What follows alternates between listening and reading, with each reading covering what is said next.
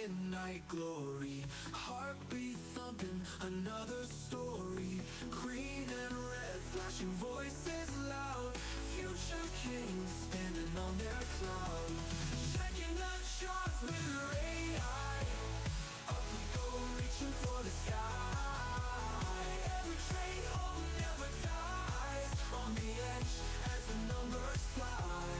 Checking the charts, checking the charts, midnight glory. Sanctuary in all its blending, mind on fire, never ending. Dreams of gold, relentless fight, push on through the endless night. Push on through the endless night. Push on through the endless night.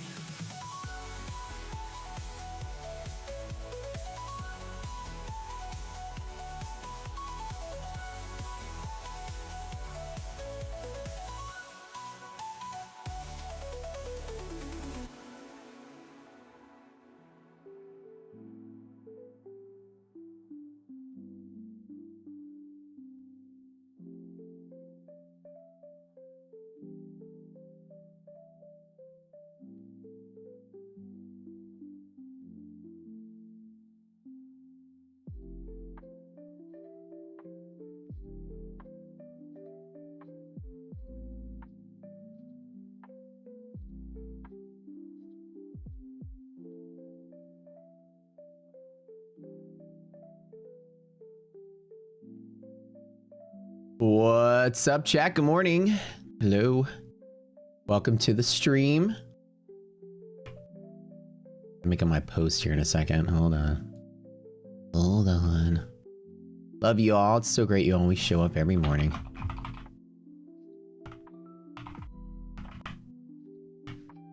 I've done it for so long. Got a routine now. Hello, friends. Good to see y'all. Time for another awesome day.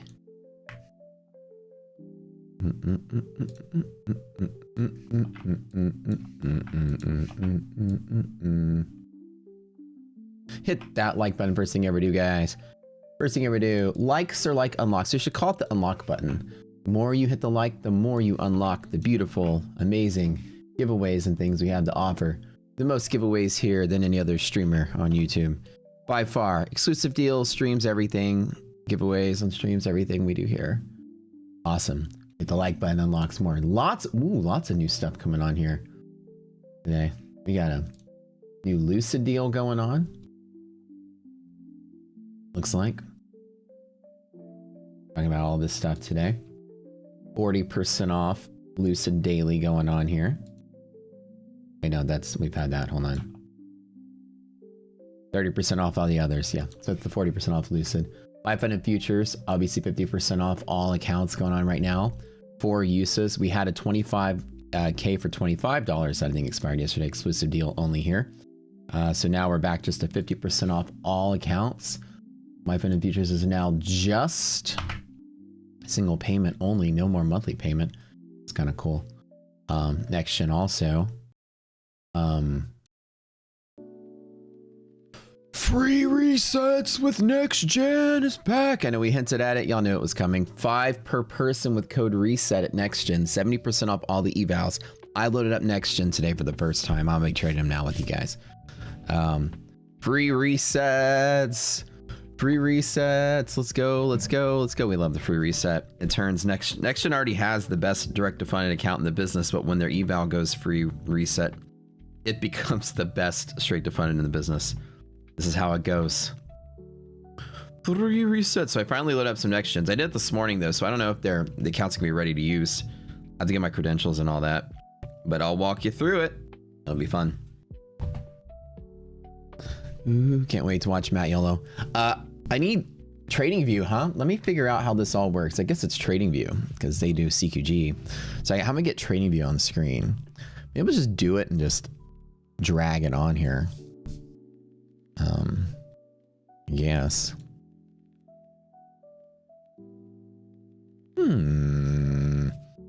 It's unlimited resets. Unlimited resets. All right, guys. Hello. Good morning. You know, I like to say my good mornings to everybody here with green text by your name. You get a good morning. AVR Dream. Good morning. Don't forget to use next gen free resets today. That's the first thing he said. That's it today. Code is reset. 2TZ. Good morning. We're on Wall Street. Good morning, fam. Let's print. Let's do it. L Shoemaker, Hectron, Visual Guru, Daddy Fox, Wave Rider. Hello, Soldier. Hello, Giannis Mendiola. Hello, Sid. Good morning. Sid, good morning. Masail, good morning. Masailin Cherushwa. Trading for Progress, good morning. Let me try and set that right. Trader Thunder Donkey. What's up, Brio? Yo, brother. Good morning. Top of the morning, Charlie. Romans, 2TZ. Giving you guys the juice. Didn't have to use free reset. Didn't have to use a reset. There you go. Now you don't need it. Rafaga, what's up? Trading for Progress. Not unlimited resets. Just 5 per person. Yeah, just 5. Just 5 per person. But that's still pretty cool, right? Free resets. 5 per person. Code reset ends on Friday. So you got all week of doing it. And I now am going to start trading some with y'all. I haven't done next gen yet. I told you guys I was looking for something else to do. I got my Blue Sky. I got my TPT going on. I got my... Yeah, I got live, and live. That's all I'm doing right now is all live accounts, all challenge accounts. Yesterday's challenge account was only 10K. Remember I told you guys I was going for 50? I'll be happy if we got a 50K-er. Didn't get 50. I was up like 30 in the morning. But then I just started like, you know, trimming it out, holding it, and then holding it. Then I think like here I just closed out. I only netted like 10. I took some loss, I think, trimming it here. So I didn't have the balls to hold through the earnings, I guess, even though I told myself I wanted to. But my calls, well, my calls are doing all right then, I guess, if we're opening up here, right?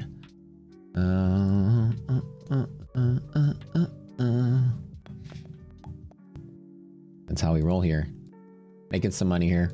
I still haven't bought all my options I want to buy. The trick is to buy some, let it move, and if you get that big sell-off day, buy some more cheaper. This is your long-term monthly maps, ladies and gentlemen. This is where your bear zone, bull zone was. This was yesterday's printing. Every time we hit that, this is bear market for the long haul run, I was making sure we were long, right? Here, I'm not betting that there's a bear market unfolding, and S&P has the same thing, but for whatever reason, S&P is not caching my data here. It's deleting my line. I have to redraw it. It's not remembering my layout here. Load layouts. Okay. All right, I got that there. Stay there. The S&Ps was like at the same spot. Somewhere down here. I'll draw it later. Big range on the DD band. Somebody said, there you go. Yes, sir. We were there. We were above all your dynamics. Everything was down here. This market, when we opened with actual NVIDIA earnings, were pretty okay. Market took off for the first time a little bit. Now the question becomes, are we really in a bear market? The market was just like waiting for its one final hurrah, and my brain is like, Matt, just get in and long it. But man, flat VWAP, ugh, not a big fan of that. And so S&P below VWAP and flat, not a big fan of that either. So what happens today, right? Are we realizing exactly what we thought was going to happen? Is VIX going to get above triple B and we're going to go, and today is the crash day of crash days? I don't know, but in all honesty, I sent that chick an email who sold me the tan lines strategy that failed, and she won't give me a refund. She just sent me some pictures, so I gave her some more money. You know, so cute, but this shit didn't work. You know how it goes. This was a joke from yesterday. I don't trade with trend lines or tan lines. Yeah, probably how it goes. The kids ask her for, can I get a refund for this? She's like, what do you mean? Look at this cute picture of me. Oh, you're right. I'll stick around. Darby picks. Yeah, that's it. Some Darby picks. You know, Brad needs to have his own side character where he comes on with the wig, and it should be like the Darby show. Instead of Ken and Barbie, it needs to be like Ben and Darby. I don't know. These are like two different people. What about Brad lines? I would buy some Brad lines. Brad is a pretty solid tan line when he's outside watching the Aston Martin every morning. That's his real job in the daytime. I only let him stream on the side. That's a side hustle. I can't stay mad at you. I didn't buy the booster course. I should have bought the extra one. Yeah. All right. So flat. It's very possible that the market says, okay, we've been waiting all month for Nvidia just to see what happens. Let's sell it all off. And so markets like this, I'm very rarely eager to like full port from here, but I'm usually eager to long at the open. So a day like this, just to prep you on what's going to happen, I'm going to long at the open, probably. And it's probably going to dip really hard against me and take some drawdown. So you guys know the real of that is you jump in small when I do it. I'm betting in consolidation on stronger bull support. We've already filled the gap on the gap up in both S&P and NASDAQ off of that earnings, which, okay, filled the gap and still held, but didn't break highs and didn't touch DD band. So there's still room to move up. And again, just like yesterday, I want to be long in here for the greater bull market. And if I'm wrong, then I'm wrong for a while. For another month, and we're good. So like out the door, we are opening with the S&P roughly 20 points up. That's a pretty sizable gap. When I say long at the open, I don't mean right now. I mean like in a little bit. Now this is dynamic hedge pressure. So we can start off with that little tasty treat here on the S&P and just have something chilling right here. Okay. So just to start, I'm doing the lightest of all my entries. So the idea is that this is what I normally would do overnight, is long at dynamic right here. If we fall to fill the gap, I'm going to be doing most of my, this is the SPY gap, by the way. I'll be doing most of my entries somewhere in here in half gap if res is good. If we open and res is bad and this dumps, well, I just lose a little bit on a couple micros. That's it. Any liquidity pocket, monthly hedge pressure, I'm going long. And if it fails and we drop all the way to here, then whatever little loss I take is a little loss I take. The most important of my accounts, I'm going to enter in last. The bottom. So nothing in the challenge account, nothing in the big stuff yet. Nothing yet. Oh, let me get my Trader's Launch ready to go. Oh, dude, I've been crushing in Trader's Launch. I have no idea. Good stuff.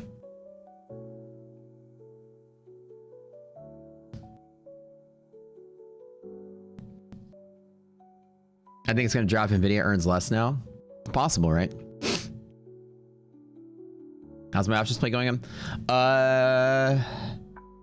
I didn't check on it yesterday, but let me check on what it was.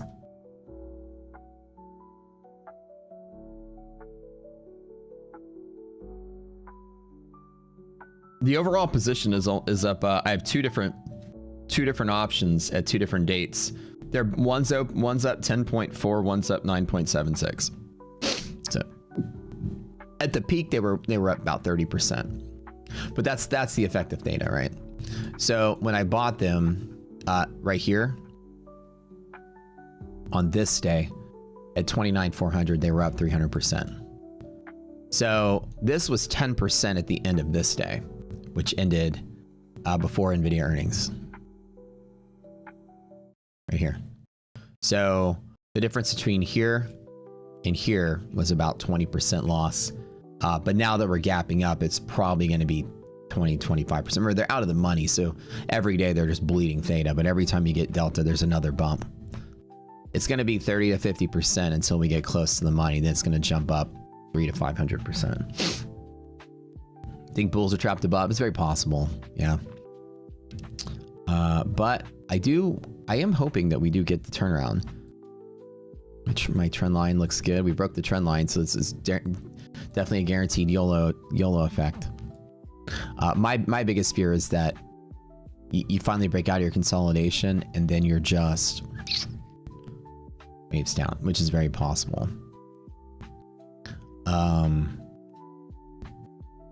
Like you need a pattern. Look for this, right? Just consolidate. You make your way to like this area. And if it sells off today and sells off tomorrow, it's a pretty big sign that the market's given up from here. And Nvidia is the last hurrah. There's nothing else coming down the pipeline for a while that's going to give this market some oomph, unless we end the war with Iran. That's like it. You know, and that's the catalyst you're looking for. VIX below triple B. This is good. Hopefully we see that and it stays there. Well, y'all remember yesterday when I told you can use monthly maps to predict the range on Nvidia? How good was that trick? That's what monthly maps are awesome for. That liquidity pocket on monthly maps tells you the expected range. I drew these lines. Y'all like that? Monthly maps better than the expected range calculation. Pretty good. Nailed it. Said 10 points up or down, and it went 10 points down and 10 points up. Almost. Pretty good. So what you do, the trick is to guess the expected range on earnings, is to go to the monthly map and look at the space between the bull and bear zone on the next expiration, the Friday, up and coming Friday. 60% of the time it works every time. It's good stuff. So Nvidia didn't break expectations on that, on the expected volatility. So you go to the monthly maps. Should load up something. Oh, you gotta. Market's not opened. Well, when it's open, we'll do it. Good stuff. Good stuff. Good stuff. Oh, I gotta load up my next gen. Hold on. I guess trading view.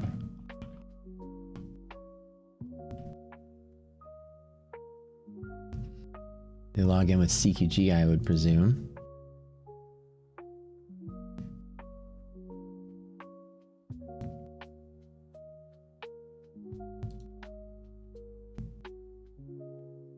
Got an email yesterday from somebody that says, hey, how would you...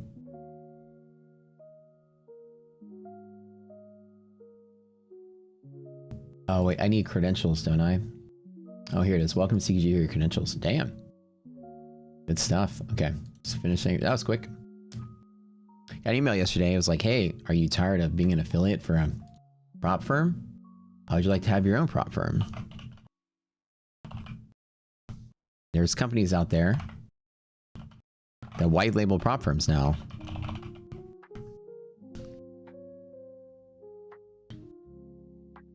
I was like, not really, but I'd like to know more about your business. I might hop on a call just to learn more about it. For information about the prop space. And then I was like, who have you worked with? And they name dropped some names. And if you can name some big streamers that have their own prop firms, this guy built it for them. Yeah, they got the same email I did and they were like, sure, what the fuck, let's go. So, not gonna name names, but certain, you know, prop firms, crypto prop firms, CFD prop firms were all white label out of the box made by this one guy. Interesting. That's not like you made, you know, it's, I mean, I'm saying it's a bad idea. I'm just saying it's that apparently now there's businesses of let's start a prop firm for any famous influencer. Now every influencer in the world is going to have one, I guess. So the goal is not just now to have a stream where you sell other people's stuff.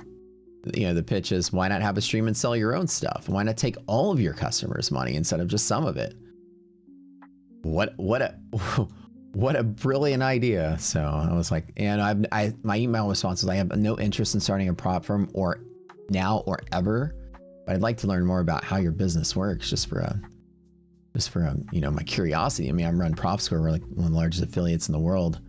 I'd like to know the speed at which prop firms are saturating the market and how quick it is to, you know, anyways. What do you think about breakout prop? I've never looked at them. Somebody mentioned them on stream one time. I never personally looked at them though. Personally, we glanced at their site that one day. I think somebody said it was a crypto firm. That's why we didn't put it on PropScore.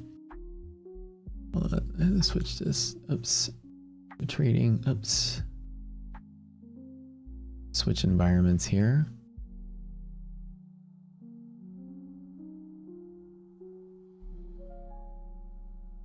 I'm trying to get my next gen loaded up. Hold on.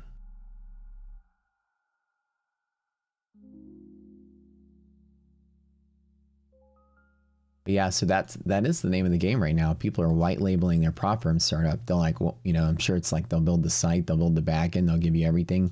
You just apply your influence to it. I'm sure they take a cut being in the middle. There's no way they wouldn't. Then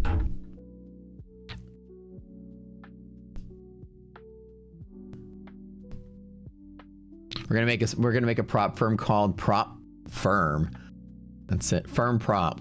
Firmprop.com. How do you like your prop? We like them firm, you know what I'm saying?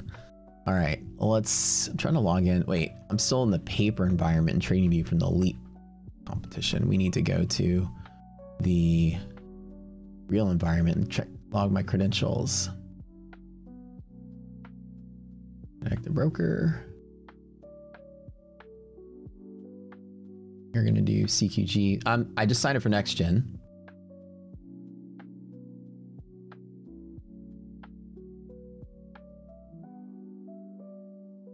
Just got my CQD credentials. So I'm walking through, select products to sign, select all. I like on CQG. Rocket Scooter is on the list. Oh, I feel like we're so big. Hello, hello, hello. All agreements and signed, and now you can log in. Perfect. Okay. So this is the credentials. This is the step you guys would go through for signing up for like CQG or something. So I'm gonna go to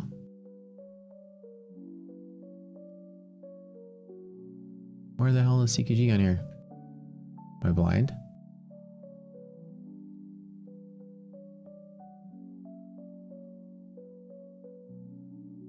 Is this with which broker is this with? So on TradingView, where do I just put in my basic CQG? Is that under paper trading? Do I select AMP? Is it AMP? Okay. Live or demo? I'm presuming I would choose demo. Correct? I click live. Okay. All right. You guys are so knowledgeable of this TradingView. All right. Username. All right. Boom. Boom. Yeah, we're good. Man, you guys are so nice. I should probably read the instructions. Don't show me again. Blah, blah, blah, blah. There we go. And I'm good. Cool. Now, it only has one account for me, though. Let me double check the dashboard. Should have like 4. Maybe the other ones haven't been made yet. I only have 1 active account. Kyle, if you can check for me real quick with Cam. I signed up with 4. I only have 1 showing up.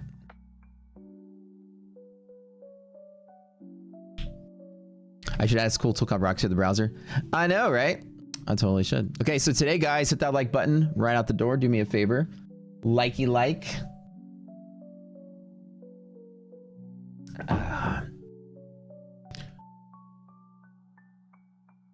Let's load this up.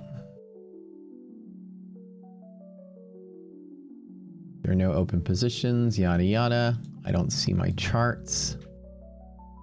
There's no chart, there's no data on the chart. Let's go to ES. Let's load that up. ES. Here we go. Found it. Let's go here, start creating order. Go to market, change, ready to go, market. Boom. Okay. All right. Next gen took a while to load all your accounts again. Maybe that's what it is.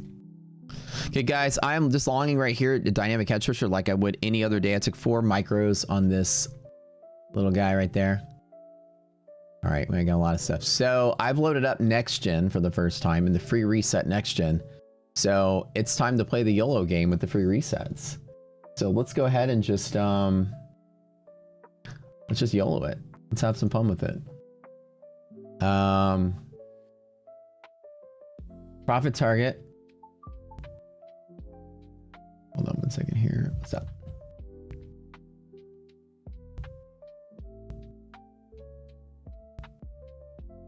Okay.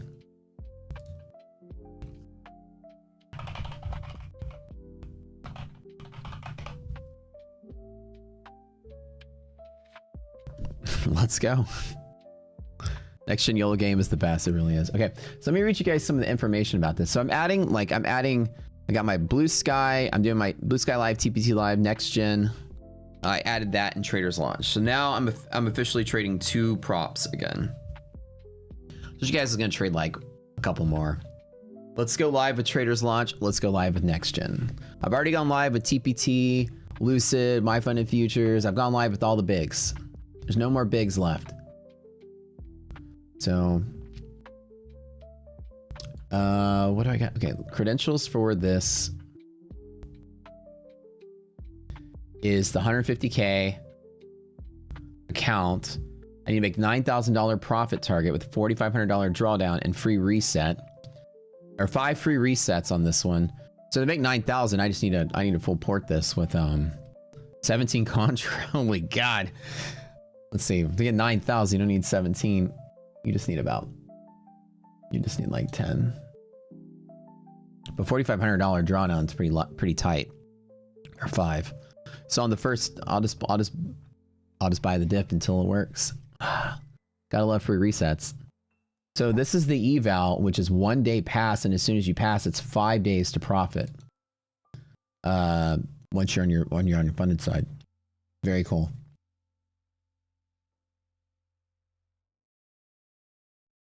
The 17 minis or 17 micros. Are we going up or down today? Is the question. I believe that the market's been waiting for Nvidia to go up, which is exactly what we said yesterday. Now that Nvidia has happened, Asia sold off, Europe rallied a little bit, and then is selling off. So neither Asia or Europe took off with this to run it.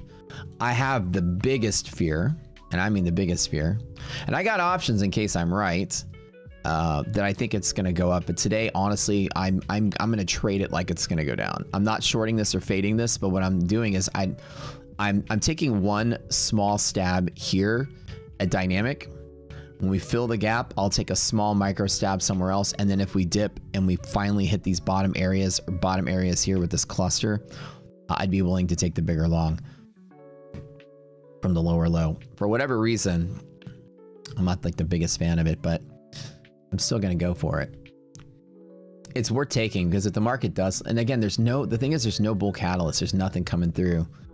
There's nothing else coming out except for your normal stuff, your non-farms, your CPIs, all that stuff. Fed might raise rates, might not raise rates. Maybe if they don't raise rates this next meeting, that might be the catalyst. But now that earnings season is over, we're basically just at mercy with the Iran war. I mean, that's the last thing there is. Old Iran.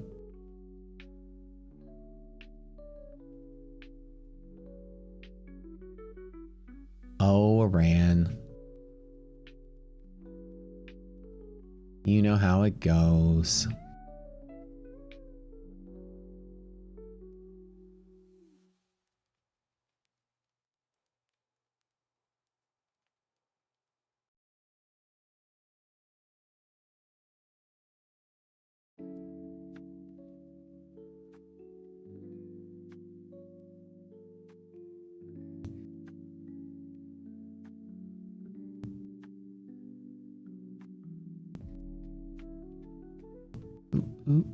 Ooh.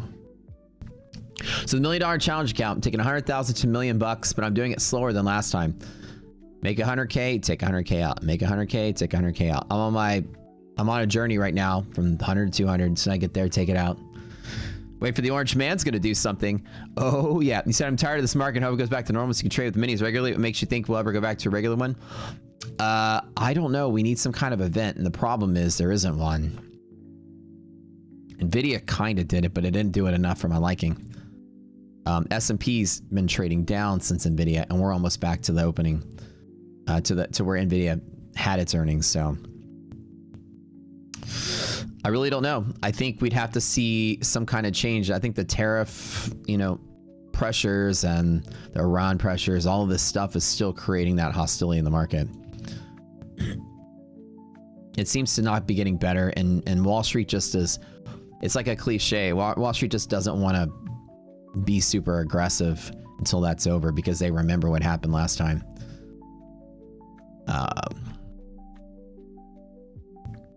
Do I consider partnerships with local markets as Norwegian one? Rock Scooter? What do you mean? Consider whatever.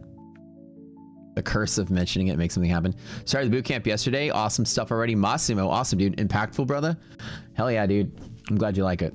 There's a lot of juice in there, so take it slow. You know, what video a day, maybe, you know, 2 at the most. So we say 1 a day because you want to immerse for a long period of time. Fixed. All right, thanks, man. Let me look. Let's see if there's a switcher. The switch between accounts. Click live connect. I have to re-log in? What? Didn't save my credentials. Trading view.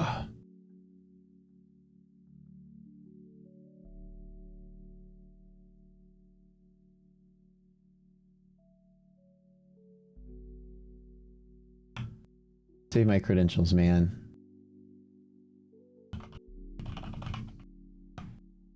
Sign in.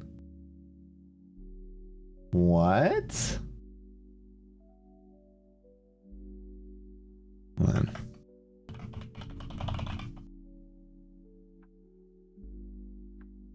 Too frequent login attempts?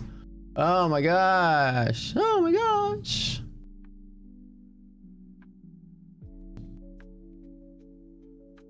Oh my goodness. All right, hold on. Oh, that's why. I'm an idiot. There we go. Typed it wrong. I love cooked carrots 101. That's my password. There we go. Oh, it switched to trading view so quick it doesn't allow me to. Oh, there we go. Thank you. They're all there. Let's go for it.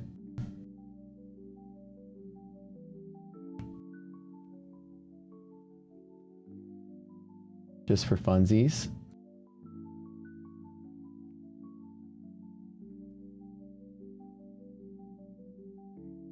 Let's pop it. All right, with some longs out the door.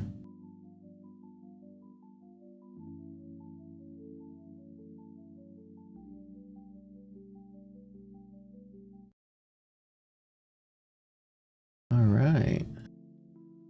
Good stuff. I need to figure out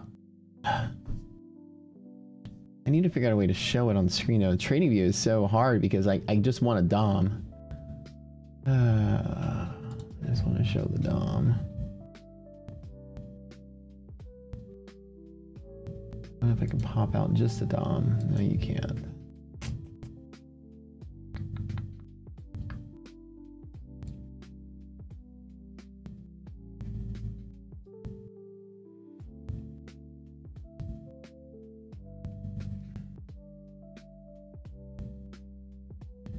Minimize it too much, the DOM goes away. What? Hold on a second, guys. I'm fiddling around with this. Where'd everything go? There it is. Alright. I make it too small, the DOM goes away. How am I going to do this? I can put it here.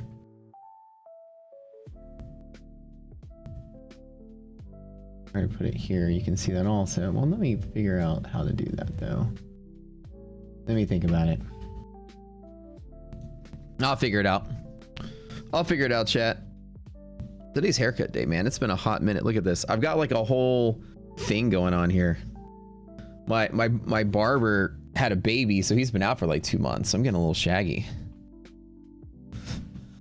I gotta clean up for the ladies. For the lady. Did I see the post about Nvidia prices? No, tell me about it. What's up? You love Darby as your password? I know. So next gen free to picture in a picture OBS. Yeah, I gotta do a well, I don't use OBS though. I use XSplit, but I'll do I'll figure out a way to do it.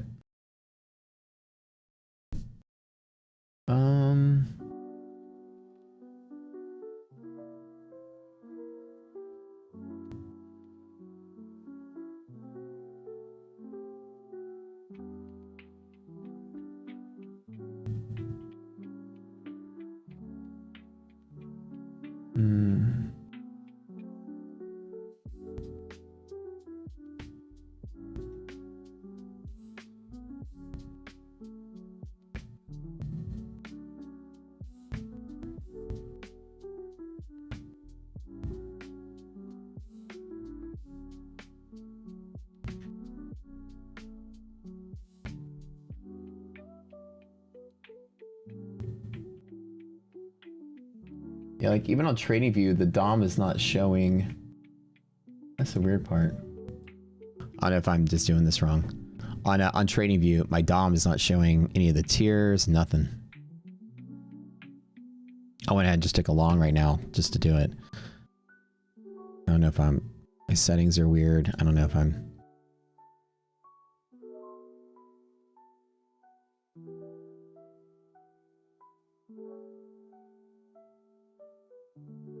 Is this normal for next gen? I don't know if you guys let me know. Like there's no numbers here. Oh, that's an order. Maybe I can. Is there a column? That's just bid size, ask size, nothing. I don't need to do this. To have the actual DOM. I have it in my real account though, but I don't know. Maybe I have to go get the subscription with them for this paper account. I'm not logged in with my real CQG account. I'm just logged into this environment for next gen. I don't know. I'll figure it out. I actually got to buy data from TradingView. Is that what it is?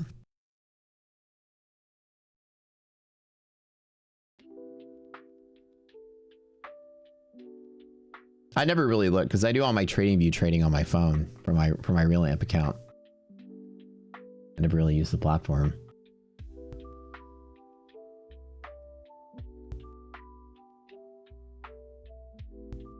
I never use the desktop.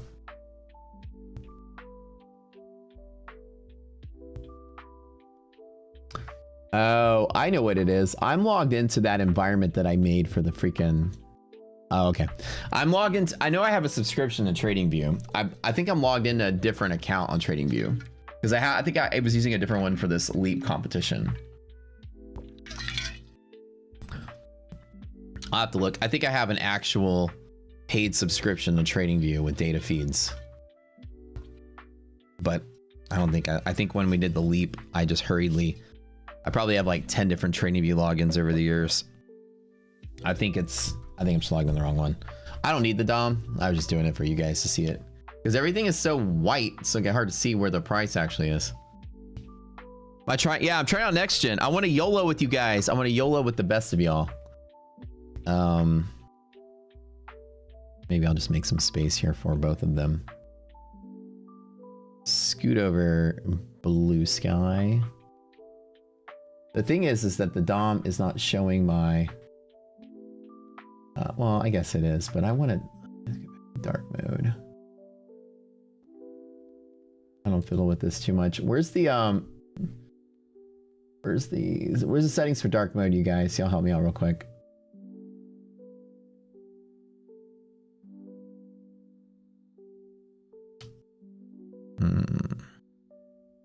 My account somewhere, right? There's a thing. Let me click at the top real quick. Oh, there it is. Found it. There we go. Found it. I don't got time to... Let me just put this over here. It's been a hot minute since I fiddled with the desktop. Seriously fiddled with it. All right, let's put this here. YOLO City for next gen free reset account. We're gonna have some fun with it. There we go. That works. You think this is my P&L and ticks? Good stuff. All right. Somebody says in dark. Yeah, I figured it out. I remembered. I've a really bad memory sometimes. I've done all this like plenty of times. I just can't remember.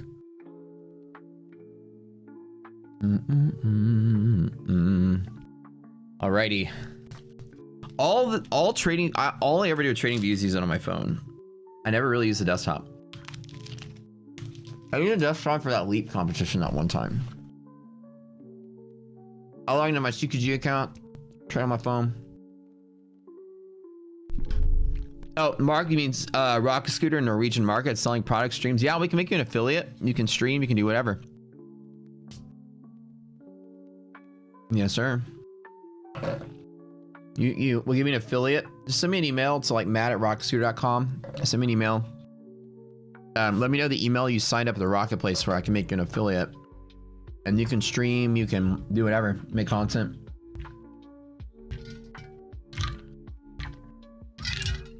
Mike says, what? Matt, have you experienced something like this before? Seems like they're doing whatever they want the market. Therefore, Roxy levels don't hold as well. That's not true. Roxy levels were confirmed with a 1.65 year back test by one of our members who's been doing data, collecting data for the last 410 trading days, I believe, 431 trading days. And the data from the first boot camp from a couple years ago was that we were roughly certain percentages, and almost 2 years later, the percentages are exactly the same, if not better. So they're holding just as much as they always have. It might not feel like it in short, but in overall, this is over a long period of time.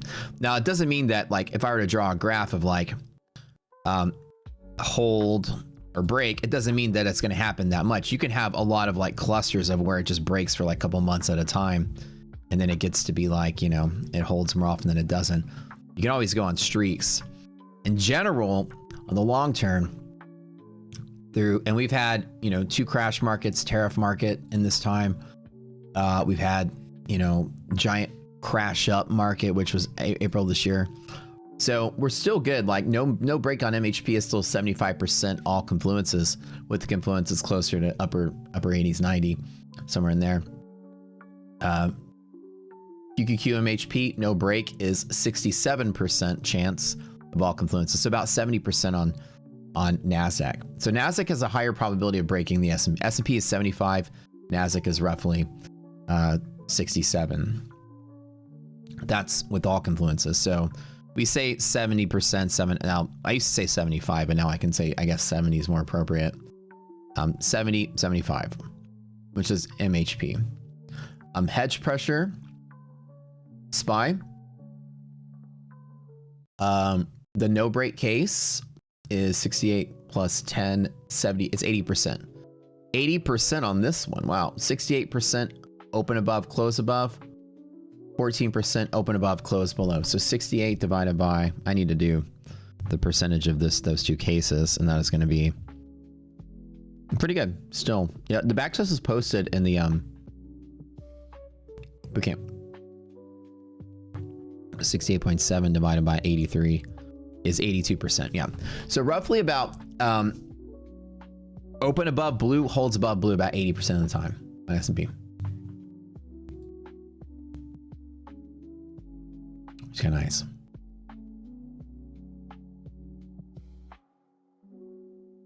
I do like E.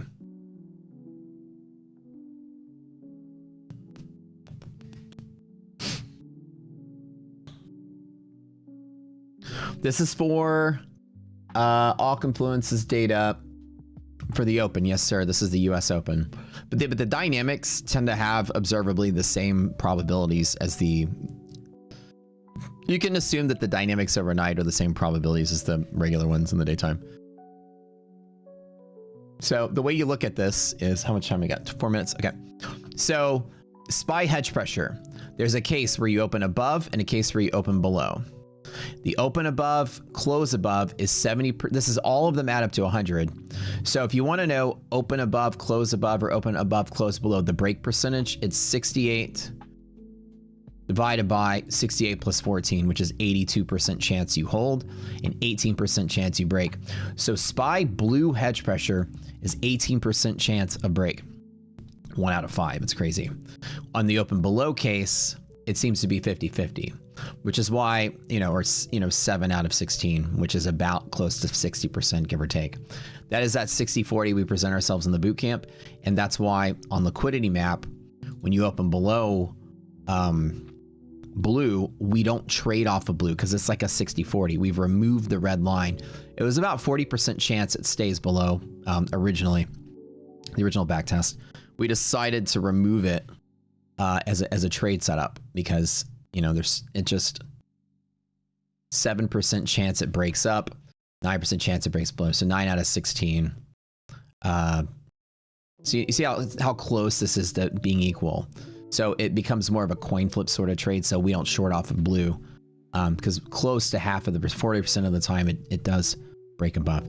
That's why we scrapped it. So Garrett's data has been very important for us shaping the liquidity map. There used to be a red line off of the blue short when you open below, but if 9 of them turn around and 7 of them go up, well, it's not a strong enough probability to really want to make a trade out of it, right?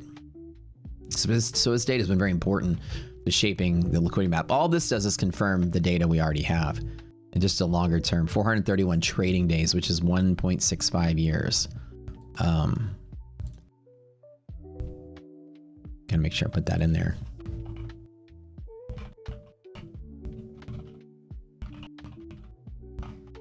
Pretty kick-ass, right? Years say, I gotta spell that right. Hold on, year. There we go. But anyways, pretty nice. You guys can go observe the data there for yourself. Everything here is data-driven. And the more we learn, the better our technique gets. And what's impediment? Jackson Hall, do you think you play it cool?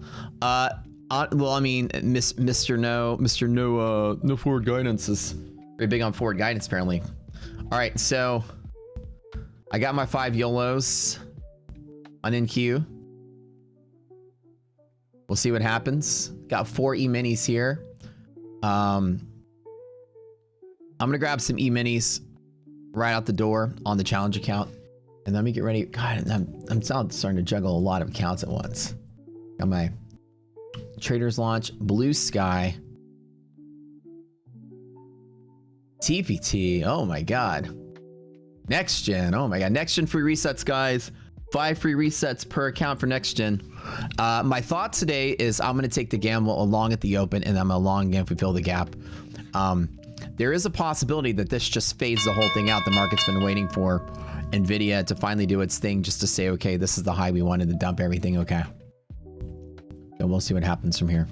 I grabbed 4 micros just at the open to see what resilience is positive. Resilience is positive. That's good. Can we trade from here to DD band? Maybe so. We'll see what happens.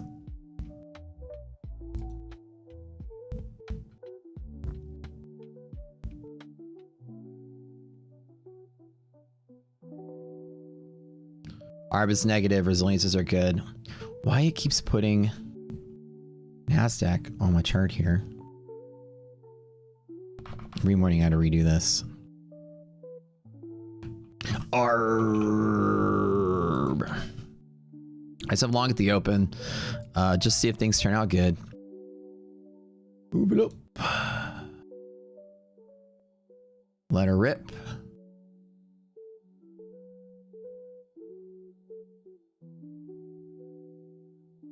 Don't like the negative res, negative ARB. Not the best situation. Oh, perfect. Okay, so we have bull long up. Bull long up. Great. Okay, so good. Here, make or break, guys. Here is the play. If we lose this, the market dies. So that's it. It's a simple, easy trade day. Maybe it's a small, I'm gonna know quick if I'm right. I'm gonna know quick if I'm wrong. So that's it. Now, monthly res is good. So that's the big hitter on that pullback. Here, here, half gap and gap fill with positive res. So this bucket should hold right in here. Good deal. That's why I got some micros.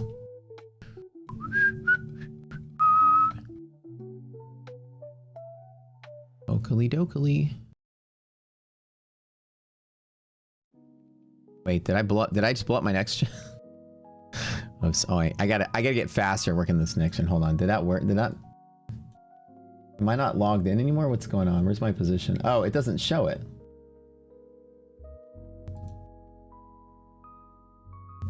Where's my freaking account? Oh, here it is. Okay, hold on. I don't want my confirmations, yeah.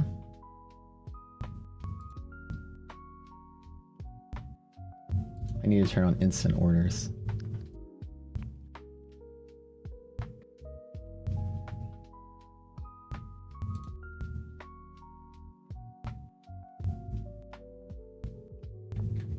One-click trading, there we go. And that bad boy on.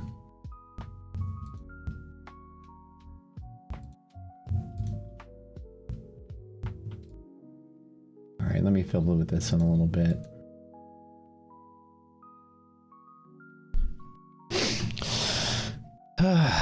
figure this out in a second here.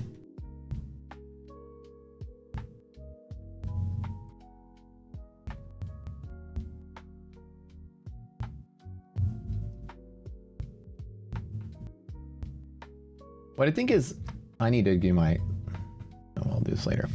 All right. Nasdaq's resiliences and arbitrages are both negative. I think that this has the potential to sell pretty hard today as it tries to attempt to interact with this area here. There is also a yellow line there. So the goal is bulls, this is where we want to hold.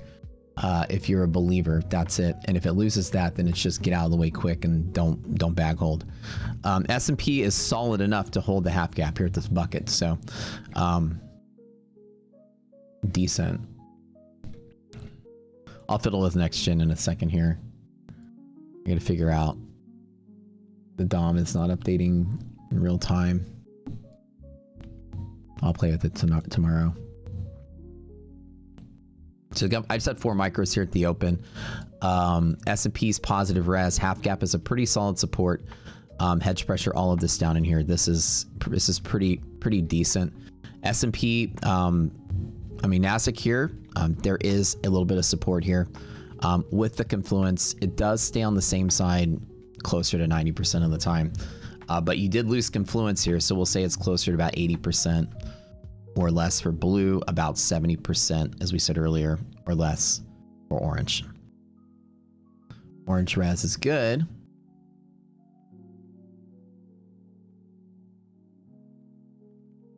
Let's grab some Nasdaq.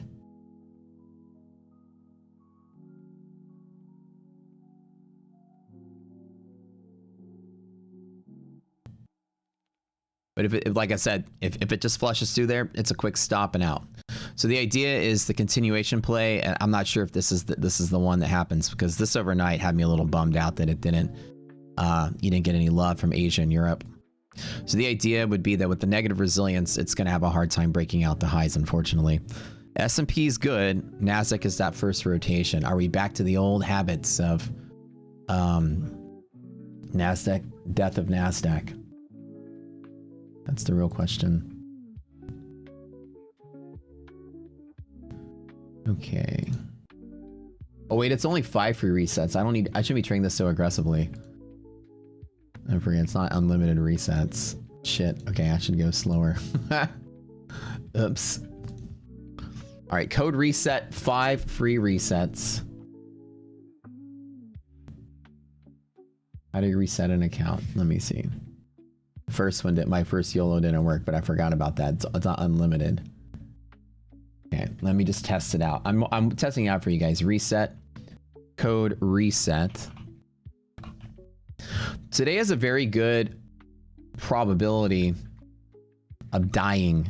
If we lose MHP, it's just let me get out of the way quick, and I'll avoid a market crash, no problem.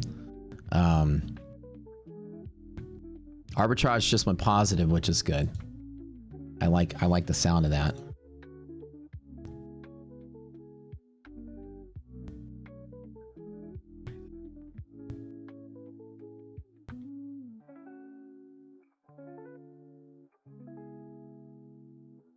Okay.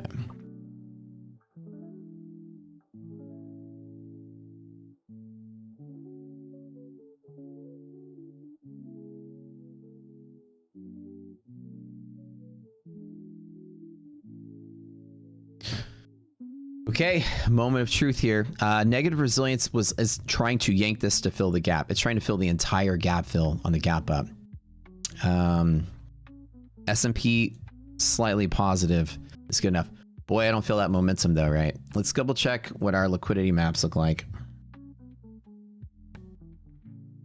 across the board. Nvidia has open in ABSU, which is good and strong. If Nvidia breaks 220, market's dead, so don't even worry too hard about it. Guys, hit the like button, do me a favor. First thing you do, put the like button below the stream, because we'll start our giveaways off fast. We're going to try to get them done faster, right? 1 out of 5 of you click the thumbs up button every day. I love 1 out of 5 of you. The other 4 out of 5 of you, why you hate me so much? Why y'all hate me so much? What did I do wrong? Did I insult you? My hair messed up? Okay. BLD Intel. So far, everything's not terrible. There's downward pressure below monthly hedge pressure as always. Micron, same kind of setup here. It's not looking so hot. I'm not super married to this trade here. You'd like to see a stronger V-shaped move off of monthly hedge pressure. That's for damn sure. Let's go ahead and double check monthly maps as our next kind of go here. Long term, yeah, long term is here, so that's good. We're perfect on Nasdaq for the long haul. Does look good. Oh, sorry. S&P here. Doesn't mean we sell off today. We might have a big rally day. Might have a sell-off day just to confirm we need to rally tomorrow. But here's your big, this is the same place as yesterday, right? Where that big monthly support is. S&P, kind of the same boat. Here. Maybe it'll be all right.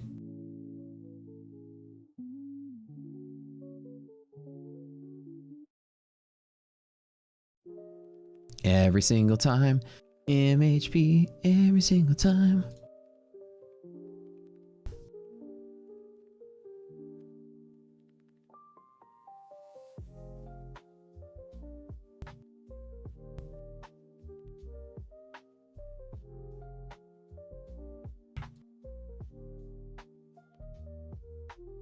A little note here for you guys. So we'll be good as long as, like I said, S&P's holding pretty okay. This is the question where the market's gonna, and Nasdaq's sort of deteriorating a little bit, looking like shit, but we'll see. We'll see. It's got the MHP bounce. We know EST, boys. Every single time MHP. Let's go. Let's hit that VWAP. The VWAP tap. Let's go. Where's my next gens? Running them up. Okay.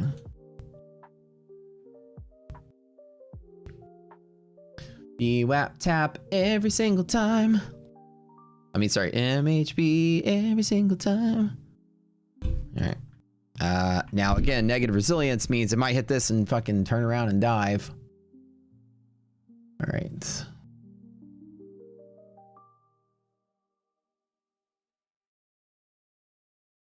All right, let me lock that in. I had 5 contracts on the challenge account from there to there. I'm currently engaged in 10 minis on S&P. So I have 10 minis at the open on S&P.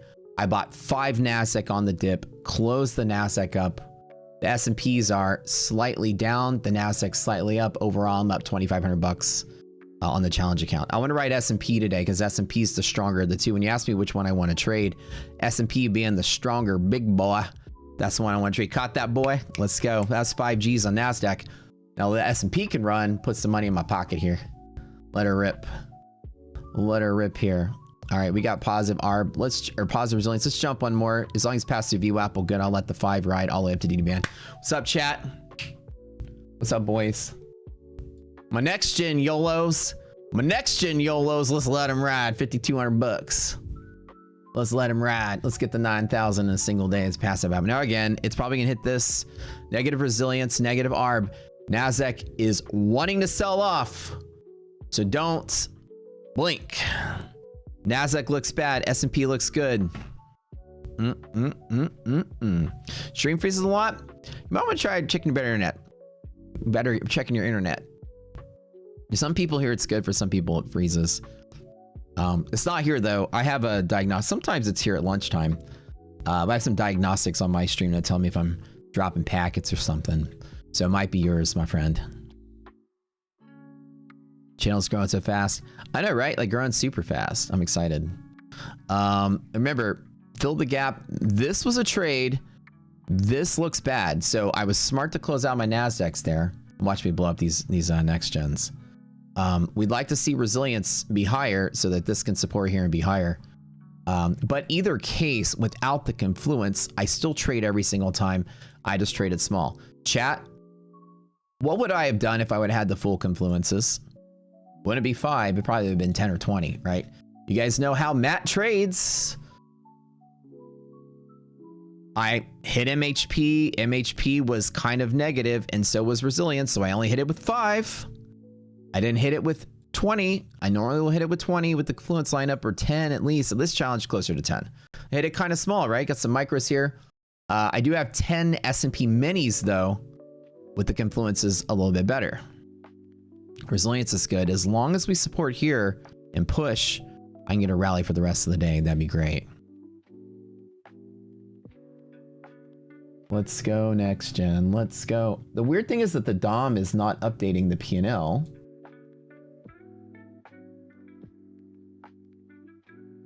In real time. Is this a thing? Maybe I need to log into my real trading account.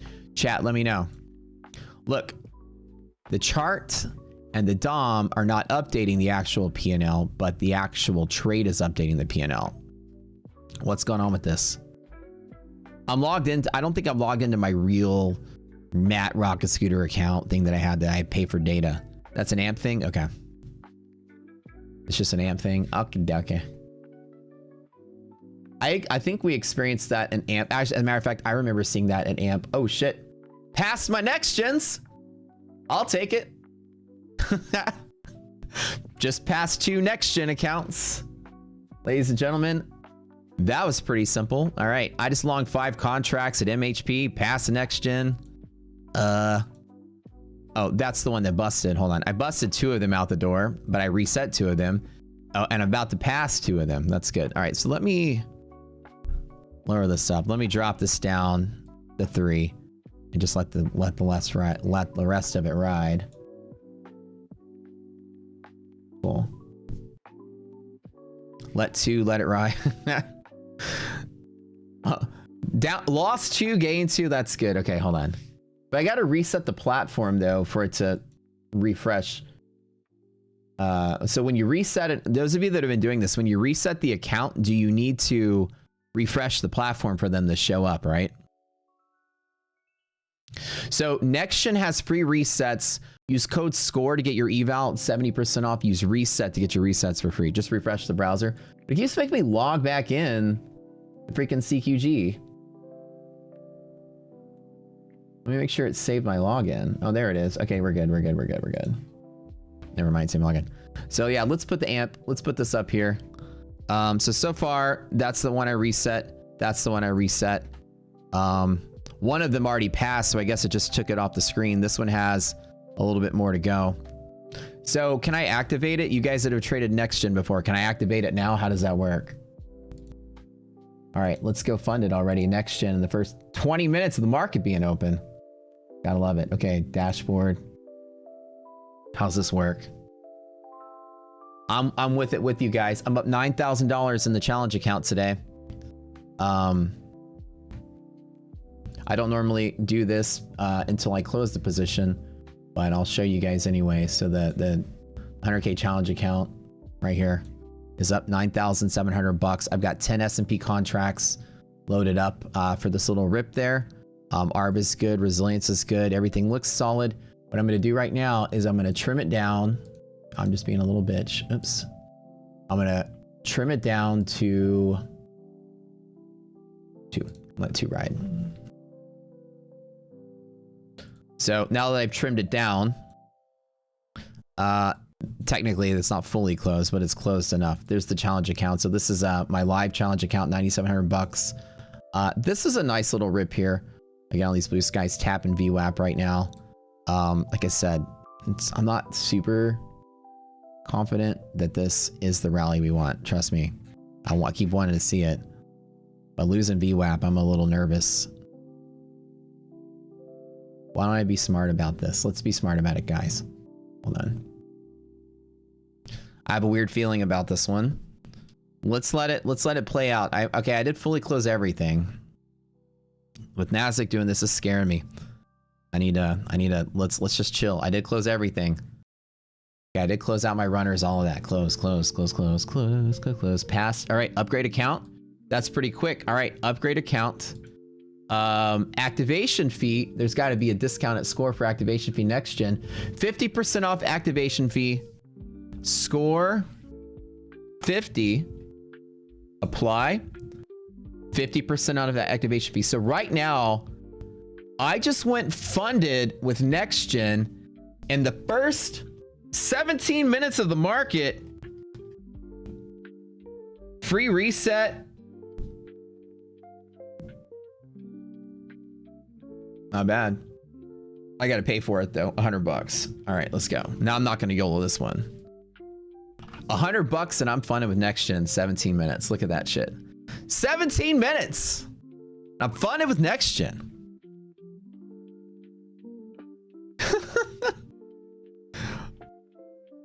That's crazy. I can't complain there. Okay. That's the fastest. Oh, let's make sure it's you. Oh, they gotta send me a code. All right, let's get the code. Which you have completed. Oh, Wells Fargo has me. Okay, it says my bank is like, hold on, we gotta make sure it's you. It is me.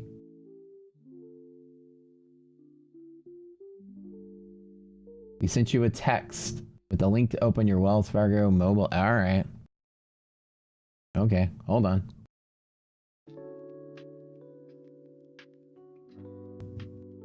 Yes, this is me. Hold on. My bank is making. I feel weird about this one. The fact that we hit VWAP and we yanked to it really hard, and your Nasdaq is pulling back, and your ARBs are negative now on S&P. I got a weird feeling about it. You're good to go. Okay, hold on.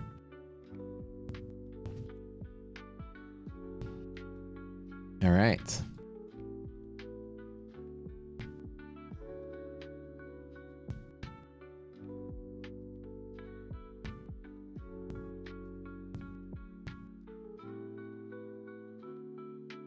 That's incredible.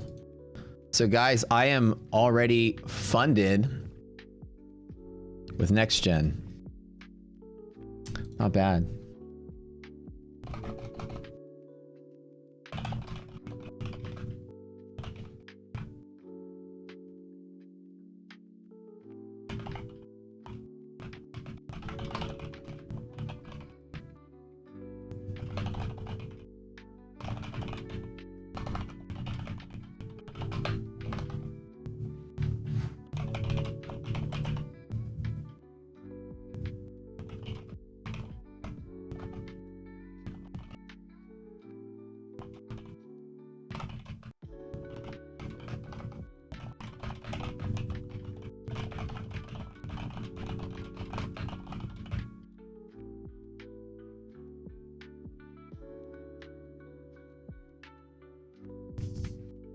I know I'm probably being a little less about this one, but 17 minutes.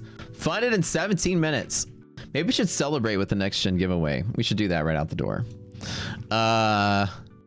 When I was 17, I drank a really good beer. Type it in, 17. We got some next gen giveaways. We're gonna celebrate really quick. Matt going funded in 17 minutes with next gen. Didn't take long. Only had two fallen soldiers.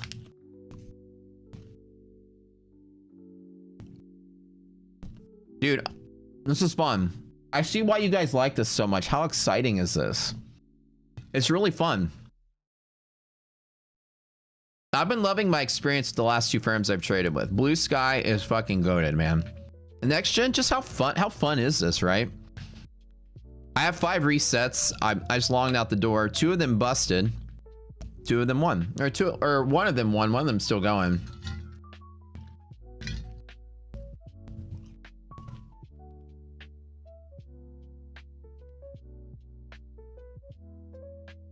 We'll see.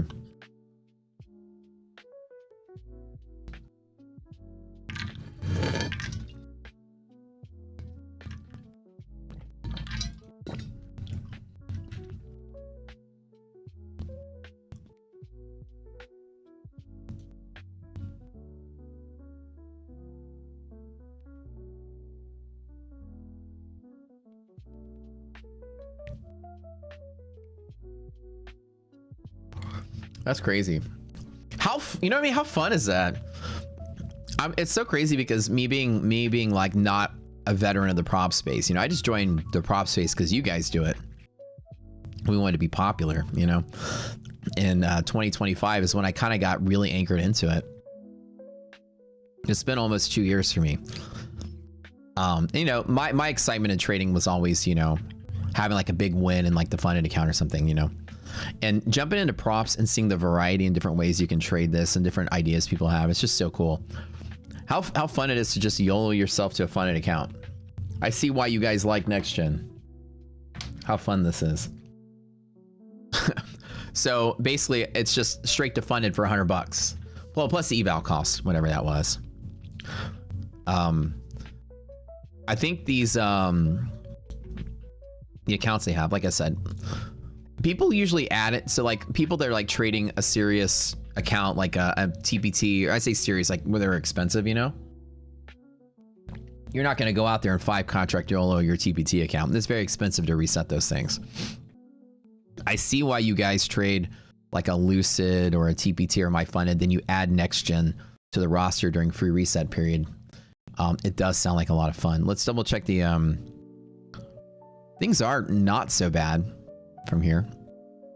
I did get a little antsy, like we're gonna sell off below VWAP, but maybe here I can re-engage. Do I?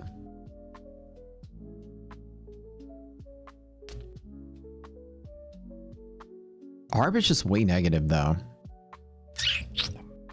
I think that's what I think. I'm gonna be a little wuss about this. Monthly hedge pressure resilience is strong enough to hold it here a second time. EST, I probably should have scalped this a second time.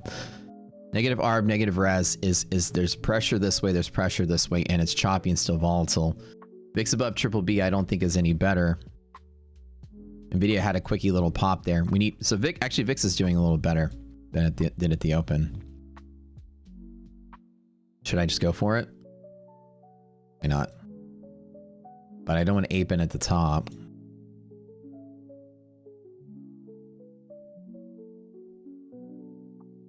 Let's do some NASDAQ instead. I did fully close out the challenge account though. Negative ARBs give me some, you know, give me the Jeeper Creepers down here. I'm getting a little scared down here. All right, here we go. Next gen. What? Why I see why you guys add a next gen. It's like you have your serious account. Next gen's like your fun account. How fun that is, right? So you have instant funded rapid pass, which is really neat. The rapid pass, every once in a while they have free reset, but they've recently revamped their plans to where they're actually pretty serious, being competitive. 1 day pass, which is what I just did. 5 day to payout. Very similar like Lucid Flex example. You pass your Lucid Flex in 2 days and you go 5 day payout. This is 1 day pass, 5 day payout, which is kind of nice. I can feel there's a little bit of flow stepping into the bull side. You can feel it fighting. Watch me have made the smartest decision of my entire trading career by flattening it out here. Watch me be like, you know, I can't wait for Nvidia to rally this market. Watch this be the big sell-off day. And watch me sit out of this one and let it just die. It's fun to feel like Matt and trading E-minis in bulk. It's kind of fun, right? Just the bulk E-mini sell it. So here, again, the payout potential on these 150K accounts I bought is 2.5K after 5 days. That's pretty kick-ass. So with 5 accounts total, I'm presuming you can go live with 5 or funded with 5, about 12,000 bucks every 5 days. Kind of nice. Very competitive. No DLL, which I love. No DLL in any of their accounts. They used to have DLL and they recently changed that, which makes them very cool. I hate DLL. So they took that away. No consistency on eval. You can YOLO both, everything, right? Actually, sorry, instant funded. Their instant funded is the highest ranked instant funded in the business right now. It's the same play a third time. Should I scalp it? I don't know. I have a weird feeling today. If we lose MHP and yellow line, and is my feeling right? Is my gut feeling right today? Am I cool to just close everything out? What do we think? Okay, let me YOLO one more in a next gen to the long side because I get a free reset if I'm wrong. Next gen only. Next gen only. I got a weird feeling. You got a weird feeling? Is it just me? Do y'all have a weird feeling about today too? That negative ARB was kind of scary. I don't know. I wish it was stronger. You know what I'm saying? Boy, I'm glad I flattened everything out. It feels a little weird, right? I know I should long every single time with some micros. Let's put 1 micro just to have an EST long, just to have a long. This market's going to be fighting for a little bit. And let me do 1 E-mini on the challenge account. That's it. Something small. EST every single time. NASDAQ. Let's just hope that this turns.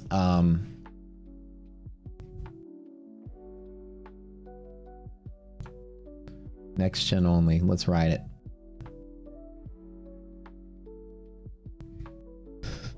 EST every single time. Socks near your neck. Sockle, the sockle. How's the sockle doing today, guys? All right, let's double check. I use the SMH. Yeah, same thing. We have flipped on the SMH. Be very careful today, guys. Your semiconductors are down here. The sockle not doing so good, huh? The soxel is your semiconductor index. Not doing so hot. I'd like to see resilience and arbitrage both be great. When this white line, so I'll tell you how rock suitor stuff works. Each one of my pivots here is a high volume pivot, predictable high volume. Every time you touch them, there's trading volume. And so the idea is when I get there, it's going to tell me support or resistance based on what the sum of the stocks and the index are doing. An example, when this orange line is greater than 0, then the orange is going to say support. Most of the stocks are gamma positive on monthlies. So most of the stocks are getting a little bit of pressure. We call it, we have a whoosh fan as our little joke to go with it. Gentle hedging pressure, which is like a gentle wind that's blowing on the stocks. Whoosh. Let's plug it into the wall. So we all have a little fun song called Whoosh Fan. So what happens is you just get this sort of like longing pressure that's pushing it because of the way hedging works. The white is gap fills. So the stocks are mostly filling their gaps all at once. So there's a pressure that the open on NASDAQ is trying to fill the gap on NASDAQ as well. There's this downward pressure we're seeing. Stocks are trying to fill their gaps. There's a pressure to fill gap.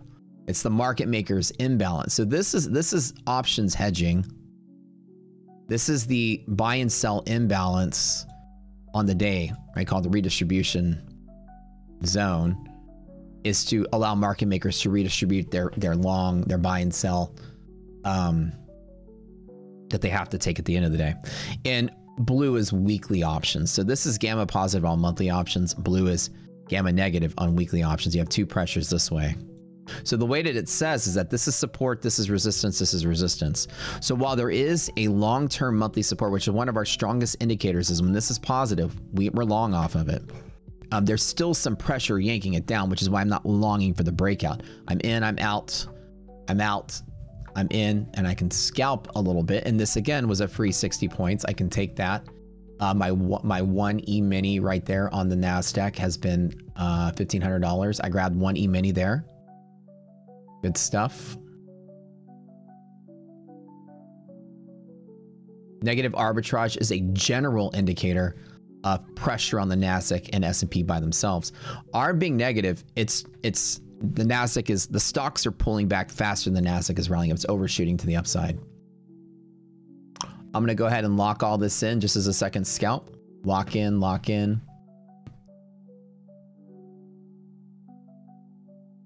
Good stuff. My next gen YOLOs are kicking ass. See, I think that's just so weird that this is not updating. 3,800, 4,000. Oh, did this one pass? Wait, why did it close out? It closed out $300 shy. What? What? How's that happen? I didn't close it out. Did it already pass me? Oh. Oh, I guess it did. Oh, I guess they did pass me. Okay, cool. Cool, cool. Looks like I passed another one. All right. So that's, they auto liquidated me. Well, looks like I'm funded twice by 9 o'clock. Cool. All right. So anyways, yeah, next gen, I can see why you guys like them. Really fun. What a fun experience. I have 2 funded accounts 30 minutes in. You passed, Brad did the same. Yeah, that's cool. All right. I'm liking this. Okay. Let me go, while you guys are typing that in, let me go upgrade this as well. So I'm a really big fan of this being fun. Score 50, make sure you type that in.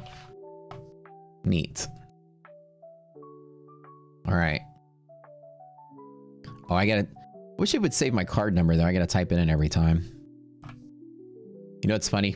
Every time I need my card info, I gotta go tell iDoc. I'm like, if I don't have my card with me, I'll text iDoc, hey, what's my CVV? And she knows it off the top of her head because all she does is take my card and take my money and spend it. The funniest part is, yes, my girlfriend really is an eye doctor. She does okay in life. She makes a pretty good amount of money. But to make me feel like a daddy, to make me feel like a champ, she still spends mine. She got plenty of her own. What's she doing with her money? I bet you she's rich. I bet you she's been saving money. She's probably got a bank account that's stocked full of money. Because all she'd be doing is spending my money. Royal, what's up? Welcome, Rocket Cadet. You know what I'm saying? I bet you she's got a pretty fat savings. Papa Bear pays all the bills. I'm a man, as a man should do. It's true. We don't split our finances. I pay for everything. I think that makes me I think it's modern to split the bills. Don't think that I'm making fun of you if you don't do that. I think it's very modern to split the bills. Women are very much making kick-ass salaries, so it just makes me feel, I'm an old school man. It makes me feel like more of a man. You know what I mean? It just makes me feel big, you know? She offers to pay. I'm like, no.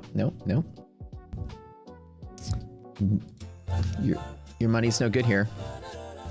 You know what I mean? I don't know. It makes me feel like I've accomplished something to take care of other people. It's a Matt thing.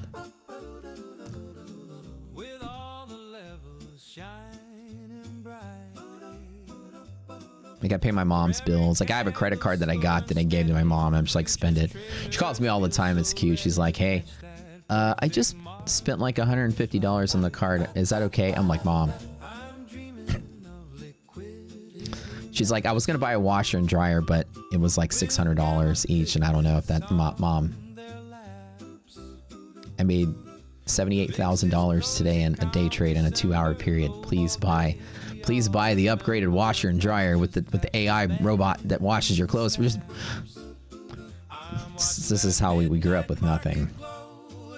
She's like, no, it's okay. I went ahead and bought these were cheaper. These are like $300 each. Mom.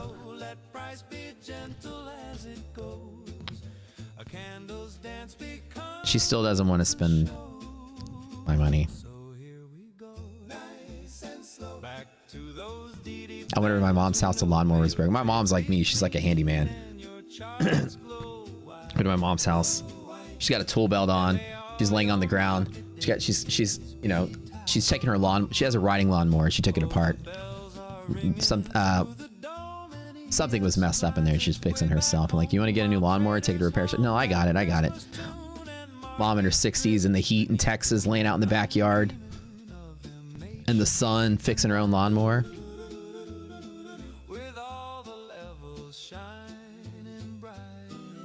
Congratulations, Jackrabbit.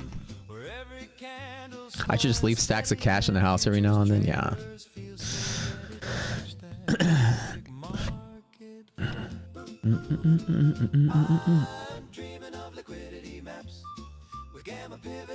I was like, Mom, do you never have to ask? Just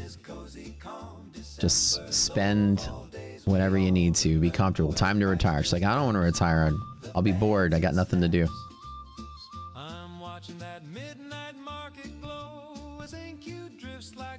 My mom looks like me. We look the same. She's like if you see me and you see my mom, we're exactly the same. I've been told in life that people have said I have the nicest nose. They say, where did you get your nose job? And I'm like, no, I didn't get a nose job. Right here. This nose, this beautiful, I could be a nose model, I've been told. If that's a thing. Like nose spray or something. There's got to be somebody that's got the nose in the shot, right? People are like, the nose is my mom's family tradition. They all have tiny little like noses that plastic surgeons look at and go, oh, who did this? Wow, that's really nice. No. Jesus gave me this. The one thing I have. And the chin, this is the coward thing. That's my dad's side of the family. We got the little I like to call it the redneck chin. You get the little bulbous chin right here. It's a country folk thing, probably from years of inbreeding. From the countryside of my family. I'm just kidding. No, we have it's a Louisiana look. Louisiana French. You got the little round chin. Congratulations, 2 winners. How many do I have to give away today for the next gen? This is kick ass. Oh, just 2. Okay. Yeah, I end up going funded with 2 next gen accounts already. Is really nice. Well, let me make sure we got more. Hold on. Oh, we got a bunch of these to give away. I'm sorry. We got more than 2. We'll do a couple now, I'll do a couple later. We'll hit it up again in a little bit. The years of inbreeding.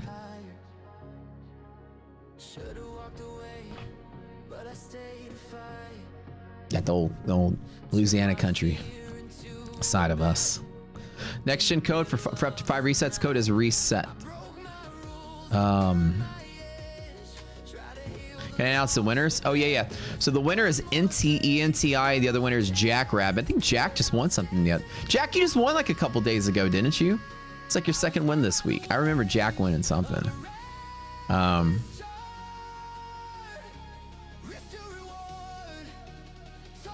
right, we'll chill for a little bit here. We'll do more next gen in about 10 minutes. Let's just chill. Let me see if conditions got better. The market conditions have not changed. They're the same as when we opened. Negative ARB, negative resiliences. Everything's still negative except for MHP resilience, which is holding MHP like a champ, which usually does. I made about 10K here in the challenge account, a little bit over 10K.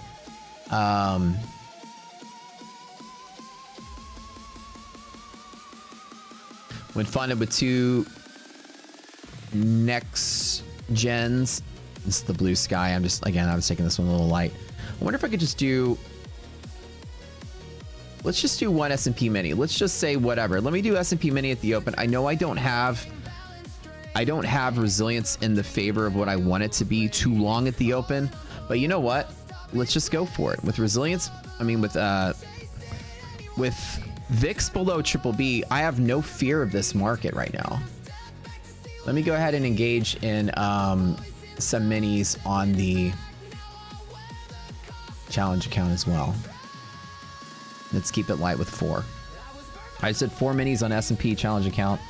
My options account, you guys that were asking, is up 27%. 27% on my long-term calls, 42% on my short-term calls. So my overall trade on average between the two is up 28% total is the way I split it up. So far about 80% of my bet is in long-term calls. The other 20% of my bet is in short-term. No winners. The winners never replied. Those winners are from yesterday. Are you kidding? Bro, I get so scatterbrained. All right. I was like, no wonder Jackrabbit already won. Okay, never mind. God, I'm such a... I was like, that sounds familiar. Oh my God. I got to re-roll. Yeah, my bad. My bad. You guys, like, literally, y'all have to be here for me. I'm becoming an old man with a leaky brain. And it's just like, if I turn my head sideways, like, it just oozes out of my ear. You know, it's turned to liquid as the years have gone by. It's like oozing out. Sorry, Inti. Look at Inti finally speaking up. LOL. Inti was gonna take the prize anyways. He was like, maybe I shouldn't say anything. I see your scam, sir. Inti finally speaking up in chat. Hell no. He was gonna take the prize and be like, maybe he doesn't notice. I was like, Snake Pistols won yesterday, I remember. Sorry, Inti bro. I gotta get you. Can't give it to you. Brad's gonna fire me again, dude. I'm tired of Brad firing me. I hired Brad and all he does is fire me all the time. It really sucks. All right, that dude is the winner today. That dude. Come on, that dude. Let's go.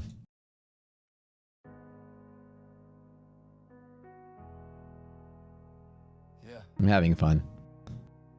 I like to have fun when markets are not as dumb.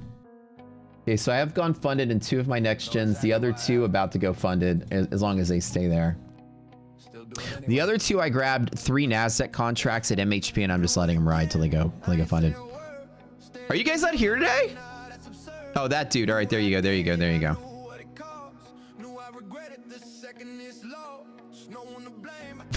I like my prop like I like my P&L in the black and firm. There you go. That's how I like my P&Ls. Big and in the black. That's right.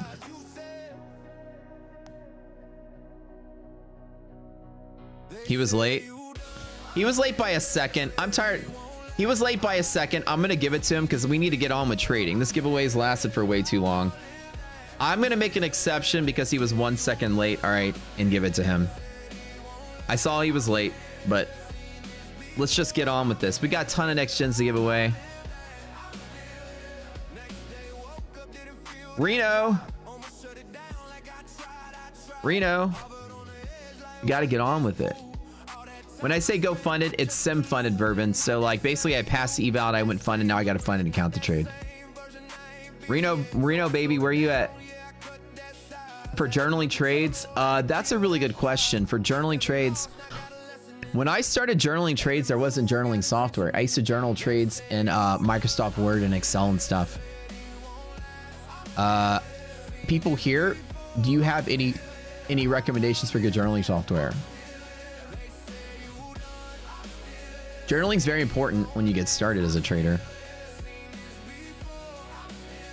All right, so right now I don't have a lot of good evidence that a long is a good trade, but I still want to maybe be in it just because dynamic hedge pressure is here and open is here. The resiliences are negative though, so this is telling me the probability is really high that we break. But instead of being worried about that, I'm waiting to see if somebody buys the stock so that they go positive. I normally long at the open. This is a trade I take with a very small position. As you see up here, it says small. This is longing at the open. I always long at the open.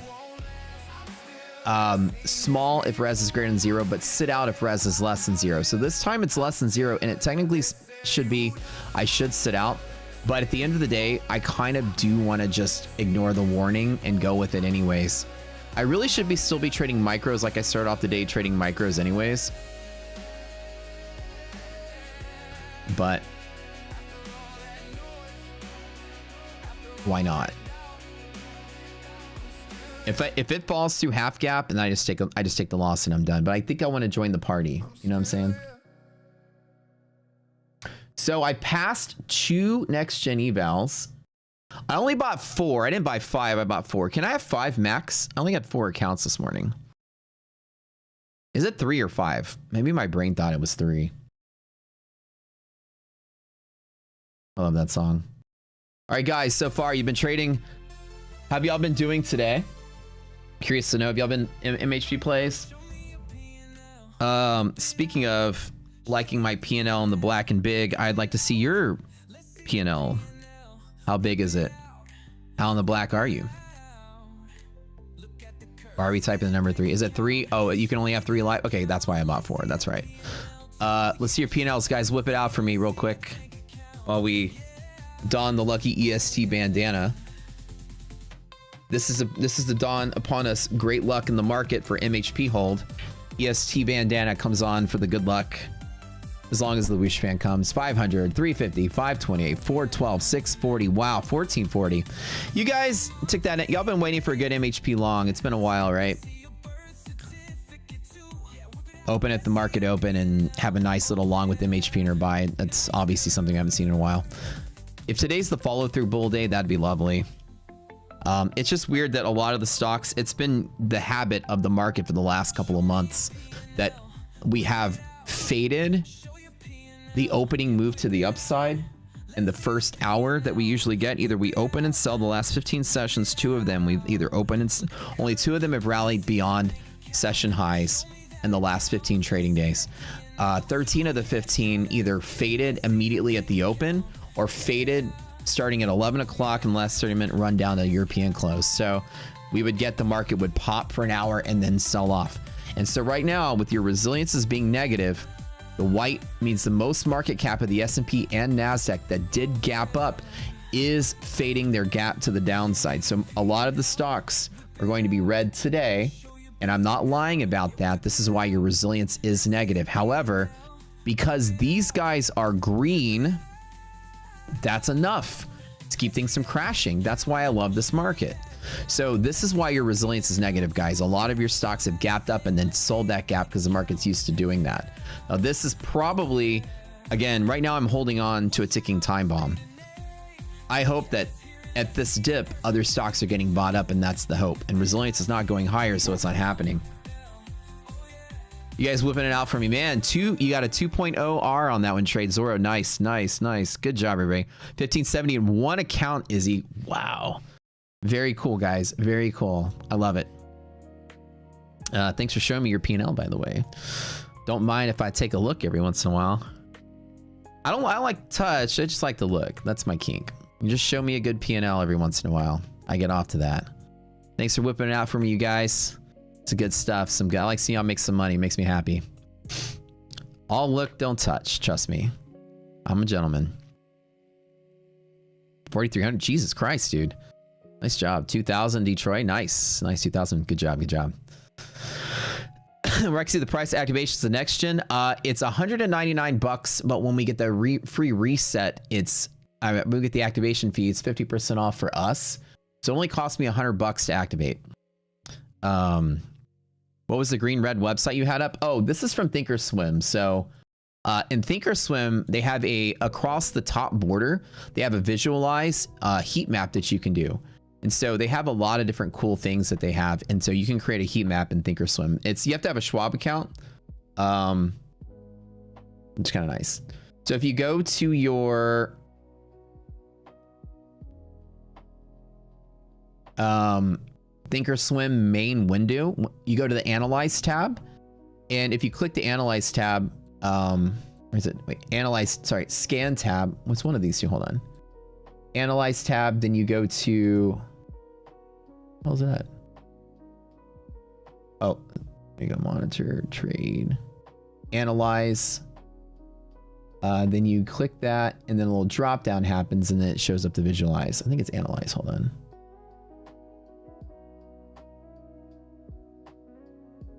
Maybe it's not there. Hold on. Oh, I'm sorry. Market Watch tab. Sorry. Market Watch tab. Thank you. Han filled me in. You click on the Market Watch tab. That's right. That's why I couldn't find it. And then what you can do is you can create your own personal list. You can have, whatever, but you can look at each of the indices, the top 100, the S&P, the S&P 500, the NASDAQ, etc. And so the heat map is what's really nice about this is the higher the market cap, the bigger the box. And then the more green it is, the higher the percentage gain.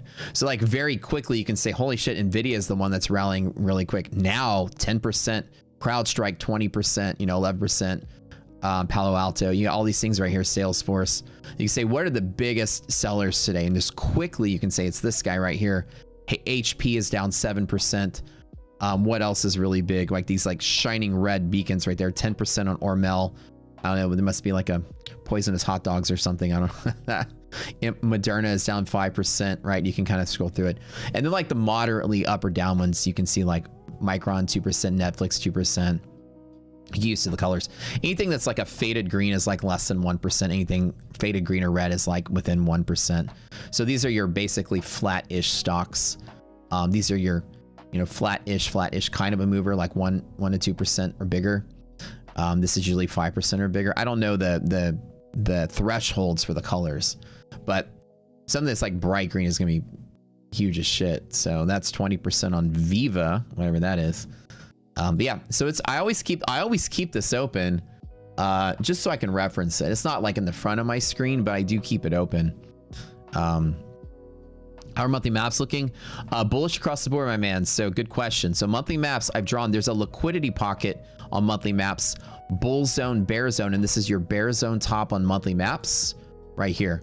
And so your bull side sloping down, bear side sloping down. So monthly maps as of yesterday, not just today, but yesterday repaired itself to be quote unquote bull monthly map. And we have another nosedive with some hedge pressure breaks. And I don't know what it is, but let's go here and see what that is on the events feed. Looks like Google is the reason that the reason hedge resilience just dropped. Google just had a hedge pressure break a second ago. So let's look at it. There it is. So with Google losing weekly hedge pressure, we have negative weekly gamma. overall in the S&P for Google being the reason for that. But ARB is getting better, so bucket, let's YOLO. You know what I'm saying? To the top we go. To the top we go. No fear. FinViz has a heat map that's free. Oh, kick ass. Yeah, cool. Its consolidations make you nervous. Me too, right? And I want to see something pick up. So ARB is picking up and resilience are both picking up. You can see that. So this is not a bad sign for the trade here. Let's double check on my next gens. These bad boys are about to pass. Holy crap, I'm $200 away from passing. And I'm long 3, so should I just be smart and coast it in with the final one before it pulls back and release all of it? Let's see. Same thing there with 3 on this guy. And then this guy passed. All or nothing, I guess. Good deal. Let me refresh this. That's very cool, the whole next gen thing. I see why you guys like it. That's really fun. It's just like, it becomes like a straight to fund it at that point. Come on. Res is getting, arbitrage is getting good. So arbitrage is a general leading indicator to show that futures are leading or lagging ahead of the implied value of the stocks. Now what's happened with the negative resilience is that most stocks gapped up and sold off to fill their gap. So most stocks are like down here after the gap up. However, when ARB starts moving, it means the stocks have started moving this way and the futures aren't moving fast enough. So what's happening is you can see resilience is starting to tail up and ARB started tailing up earlier, which means this basically what happened is the futures went like this and then the stocks dipped, they all dipped. And then the stocks are pulling up and the futures are pulling up. But the stocks are pulling up like this, and the futures are only pulling up like that. So stocks are moving really fast and the futures are moving really slow. That's when ARB goes positive, it's telling you that, which means there's explosive potential to the upside when ARB goes above 0 like this. So now stocks are starting to cross over here, and stocks are crossing over fast, but futures are moving slow. So the implied value of the stock, and basically means the futures need to move up pretty quick to catch up. So I'm telling you, like in a second, if this goes positive and this goes greater than 0, you're gonna see like a candle like that. Like it's gonna pop. Watch. Will I still look for trades today? Yeah, like I said, I just planted a 1E mini contract for this pop, if we get it. Positive ARB is a good sign at a high consolidation at session highs. Always a good sign. Especially when stocks sold off, fell to half gap, and mostly are just flat, and they started moving a little bit. That's good. You're struggling to size up and order past evals. You've been fairly consistent with 300 or less days. But every time you size up, you start scaling in, you start taking losses. Every time I size up, I start taking losses too. You realize that you don't, and also it's not really, the size makes your trade bigger whether you lose or win. It's not the size that makes you lose more all the time. Sometimes, yes. You can hold, if the size is too big that it changes how you trade, then yes. Like for me, I try to trade small enough every day that I can hold through anything. That's usually my goal. So like the choice I make is the choice to be able to hold through anything. There it is, guys. What'd I tell you? I could fucking write a storybook on how this damn market plays out. God. What'd I tell you? What'd I tell you? Why would anybody watch anyone else? Why would y'all watch anyone else? Stuff is scripted, man.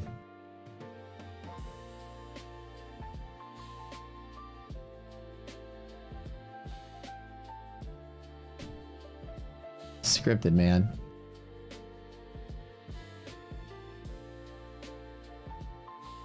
Scripted. Good stuff. Good stuff. Good stuff. So ARB is designed to do this. Now again, like I said, I can just take the profit. I've just been scalping this. I just wanted to get something. Let's close that out too. And I'm cool for now. Let's wait and see. I don't think, like I said, it can go really quick. I just wanted to get that last little bit. Again, we're not we went above 0 and we turned back down. We didn't go super positive. This might trap some bulls. So I did fully close that out right now. I made another 2 grand on that or something, whatever it was. I forgot. Just inching my way there. This is a live account, my $1 million challenge account. I've had 10K days every day for the last 2 weeks. It's been slow and steady. I think not every day, but most every day. It was 10K yesterday also. Like I said, that was the pop to connect with Arb, and I want to see what happens here. It's probably smart to still be long, but again, it's not that strong. I still got a feeling that anything can happen. I still had a feeling that this can happen, and I know I'm a little bitch, but at least I know the consolidation was going to pop, and I did take profit on that pop just to get the most efficient trade there. These guys being negative, there's still that pressure to pull it down. And VWAP is still flat, which also is a little kind of, you know what I mean? But the MHP long was a really good trade. Score 50 is good for a while, I think. They don't have any expiration on here that I can see. Friday, oh, sorry. The free reset ends Friday at 4:55. But score 50, I don't know when that expires.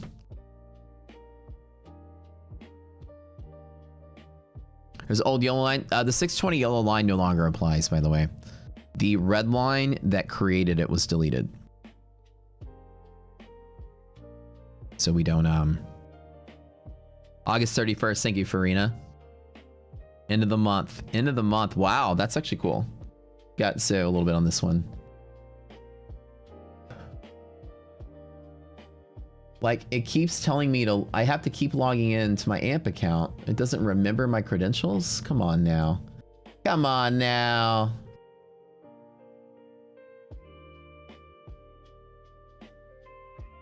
What the heck is this? Why they, I guess it's been a while since I've done this on here. Don't remember me? Like, why did you just have like, why would you say don't remember me? Because you should have a remember me box. That's a little backwards. Don't remember me. So I need to connect to live and don't click the don't remember me button. I gotta type in my CQG credentials and my browser didn't save it. Let me save it in my browser real quick. Oh, my bank is doing the same thing again every purchase, man. All right. Hold on.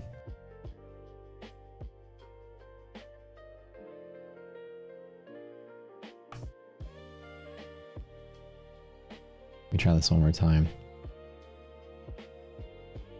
Well, that was good intuition.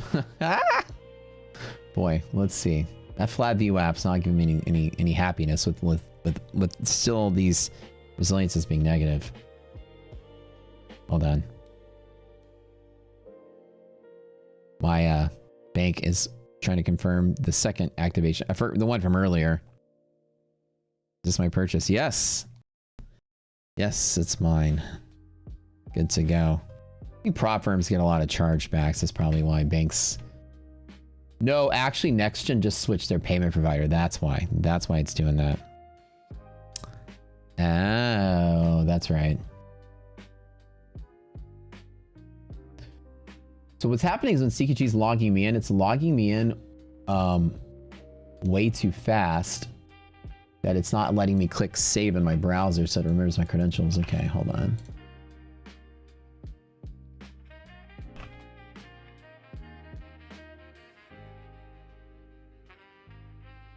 Oh.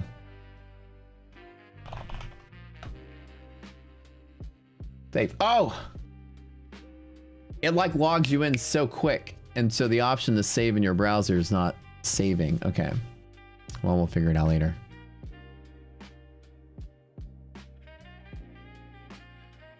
So when you go funded, let me see how this works with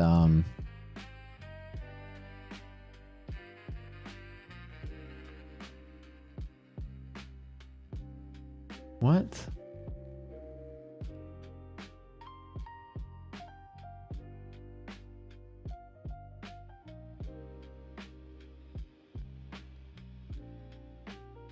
Oh, I passed 3 of them.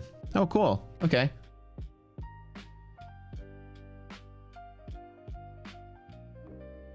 Ladies and gentlemen, I've just passed my third one. Oh, okay. Well, let's update that one too. Okay. Okay, I've got three funded accounts now. All right. Okay. All right, let's activate that one. Cool. I see why you guys like doing this. This is really fun. Now I've got 3 funded accounts to play with today. Is my bank going to ask me to accept the charge again?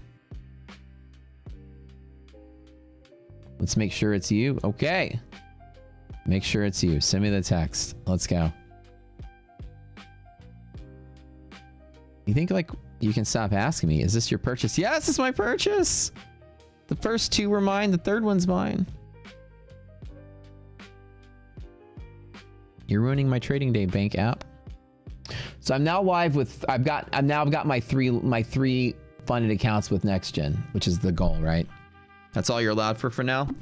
Excellent. All right. Now I took the bandana off. The market's going to fall. So the only reason I'm not chasing it from here is because arbitrage is not going very positive. The fact that it took a dip down and resilience took a dip down, which means some large market cap stock just crossed down half gap and it was meta. The event speed. So the way that I read this is that anytime I take sharp, steep moves in these, I go down here and I can choose like S&P, NASDAQ, or MAGA. I like look for, you know, who's doing what. And so half gap losses are what change resilience and arbitrage. Hedge pressure losses are what change these guys here. Hedge pressure is the blue and monthly is the orange. So anytime I see ARB go to 0 and dive and res go to 0 and dive, I need to find out which stock it is. So meta is now crossed below its half gap. So I look at it really quick so I can tell the storybook.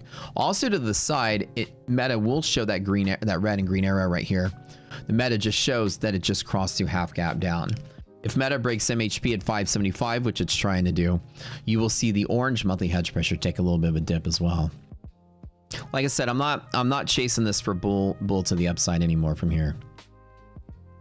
VWAP starting to tilt up a little bit, but the question becomes, what does Nvidia do? All of this stuff is really hinging on Nvidia today. Nvidia is actually pretty solid, and that's why the Nasdaq looks exactly like Nvidia. Just like it used to be in the last bull market. If Nvidia rallies, the Nasdaq rallies. So you can see how they look very identical today. That's really all you need to pay attention to. Right. The question becomes, does Nvidia keep rallying or not? Hold on.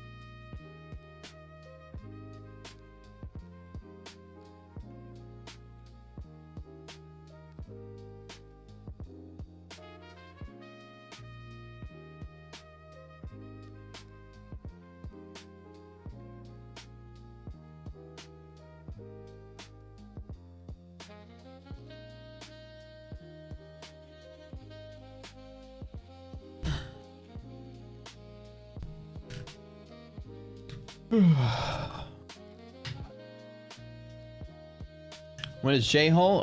Is it Friday? I think Jackson Hole's on Friday.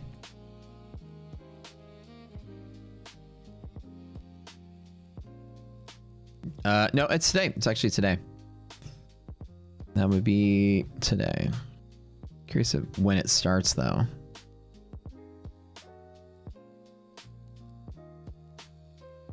Ooh, NQARB just popped up. So Apple just popped above half gap. So that's a big pop. That's good to see. So Apple is now picking up some steam. This might actually keep rallying. Look at that little run on Apple there.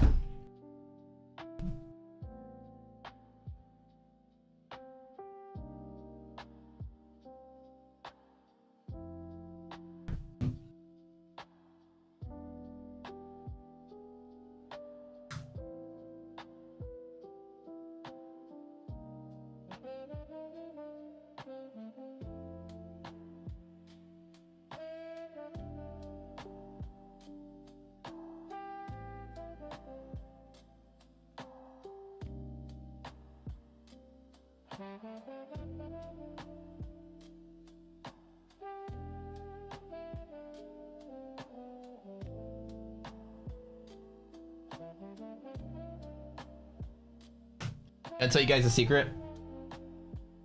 I got wasted last night on accident. On accident.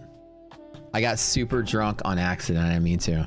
So I ordered, remember I told you guys I ordered some liquor to try out a new cocktail recipe. So you know, one of my favorite cocktails is a paper plane, which is whiskey and Aperol and Amaro Nonino and lemon juice. It's like a whiskey sour in a way, but it's got all these herbal things to make it bitter. It's pretty, it's like the best cocktail for any occasion.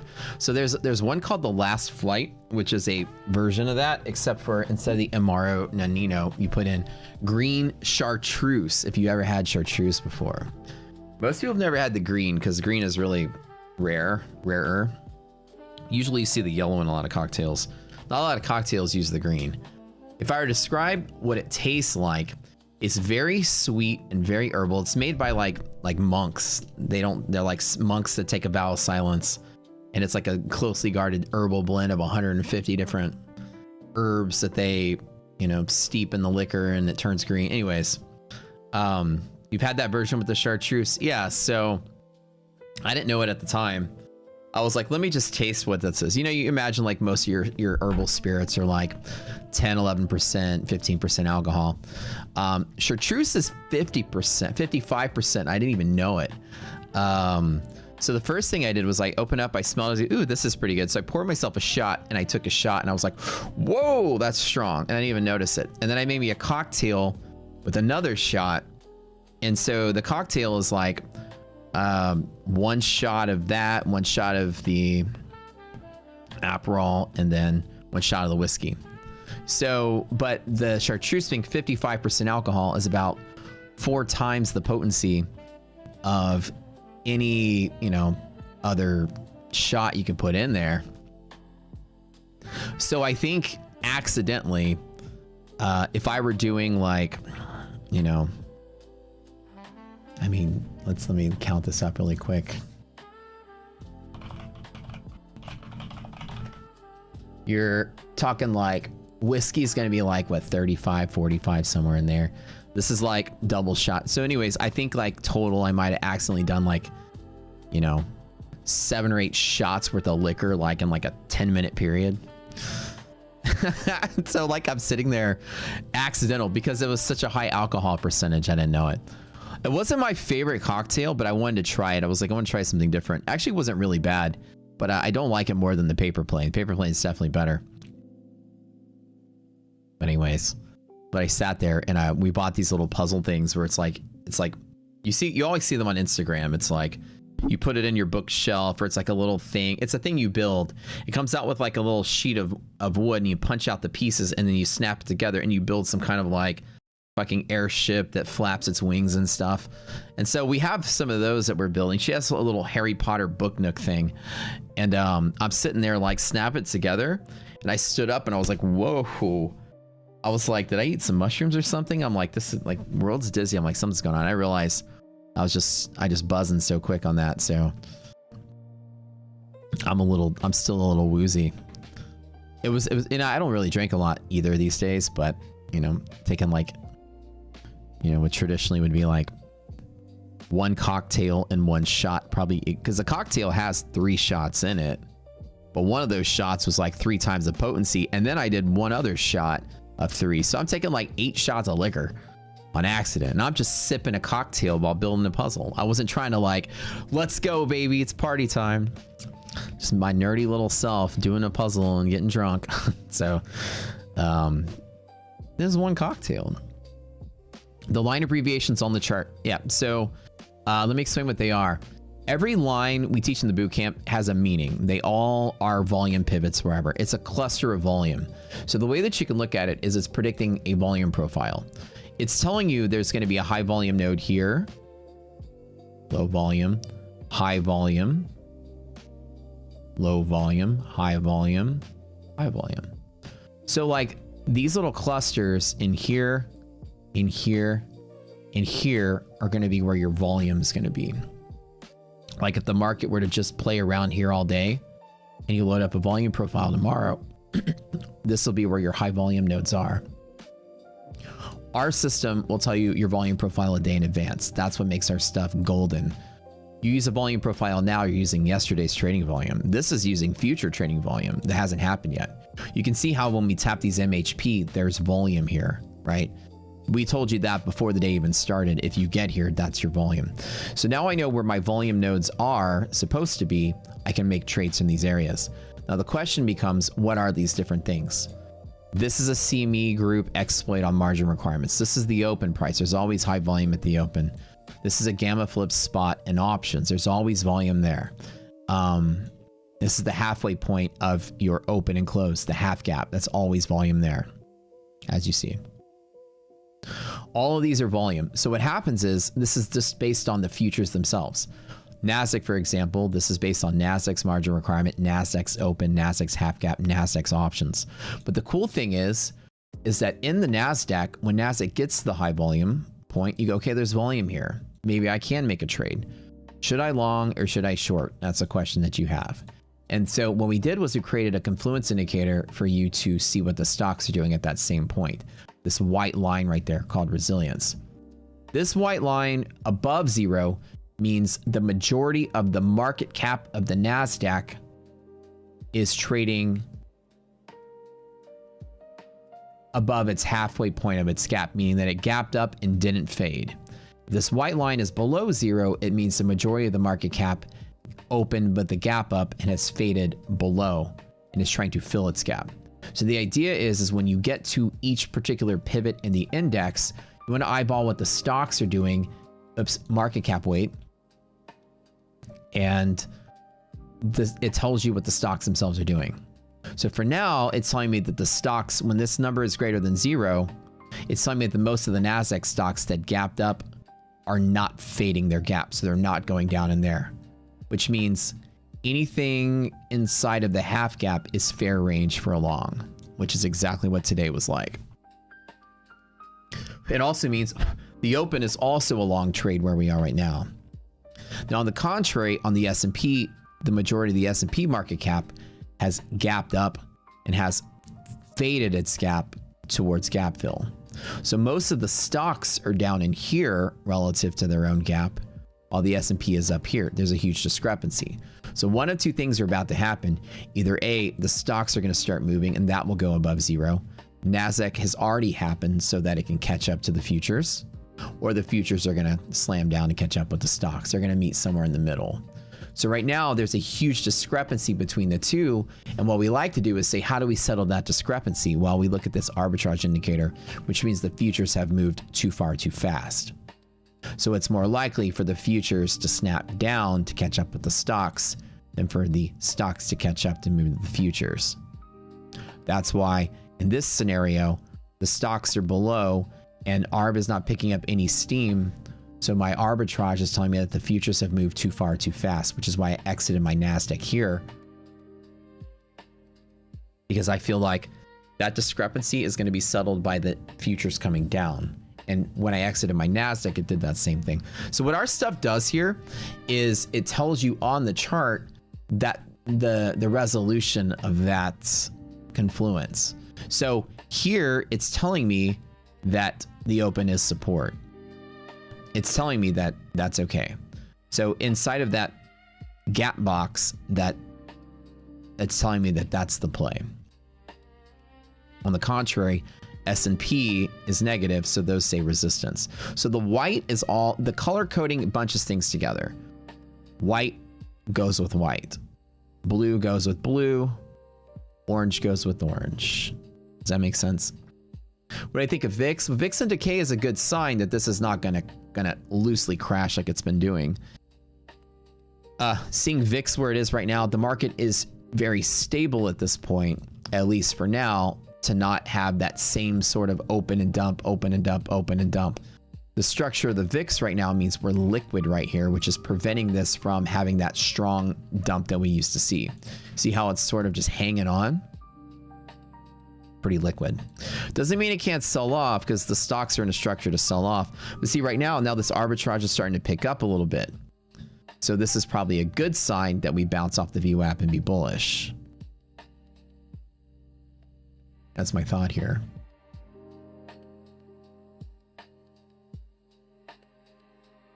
So far, most of your NASDAQ confluence is good for an upside move. S&P not so much.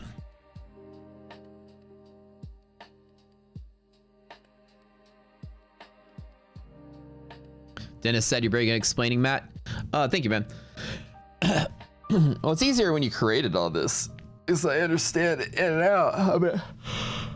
But the idea is, here's the volume, and then here's what the stocks are doing in bulk at that volume. And it's market cap weighted. So you get a really good eye. You see how like a second ago, I was like, ooh, Apple moved. Ooh, Google moved. And how do I know that, right? I'm not watching 500 charts. The idea is I can just use this and I can tell, look at this big old upside on this blue. Some stock just broke hedge pressure to the upside. Let's go to the events feed. Who was it, right? Something's about to pick up. On the next event, it'll show us. I think it would have been Google, because Google crossed down a second ago. So let's look here. Is it Google? No, it's not Google. It's gonna be somebody. It'll pick up in a second. Events feed normally picks it up in real time. Oh, maybe it's not Mag 8. Hold on. It's probably somebody else. Let's see if anything else happened.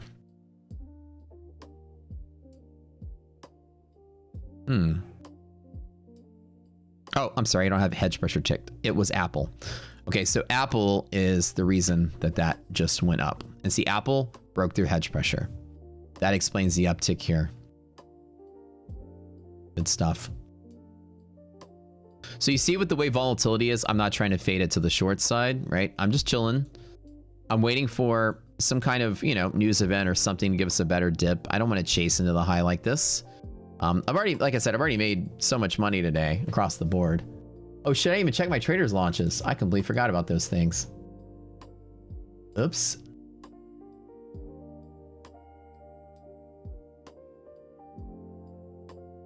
Oops. I forgot to check on those.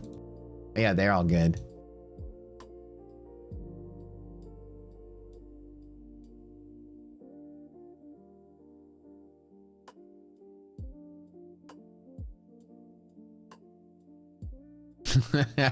I've got like, I'm like Stephen K, dude. I've got like 6,000 monitors. Each one of them has a chart. That's how I'm doing it. All the sectors are red except for the XLK, yeah? Of course, SMH is enough for the ES keep pushing. Yeah, I mean, that's really what it is, right? It's NVIDIA. There's just this tail end of follow through that if it is NVIDIA going to turn everything around or not. The structure today is enough for me to keep taking longs, but it's not enough for me to hold along like it's going to rally straight up. So right now, I'm betting on the fact that we're... Oh! Oh, did you want breakfast? What? I didn't know you ate your Applebee's yesterday. What? Oh shit, we ordered Applebee's yesterday. I told everybody how I got drunk on accident. Yeah, it's pretty bad. I completely got wasted on accident. He was just trying the chartreuse, and the next thing you know, he's like snoring. Is there a green chartreuse in this? I don't know. I mean, It's green. Alright, you want breakfast? Nah, I'm good, girl. Thanks. No. Thank you for making me some green juice. Wig. Gotta see it.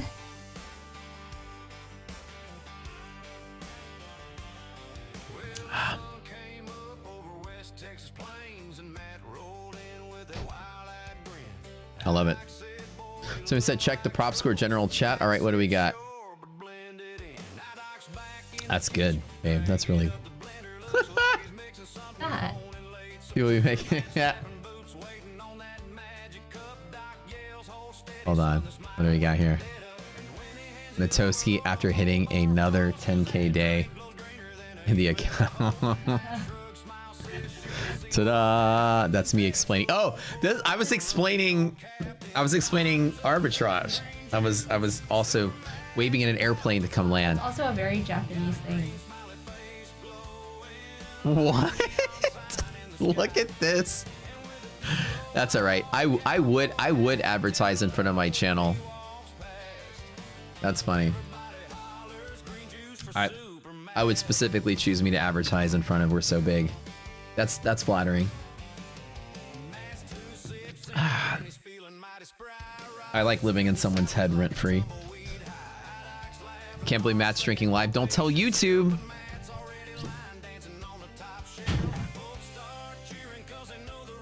Imagine the meeting with the advertisers. Let's make sure to put our ad in front of this one channel. I'm cool with that.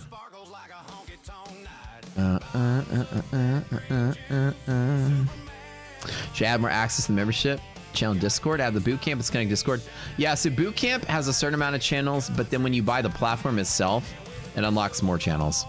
Not every channel gives you the bootcamp. It gives you chat and bootcamp stuff, and gaming stuff and song stuff. If you have the platform, there's a lot more tools channels, backtest tools, all that stuff that open up that's related to the platform.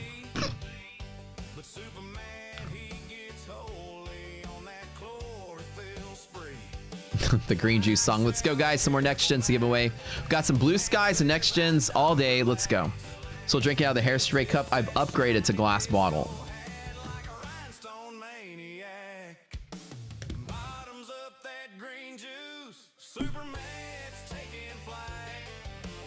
For my health. Yeah, I didn't mean to take like 9 shots of liquor in like a 15-minute window. I was just like, oh, that's what it tastes like. Ooh. No, that was sweet at first, but that burned on the way down. That's 110 proof. That's pretty hot. I took a big shot of that. I was like, ooh. Well, I bowled you. Y'all watch Ryan Doka, that guy that's always like, I'm mixing chartreuse with gummy bears for a week and see what, or until something interesting happens. Y'all watch that guy? I love his channel. Did anybody here watch that guy on YouTube? He takes liquor and he mixes it with something, lets it sit, and then a week later he takes 2 shots of it just to see what it's like. I'm mixing whiskey and chocolate chip cookies. I didn't reset the list. Oh shit, my bad. Hold on, guys. I gotta type it again. 17 minutes. We're at, let's, sorry, my bad. Hold on. Next gen, let's go.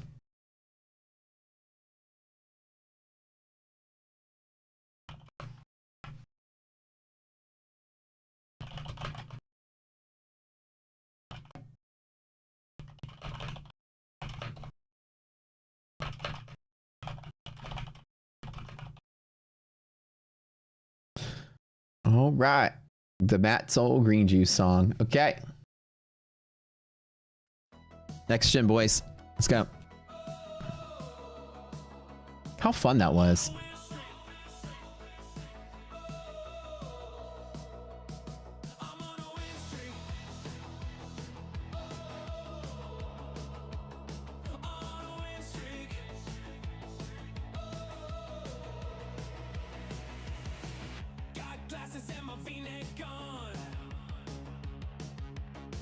I haven't traded any of these funded accounts yet. I had fun just getting it the first day. I'm going to be very serious about the next gen process tomorrow.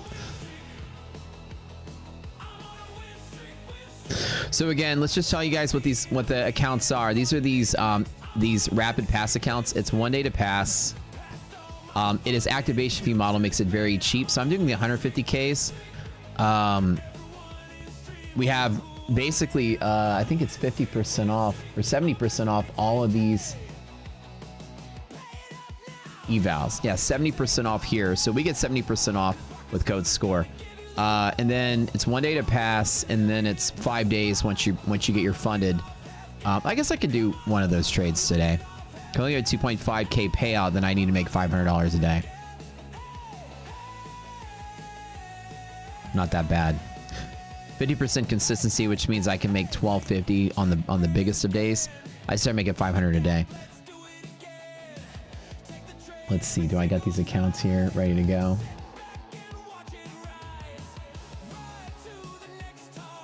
Should I go here really quick? Back to dashboard. Make sure all my accounts are there. Okay. Let me refresh this so they all show up.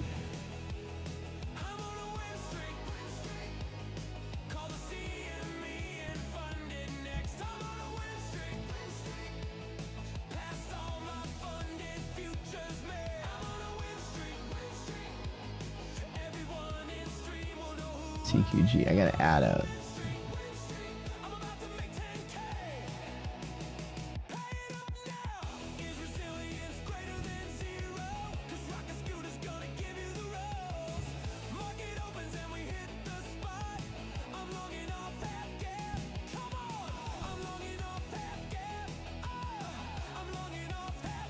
Okay.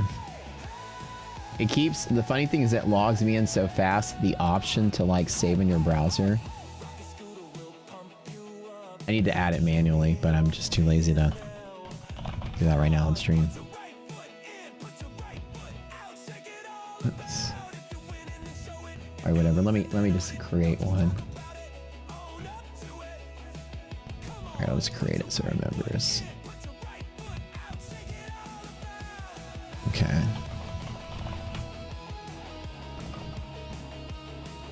Cool. All right, we're good. Make sure all my next gens have showed up. Perfect. So currently right now, just so you guys, my next gen.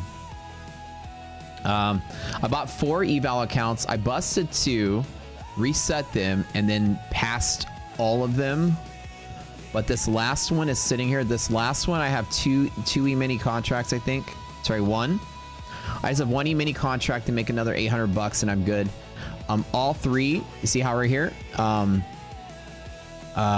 Sim NFP, this is their, or NPF, this is their eval account, and then the live is the funded account. So there's the funded 1, there's funded 2, and there's funded 3. So I got all 3 of them passed and ready to go. I guess since I'm already there, I guess the first of the 5 days I can trade today, which is kind of nice. But man, I'm going to tell you, I can't complain. All right, all ready for the giveaway? We'll do 2 of these for you guys. And so you get up to 5 free resets of the account. So you can just YOLO until you pass. I just YOLO'd a monthly hedge. Passed them all. That was a pretty simple run, so.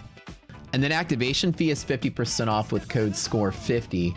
So I was able to activate those for just under 100 bucks.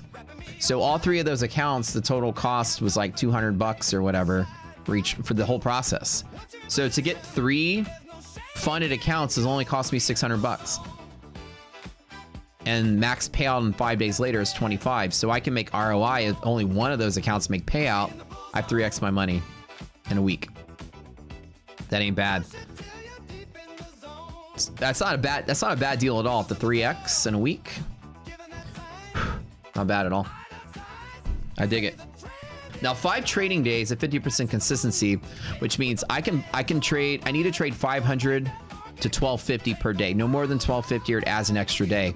So what I'm gonna do is I'm gonna set a target to sell automatically at about 1100, just so I can come in under. So I'll have maybe 2 windfall days and a couple small days, but I'll try to make 500 to 1000 and then close out and build a buffer. So 1000, 1100 somewhere is probably the most I'm gonna make in a day. And I'll build the buffer and then of course take the payout, have my buffer in there. I think with this, since it's very cheap to fail, I'll just build buffer pretty quick and fuck the consistency. Yeah, that's what I'm saying. I have to clear the buffer. So I'll probably do 1100 bucks. Let's see what the buffer actually is. It is. Maybe you guys can just tell me. What's the buffer? Do you have the number for 150Ks?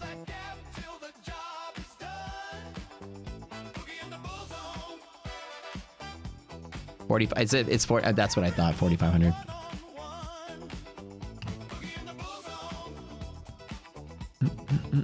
So basically, I need to get 4,500 plus 4,500 is that plus 2,500 payout. So I need to make 7,000 bucks. That's a huge buffer for a 2,500 payout. Okay. That's the one small downside to that. The buffer's big for a small payout. 5,100? Okay. So I need to make 4,500 plus 25. The 150Ks. Once I get over that, I'm scot-free though. You only need to trade 5 days. I don't see a buffer written here somewhere. Kyle, you sure there's a buffer? I don't say it on the dashboard.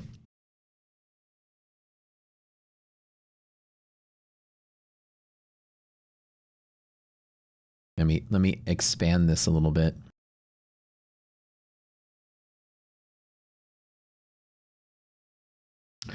I'm too lazy to go through the payout rules.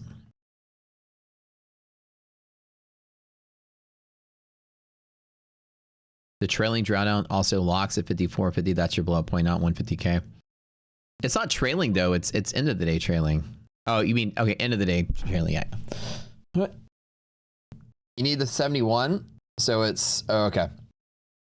So 4,600 buffer. So 45 plus 100 to get your 25. Okay, thank you. So I guess I'll be going for like $1,200 to $1,500 days anyways. So it's 50. Yeah, it's 55 plus 100. Then you take out 25, which is the 70 whatever. Oh, okay. So Charlie, y'all are all telling me different stuff. Yeah, every single one of you's told me something completely different. All right. I'm gonna go read the rules. Anthony Sandoval.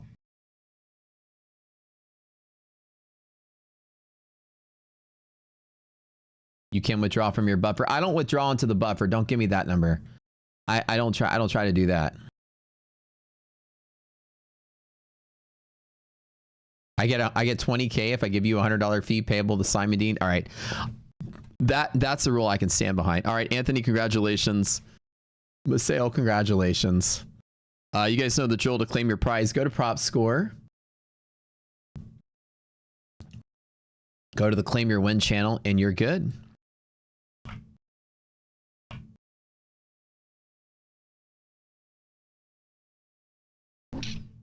The first didn't claim? Yeah, they did. Right here. Claimed.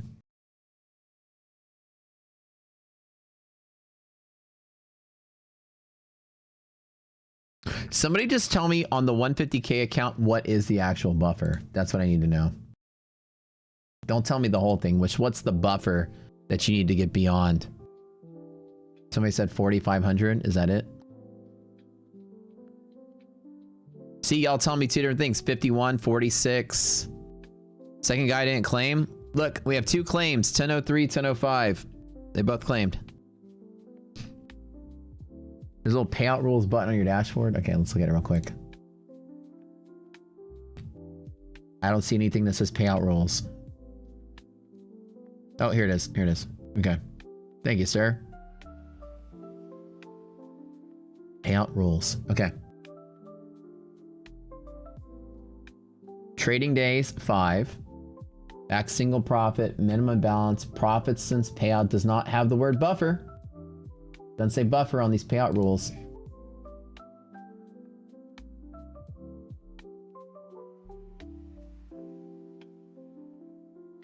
Thank you, Kyle. So it is 46. Okay, yeah. The payout rules should say what the buffer is. I have a note for next gen. It doesn't say that when I click payout rules. So 4,600. Okay. It's in the FAQ. Yeah, I'd like for them to put it here though in payout rules. I mean, it makes it much easier. Like percent of buffer achieved. So I need to make basically I need to make 7,100 bucks. So I need to do 7,800 bucks. So I need to 7,100. So per 5 days, I should just trade. I should trade it like it's 20% consistency at 71. Even though you can have 250% days, which means I can have $3,000 blowouts. So basically, I need to be trading 1,200 to 3,300. So my trading days need to be 1,200 per day to 3,300. That covers me. I can have 2 days like this, and it gives me 50% consistency to make. Oh, I'm sorry, 3,600. So I'm just trying to figure out my max, the amount of trades I need to do per day for the 5-day period. This is what I need to do. 1,300. So 1250. So 7100. I need 1250 or whatever, or 1230, whatever. 1300 will get me there. 1300 times 5 is 7500. 1200 times 5 is hold on. 15, 75. 12 times 5 is 70. No, 60. 12 times 5 is 60. 13 times 5 is 65. 14 times 5 is 70. Oh, it needs to be 14. That didn't sound right. It needs to be a little bit over 14. So let's just round it up to 1500.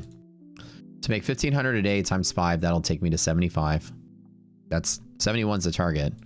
So if I make, so basically what I'm trying to do, guys, if I make 5 small trades for the 5 days, we're good there. But I can have 2 days that are 3600, which puts me again at 72. So as long as all of my trades are in between here, then I'm golden to hit my target. This free reset stuff is like crack, dude. I know. Is there activation fee for next gen 150K? It was 98 bucks or something like that. It was half price using score 50. So I activated all 3 of them for less than 100 bucks. And the cost of the eval was, I think, about 100 bucks too. It was 135. So roughly 230 per account, and I'm already funded with 3 accounts, and I have 1 reserve already sitting there that I think is just about to pass. So total cost maybe 690. Okay, 690 total cost. My first payout of 2,500 will 3x that total cost in 1 account. If all 3 of them get payout at 7,500, that's a 12x. Right? 10 to 12x, somewhere in there, depends. All right, cool, not a bad deal today. So I need to basically be making 1,500 to 3,600 per day.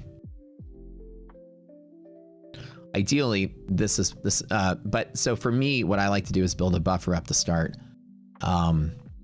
So with these accounts, since they're so cheap to get in, if I make 3,000 every single day and put 15,000 in the account, then take out 25, I'll have 12,000 left, and I have 7,000 buffer. Then I just need to roll the account minimum a couple $100 every day and take the second payout minimum. So I'm gonna aim for 3,000 to 5,000 per day, if I can, which will basically be that's two Nasdaq minis. So 2 Nasdaq mini is $1,600 every 40. 2 trades will get me there. So I'm going to be doing 2 minis on Nasdaq to build that buffer. I'll try to put 15,000 in the account in a week and then take out my first payout. 25 leaves me 12 there for a 7,100 buffer, or sorry, not 7,000, $4,500 buffer. I got 3x my buffer in active P&L, so I can have that sitting there for my next 2 and 3 payouts. Good plan. So anyways, this whole math is to tell me I'm doing 2 contracts. Yeah, go heavy for buffer. Yeah, that's what I'm going to do. 2 contracts, 3 maybe, but 3's not necessary. Not with $4,500 drawdown. That's too tight for 3.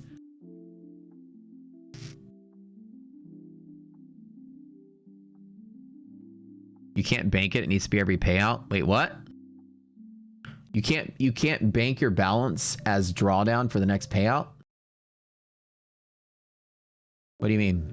No, it's the reason you build that extra buffer is for drawdown. Extra balance counts for drawdown, not for payout. Not banking it for payout. It counts for drawdown, right? Like if I got 20,000 in the account and take out a payout, I've got 18,000 of drawdown for the next payout. I can draw down that much, right? Yeah, I'm not trying to withdraw. That's not the point of my strategy. My strategy is always to give me a whole lot of drawdown potential so I can play more volatility. Yeah. Yeah. No, not bank it for next payout. Not like the old Apex trick that people did where you just bank it, next payout, you can take it. No, you still have to earn the same amount. That's every prop firm what you guys are talking about. The reason I build that extra buffer is not to take that money out. It's to give me the drawdown so I don't blow the accounts up so that forever only spend 690 bucks. Yeah. I've always traded every prop that way. Every prop that way. It's absolutely goated to trade props this way. I have milked every prop to live doing the same exact thing, the same exact trick. I did it with Tradeify. I did it with Lucid. I did it with everybody. Look, let me show you my little post on Lucid. Look, I made a whole, this post went absolutely viral. Here's me building the buffer in Lucid. 3,000, 1,500, 800, 23. Build all that buffer and then take your payout then every single day. 250, 250, 250, 250, 250. You see that? Dude, that's the way to trade props. Get all of your shit out of the way, all your expenses out of the way first. Build a massive ass buffer, and then all you got to do is got 10,000 a drawdown, and you need to make enough to take a payout. You know, it's a $3,000 payout. Then I just inch forward, making every 5 days $1,200, 300. Imagine the little bit of risk. It takes nothing. I'm trading with micros. Lock it in fat. You know, build fat. Take your payout, and then trade small. Take your payout. Trade small, take your payout. Trade small, take your payout. Get all your expenses out of the way first.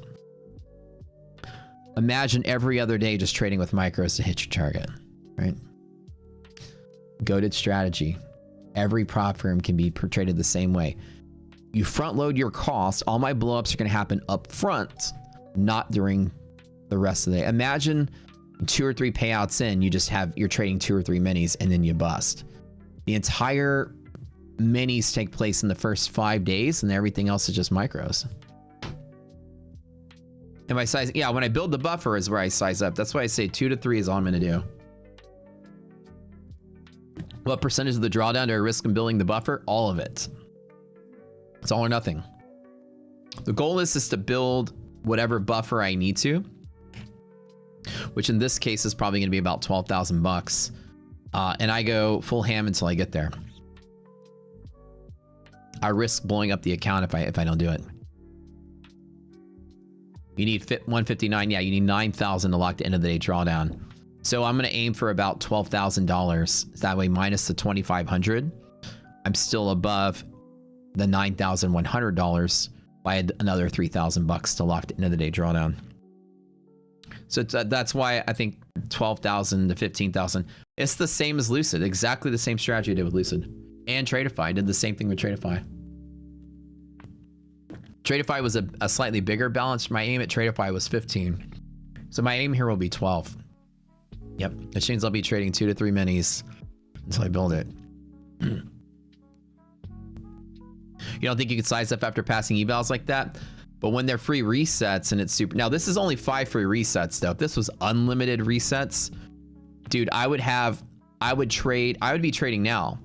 I would be trading until I had $3,000 profit in a funded account on day 1. And if I failed, I'd jump right back in on the eval with reset. So by day 1, you should have 3 funded accounts at max profit. But since you only get 5 free resets, I don't have the flexibility to push that hard. What about consistency? It doesn't matter. Consistency, your consistency is based on your biggest trade. So you just make all your trades big into the buffer, and then consistency resets on the second round every time. So it's really only your first payout that's jacked. But you're trying to make a big balance, and so at 50% consistency, it just means if I'm aiming for 12,000 bucks, then no more of my trades can be any bigger than 6,000, which I'm not going to do. If I get 3,000, I'm good. So you're totally fine there with consistency. Anyone else's ARB and res get turned off in NinjaTrader? If there's an issue, can you post it in tech support? Those are still in beta right now, and we're still working on it. Does a reset work on funded as well? I don't believe you can reset your funded accounts in NextGen. What is my win rate approximately? In futures, and my futures challenge account, it's roughly like 75%.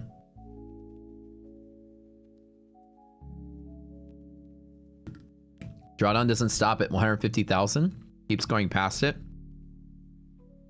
Yeah, the drawdown doesn't stop until you build your buffer, which is pretty common for most prop firms, which somebody here said is 4,500 bucks.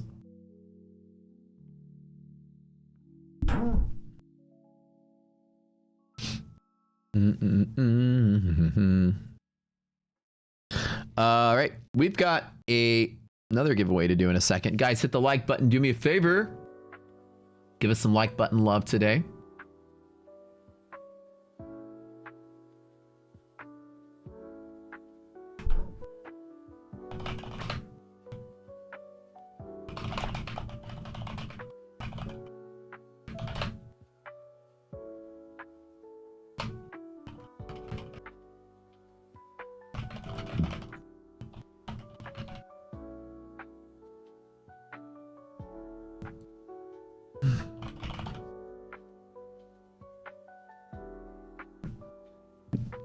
My calls currently right now, guys.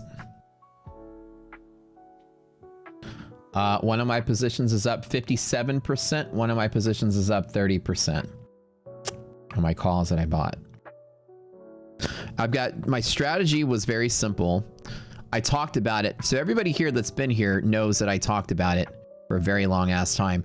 On this day right here, I mentioned it and I planned it. God, this is like legendary trade. To the penny. I love that I got it to the penny. On exactly this day right here, I told everybody I'm buying calls and y'all said where? And I said here at this exact level. Y'all saw that. I left all the evidence here and every single day I put some dots on it to try to guess how I thought the pathway to get there would be. Now I thought we would get there like, 2 weeks ago, but we didn't.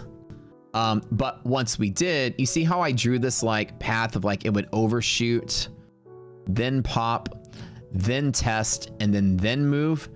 Here we go. We fell, we popped, we tested, then we moved. Look at that! Look at that! Look at that! The whole thing! Let me draw out a color easier to see. And my Tory tan lines. Oh, they didn't work so good. All right. So I had the pathway that we would fall and fall and fall and fall, then test, then hold this level and then go. And then I was, I'm like, as soon as that happens, I'm buying calls. And so market fell and it fell and it fell and it fell and it fell. Then it popped and it kind of like almost exactly there. Then it dropped almost exactly there. And then it went almost exactly there.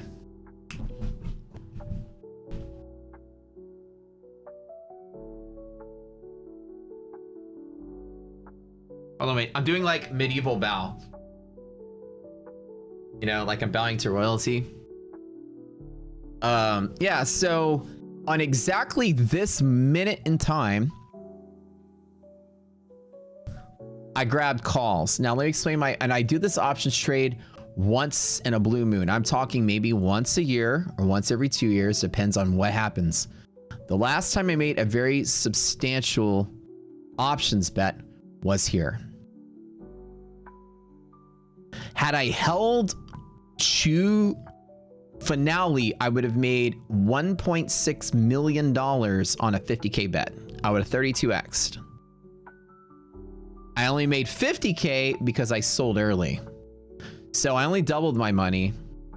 But then I was burning theta and then it was like, well, the delta's not enough. I need to get here. And just so happens over the weekend, Trump and China had a deal and then it went there. So I couldn't have predicted that. It was smart to take out because I would have expired worthless by expiration date. But just so happens that additional week got there and it would have gone up. We don't talk about that trade, but I left $1.5 million on the table. That's the last time I did a big options call trade. This is the next one. Where's my exits? I'm very secret about the position I have, but I always share it at the end. I won't even tell y'all what I'm trading because I don't want, options are different and I don't want people to crowd my trade. I have a short-term bet. A medium-term bet and a longer-term bet. My medium-term bet is around here. My longer-term bet is way out there. My target range is around here. So if I get momentum through here, 1000% gain. on a short-term bet. This is the smaller part of the position, 25% of it, and 75% of it is here. We get a slow moving ship to there, then that's going to make 500%, give or take. So what I did was I put roughly 1/4 of my total allocation I was going to put into this trade here. I get excited when it starts to move here, but there's still potential that this market does do something stupid again. So then I got the other 3/4 of my allocated money to put into here. So on an example, let's say that I'm putting in $500,000 into this bet. Okay. Just on an example, I only put 125 here. I got 375 waiting to lower my cost basis on a second dip. If I can get in and I can buy them for 50, 60, 70% cheaper, I'm do the same thing. And I might pick a lower strike if that happens, depending on how far it dips. But either way, I'm going to start building call position inside of here because I'm betting on there's no bad news coming back in the market anymore. Earnings over. GDP's good. Inflation's good. Everything's good. Market's not. We're going to get 3 rate hikes anymore. We're getting 1. That's all good stuff, right? Might as well be long the market. And why options? Why do I just all of a sudden decide options are a good idea? Options allow you to swing and aim for a point in time. Options is all about timing when you do it. You can't just buy options everywhere. You're going to lose 100% of your bet because of theta. Options are all about premier timing the right time, the right opportunity. I always get the position, the entry right. It's just sometimes I get the trade wrong. See how I see the minute I got in, we've gone up every day. So this is a legendary trade because I waited 2 weeks for it and I executed exactly at the moment I said I would. And the whole validation was I'm going to bet that NVIDIA earnings are good. And that's going to be the thing that lifts the chip stocks back up. Now, it doesn't mean I'm right for the long haul. This could pop here today and immediately just turn and turn and turn. And we're back down to here. And then the market just says, you know, fuck you, it's bearish. We don't know. But the idea with the swing trade is that I'm giving myself, you know, about 2 months for it to play out. So the idea is if I'm just wrong, then I can just take a little bit of a loss because the longer term option, it's not going to lose that much on a move like that. You have plenty of time to get out of that thing. So the smaller position obviously will lose most of its value, and that's the risk I do, but that's why I only put 1/4 of the trade in the smaller one. So again, if NVIDIA creates a momentum rally, then I'm going to make a badass return on that short-term option. If it just slowly rallies up, I'm going to make a pretty big return on the longer-term option. And if it sells to there, then I only lose 1/4 of my initial bet, which is 1/4 of the total allocation. 1/16 of my entire allocation to this trade is just in that shorter term bet. I've got 3/4 of my money in that account ready to aim and get. It's actually more than 6 weeks out. I went 8 weeks out on this one. So I went 2 months out. And the only reason I did that is because there's no good news to push this market up. It's going to be a slower move, I feel. There's not like a lot of things in the pipeline. We got a Fed meeting and CPIs and stuff. There's not a lot of big stuff, but you know, a lot can happen in 2 months. So I'm giving it room for us to win the war a couple times. So anyways, I don't tell people what I'm trading, what instrument I'm trading, or what stock I'm trading, or whatever I'm trading, because I don't want people to copy the bet I'm doing. I don't want to raise awareness to it because it's always such a big bet. And if I'm going to try to put in like $500,000 into a trade or something big, the last thing I want is people to notice that there's something special about a level. I want to be the only one that sees it. Is that naked options or spreads? Naked calls. Nothing but pure gamble.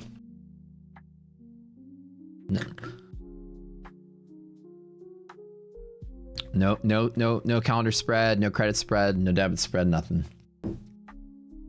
Straight calls. Pick a spot in time, let's hit it.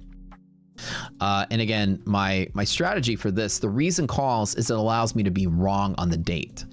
I can be right at the position, but be wrong. I mean, like I can be wrong at the entry point on the date. So it can hit this, it can overshoot, they can turn up, and it just gives me, I can hold through it and just either be right or wrong. Options are a binary trade. You're either right or you're wrong. And in a degree of how right you can be is how much money you can make. So the idea is that you're giving yourself a lot of leeway. You lock in whatever you buy. You don't have to worry about it. If I was in futures trade trying to YOLO a futures trade, I can stop out and be forced out of the trade, and then it goes up and wins. When you trade options, it's not possible. When you buy your option in a cash account or a margin account, I don't trade on margin, so I put everything in a cash account. I recommend if you trade options to do the same. Please don't trade options on margin. Just trade with the money that you have. That way you can't get squeezed out of your position because it falls below your value of 0. You trade on margin, then trading options is just dumb. If I have $500,000 in an account and I buy $500,000 worth of options, I can hold them until expiration day. No one can take them from me. So, just keep rolling the calls. If you're wrong, or you're wrong, so you're right. Yeah, and so like I have money. I'm betting on, okay, this is maybe the time we break out. I didn't make the call bet here because this came out of nowhere, and I never jump into this to buy calls. I only do it when I have conviction that the market has the ability to start a big rally. And I only do it every once in a while. And again, I talked about my conviction for the last month, and it gives me a chance just to have a swing bet that I don't have to day trade. And then every day I can wake up and just keep day trading like I'm doing now. But every day it's like a small fun investment that I've got going on. The last time I did this was this day. As soon as we rallied here and as soon as we fell, I did the same strategy. I bought some calls here, and then when it did that and went here, I loaded up on the rest at a better cost base. So I lost a whole week of theta and then a lot of delta, and these things were dirt cheap. And that's how I could have been able to 30x, or 32x the trade. On this day, on the very next day here, I bought options that expired here at this strike right here. So I only put 50K in. I didn't even put a lot in. Here and here, a single bet, 50K. Here and here, I was a little hesitant because of the market doing this. I didn't want to put like too much because I knew I could ride it pretty far. So I limited it to 50K, which is a little taste of a bet. And my expiration, I think, was like here, and here. And so it went up, and then it just sort of inched along and inched along and inched along. And once you got really close to expiration, it was like, you know, you made all this delta, and then all of a sudden your trade was like doing this every day. Every down day, it would take a dip. Every day it rallied back up, it would go back up, then it would take a dip and go back up, and it was doing this. And I was like, oh man, I got like a week or so. I'm expire worthless because I'm still out of the money. Being out of the money but near the money, your theta burn is really heavy, right? The nearer the money you are, your theta burns the most. So it was like starting, the delta, which is how much the price is moving, was not enough to offset how slow it was moving to get to target. And then I was like, fuck it, whatever. So I made doubled my money. So essentially I made double my money here. I think I was up like 120 to 150% here. And then as the week went by, I was only up maybe about 100% here because the theta was burning. And I'm like, whatever, sell it. And then fucking sold it here. And then over the weekend, Trump and everybody did it. And that went like through the roof. 3,200%. But who could have gambled on this? I got out the smart way to get out. There's no evidence that this Sunday, oh, just kidding, we fixed the trade war. Like, it was like, yeah, whatever. And then we gapped up and traded up, and I was like, and I'd already sold. I think like I sold maybe somewhere back in here. We don't talk about that day. But it is what it is. Okay, back to the trading day. A little bit of pullback on NASDAQ. Like I said, I'm fully flat across the board. I think I had that one next gen eval still working. Let me see. Let me double check it. Or did it sell out? Nope, it maxed out. Okay, cool. So all of my next gens today have maxed out on profit. This is the eval I still have. Looks like they liquidated me at passing. So I passed 4 next gen evals and I only reset 2 of them. There's funded account 1, there's funded account 2, and there's funded account 3 ready to go for tomorrow. I thought about trading them today, but let's get a good trade to trade off of. Let's hit MHP a second time or something.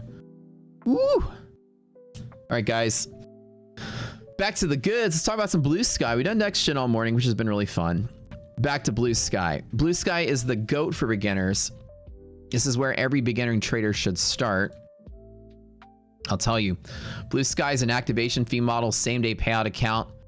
It's one of the highest ranked accounts on prop score. Really, really, really, really good. We got some giveaway for this one.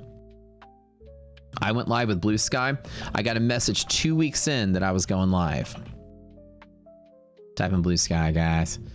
It didn't take long. So 2 weeks in, they told me I was going to probably go live by the end of the month. By the end of the month, they pushed me to live. And the first month, I made 21,600 or 800. So almost 22,000 in payouts. I put in roughly, I don't remember. We calculated on stream. I think it's like somewhere between 4,000 and 5,000, somewhere around there. So I like 3x, a little bit over 3x my account, and then went live. I love the experience of Blue Sky. What makes them really good, because some of our favorites here are, you know, Lucid, Blue Sky, TPT, My Funded Futures. These are all the bigs. Blue Sky is like those. They have a same day payout account just like all the other bigs do. Let's compare it to TPT. Same day payout account, 2 days that pass, no DLL, 50% eval, no consistency on unfunded. Same setup. There's a buffer phase. The difference is activation fee model versus full price model. You're gonna pay 30 bucks for eval versus 85. And you only pay when you pass. So when you pass, it's a little more expensive. But if you were to think like you failed 9 accounts before you passed one, this is gonna be infinitely cheaper. The other cool part with Blue Sky is that they have on the trailing drawdown, when you're buffer phase on same day payout accounts, nobody has end of the day drawdown. Everyone else is trailing drawdown. So the idea is once you pass the account, the funded is easier. So cheaper eval, easier funded. And then as one added bonus that I liked about Blue Sky, and that's what I love about prop scores. We find all these hidden gems. I never heard of these guys before prop score, and now I love them. I'm like, you know, the big players out there, I'll brag about like shit like Apex that just sucks. And you look at it and you're like, is there anything else out there? And there's millions of props, so how do you know they're good? And that's why I found Blue Sky. We're like, these stats are great. It's like TPT light, if you may. TPT, you want big payouts, big costs, big payout, big risk. You're a great trader. That's where you want to be.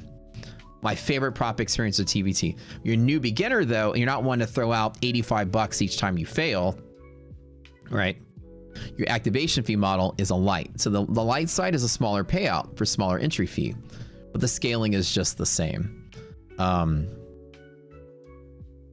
30 buck eval, 22.5 payout, 80 buck eval, which is almost 3 times the eval, a little bit over 3 times the payout, maybe 4 times the payout. Well, actually 80% consistency, about 3.5 times the payout. So this, it's like a light version of this. And so for new traders, activation fee model is the way to go. Next gen, also activation fee model the way to go. Not only instant, but on their evals. Activation fee is something that makes it to where when you're failing a lot, getting into trading is very, very lucrative for you to not pay a lot when you fail. When you get better at trading, you want to kind of like graduate to something that allows you to get a lot more money for a lot more risk. But if you're starting out building, you cannot argue that Blue Sky is the best place to start your trading journey. And props. It's cheap. The payout's not bad. You can have 3 funded accounts, $3,000 every 7 days. So you can make 9,000 every 7 days, which means you can make, 30-ish, 36,000, depending on if you're perfect. But, 7 days times, so 7 trading days, you can get 3 payouts in a month on 7 trading days. Sorry, 7 calendar days. So 4 payouts a month. And 9, so 36,000 at most, you can do. It's not a bad haul for a prop firm. Like I said, I made, was it 22,000 bucks, something like that. Okay. Good stuff. We love these guys.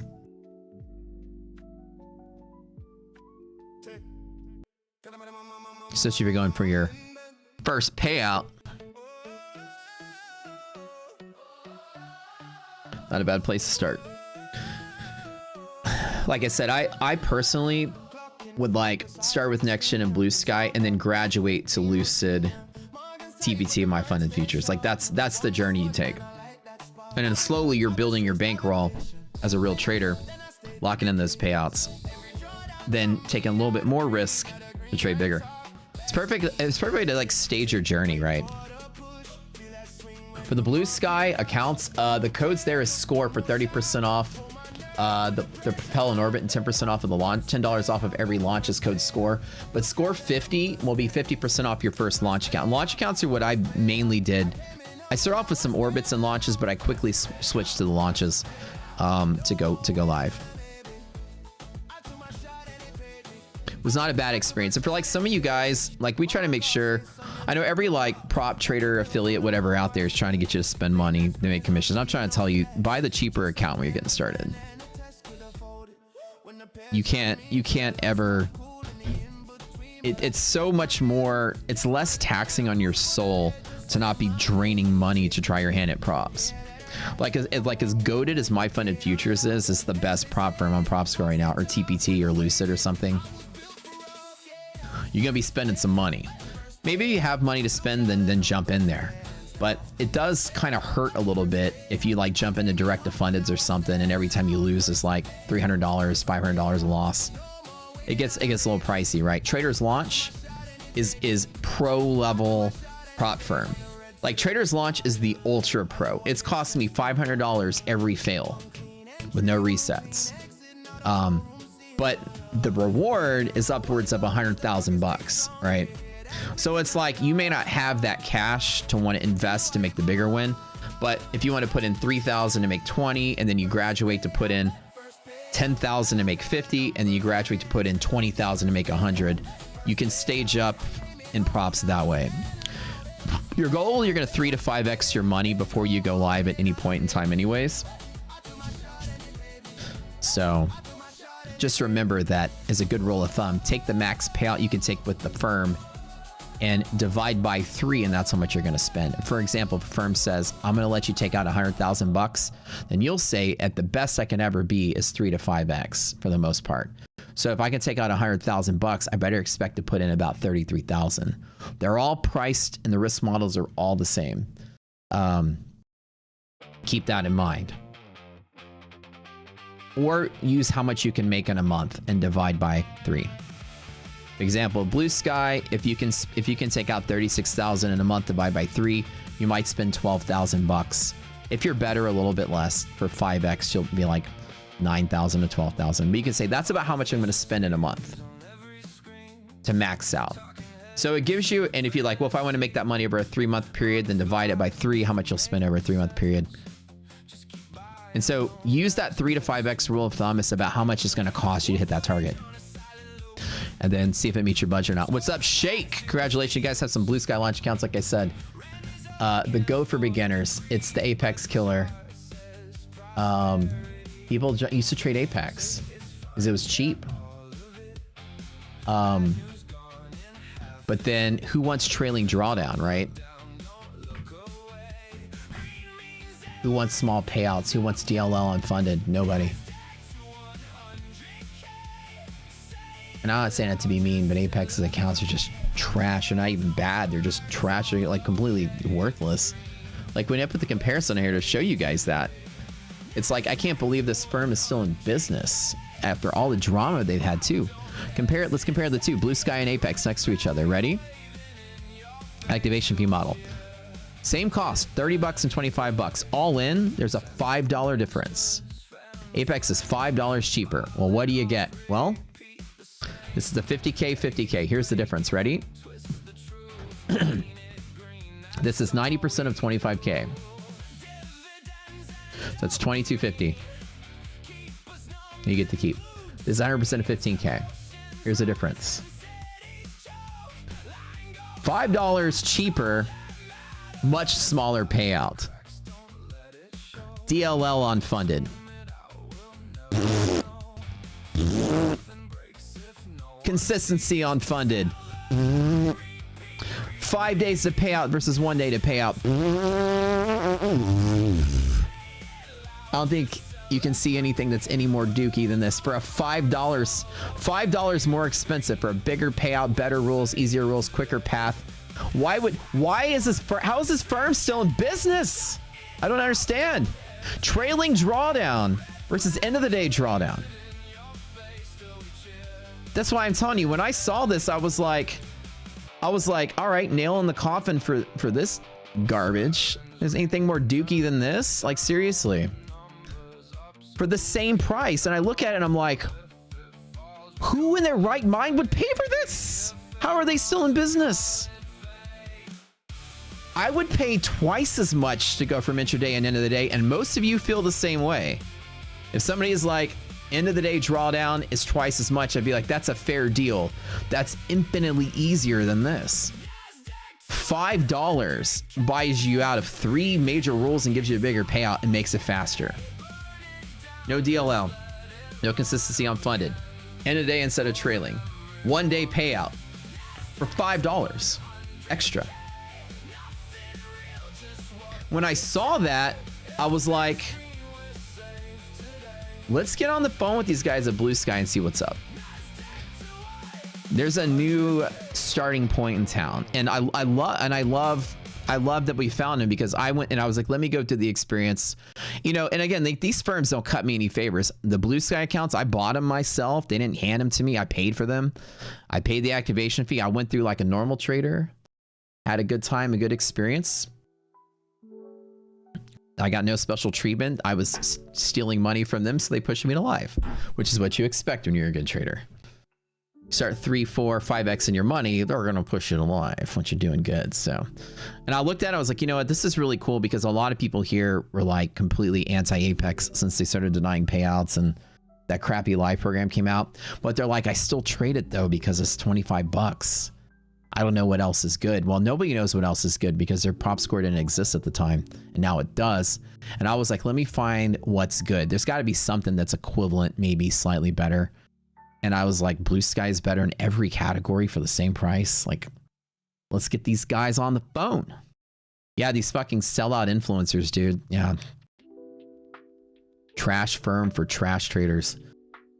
I'm telling you, people that push Apex onto their folks are literally like, how can you sleep at night? Do you even look at, maybe they just don't even look at, they don't even care. They don't read what it is. They don't know what they're doing. They don't go and do their homework. Their customers deserve better. I would say maybe it's just laziness. I wouldn't say people are deliberately like, you know, I know this is dog shit, I'm still gonna sell it. I think people just don't know. It's like the mortgage crisis. Selling subprime mortgages. It's not like you're an evil person. You just don't care. You're getting commission checks. Every subprime mortgage you get out. Ninja loans. No income, no job. That's okay. Congratulations. Welcome to your new home, sir. You can refi in a year or two, and as long as the house values around you don't go down, we can get you out of this teaser rate and get you to low rate. But then everybody's houses went down because people lost their jobs, and then you couldn't refi. You got stuck in that high mortgage, and you got stuck. I think people just don't know. I'm not putting heat on anybody. They just don't know that there's something better, because the marketing budgets are very limited to like the top 5 firms, and that's it. But anywho, I can't, like, I'm just like, you know, for me, PropScore was made so I can say like, what's the best for my buck? And that's why there's a plan. I always tell people, like, you start off with like a Blue Sky or a Next Gen. These are entry level activation fee models. Then if you make a little bit, then you graduate. Where do you want to graduate to? Something slightly better. Lucid. I'd say better, bigger payout. They're all equal. They're just different scales. Lucid and Tradeify are like your middle tier, like junior high. And then my funded TPT is like high school, and then Traders Launch is like college. So essentially bigger risk, harder account, bigger reward, and you get better and better and better. That's really the journey, I think, is a perfect design for a prop trader. Shut out in Blue Sky and Next Gen. And graduate. Go through the Lucid program, Tradeify program. Graduate. My Funded Futures. These are all more expensive, slightly bigger payout. More expensive, even bigger payout. And then the most expensive and the biggest payout, we just found a new one called Traders Launch. And I'm not even saying, like, you know, this is just my personal thought process. So this is like the least amount of cost. This is a little bit more expensive. This is a lot more expensive.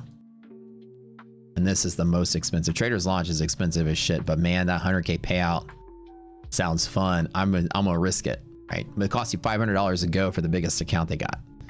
But the payout is the same schedule. Smaller payout, slightly bigger payout, bigger payout, biggest payout. And these are really similar payouts too. They're the daily, if you count the dailies, these are roughly equal to each other. But you have other plans in Lucid like the Flex. That's why I put Lucid in this category. I'm talking about like not the dailies. This is like Lucid Flex and Tradeify Select Flex. If you're like an intermediate trader, slightly above beginner, you want to try the Select Flex and the Lucid Flex. So like start with your blue skies, then graduate and do the flexes here, not the dailies. The daily puts them in this category. So Tradeify and Lucid are like over in both categories. These are your daily accounts, I would say, is where when you're like a pro prop trader, you want to go through all these daily programs. You're going to be spending some money, but man, you're going to get some fat payouts here. If you're like, I capped out with Next Gen and Blue Sky, what do I do next? Do your Lucid Flexes and Tradeify Select Flex. This is like next level. So here you are in like elementary school. Here you are in junior high. Here you are in high school. Here you are in college. High roller account over here. Medium high roller account here. This is an easy, the flexes are easy to get payouts. That's why I put them over here. The dailies are harder to get payouts with the trailing drawdown and funded buffer. But the Lucid Flex is really, really, really good. The Lucid Flex and the Next Gen new account are very similar to each other. The reason Next Gen is over here because it's the same as the Lucid Flex, except it's activation fee model and one day sooner to pass. The payout is much smaller, but the cost is much smaller as well. So like, do you guys agree with this being like a plan as a trader? Like go here, make some money, then invest here, make a little more, then invest here. You know what I'm saying? Like if I were to develop a pathway for traders, is this not a bad way to go? Do y'all think this is really good? Like if I were to say, watch. Let's have some fun here really quick while we're waiting. Again, now we're at the open with positive res on Nasdaq. Should I take another long at the flat open price here? Should I smack one more long at this? In my fund futures at the end of the day, Rapid's permanent. Only for only that one account, and it's 4 days to pass for the end of the day without the trailing. They still have their trailing drawdown ones. With the 2 day pass.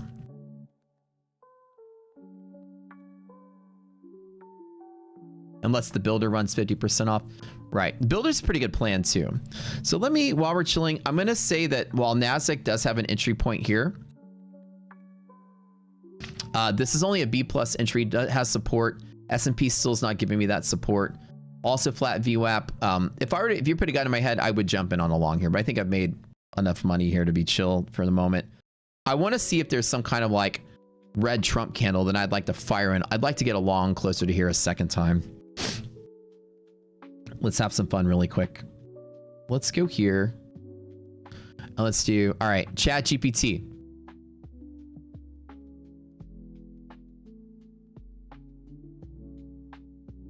Make me graphic to show a progression plan for prop firms. Step 1.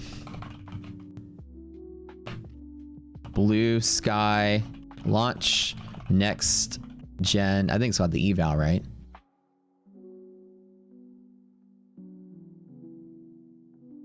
They just got the eval, I believe.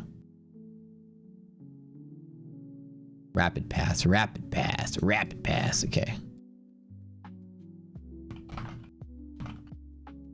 Step 2. Like, I'm gonna build this later, but I just want to see if they can. I'll build on it. Lucid Flex, Tradeify, Select Flex. Step 3. TBT Pro. Take profit.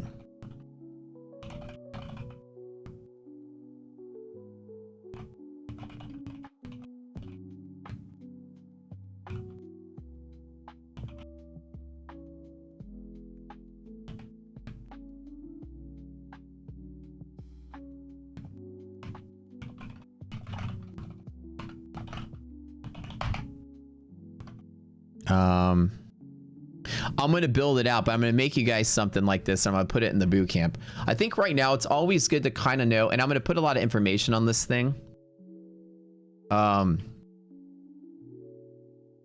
Screenshot what I drew and drew in there. So I'm going to see if I can't make something really pretty for you guys. There you go. If you put a gun in my head and long, would have made a little scalp there again. And Nasdaq is just being very rewarding today. 60-point bump. Look at that.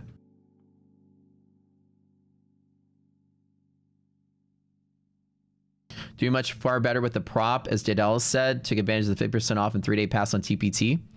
Very awesome, dude. All right.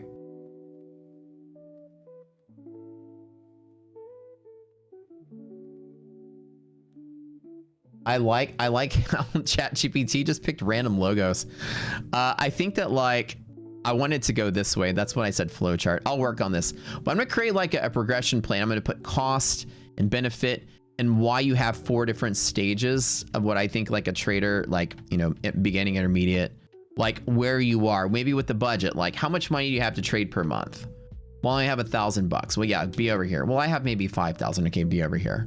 It'd be good to design like, to show you guys the cost, the expected cost, the amount you'll spend for the return you can expect, and build like a really cool little flow chart. Where does Top Step fit into the plan?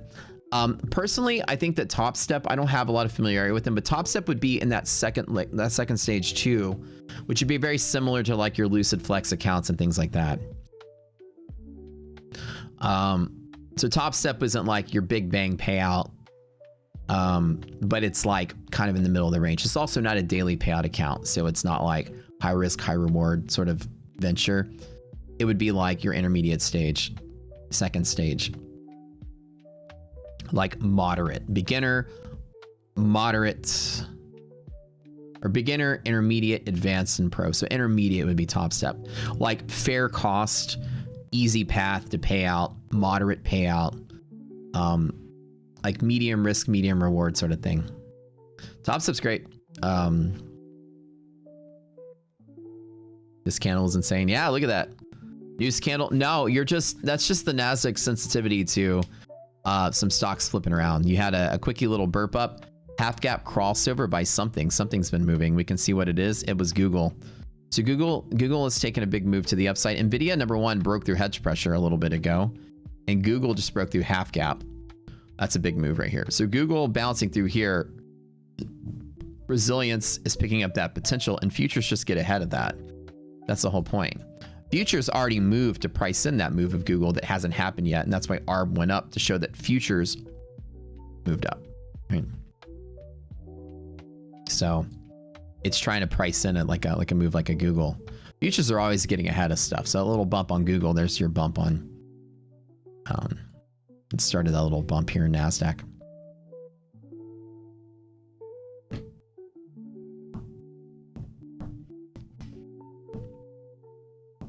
Ooh, hit that like button. Let's get to 800, guys. We got a couple more giveaways to do.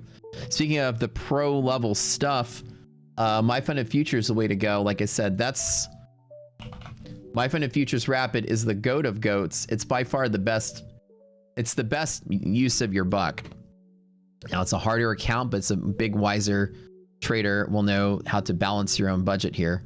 You go to the compare tab. I'll show you TPT and My Funded Futures. Oh, My Funded Futures. Hold on one second. Let's put My Funded Futures on there. TPT and My Funded Futures. We have 2 giveaways to do today. They're exactly the same plan with minor differences. So we're gonna do them back to back because we're running out of time here. I'll give you a little spiel on both of them. My Funded Futures Rapid, TPT Pro. Exactly the same setup. Slightly different payout split. My Funded Futures slightly better, but also costs a little bit more. That's the main difference. One is a bigger payout, costs a little more. That's the only difference between these 2 accounts. Everything else almost exactly the same. There.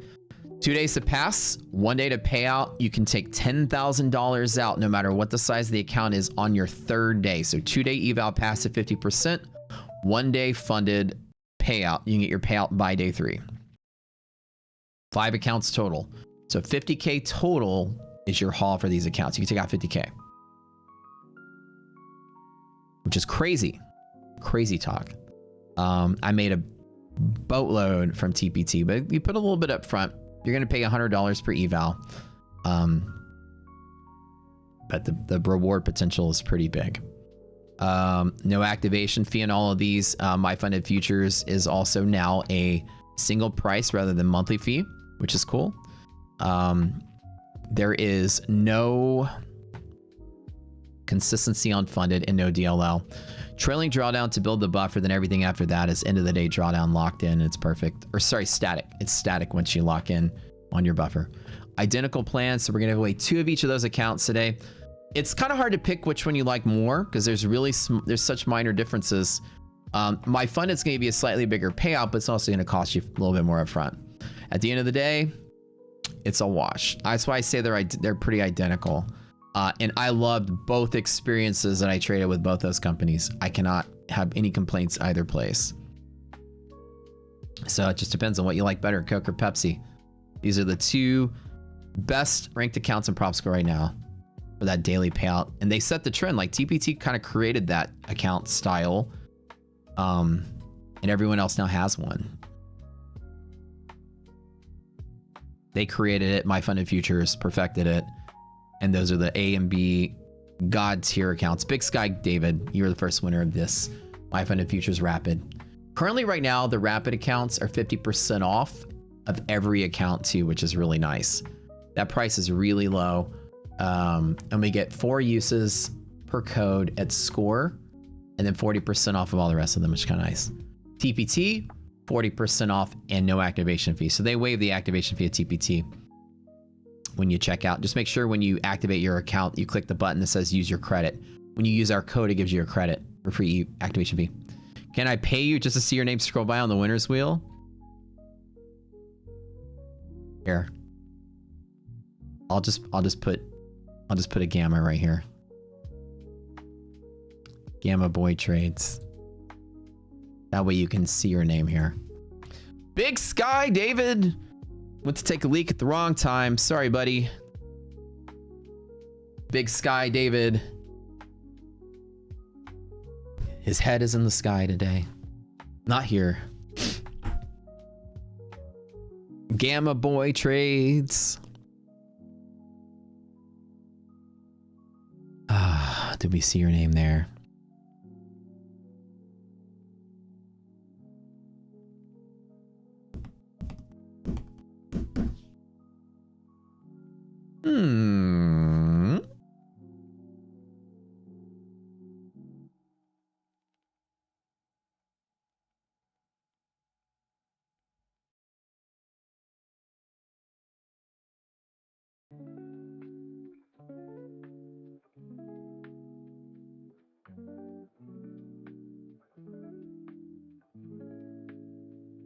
Nice job, Chandora.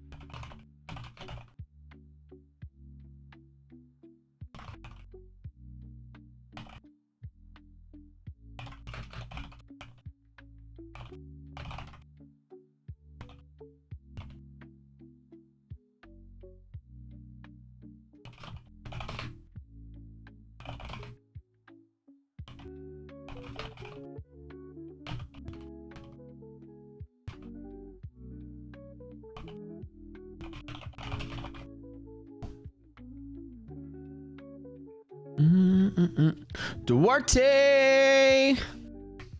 My dude, my Funded Futures, a little rapid. Congratulations, congratulations, congratulations, congratulations, congratulations, congratulations, congratulations. And we got TPT.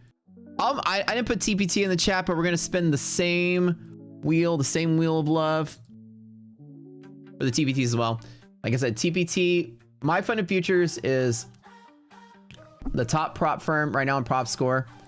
And TPT was my favorite experience in all the props so far. Like I said, that like higher level tier trading, you're gonna spend some to make some. I think with TPT, I might have spent like 60K, somewhere in there. So I got like 300. So I think, I can't remember. Y'all can quote me from the past, but it was around that amount. You know, when you're talking about like $1,500 to reset these fundeds, but you're looking for 10K payouts, this is that sort of talent tier where you're really good. That's where you want to trade for the bigger payouts. Steven Rutten. Stephone. Not Steven. Stephone.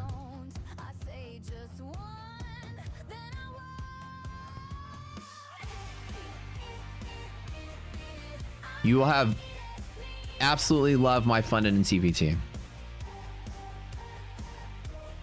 I'm still currently live with TPT after all these months, still trading it.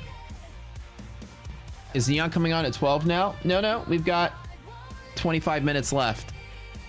I don't like to do a giveaway at the last minute. The only reason I did giveaways at the last minute was because I'd forget to do it. Now I'm gonna get my giveaways done by noon. Justin redo. Okay, gotta redo. Gotta redo the wheel. Sorry, I gotta spin it again. Justin, tell me to redo it. Am I still in a trade? I am flat across the board. Let me check my trader's launch. Let me just double check. Those closed out. Got those all closed out.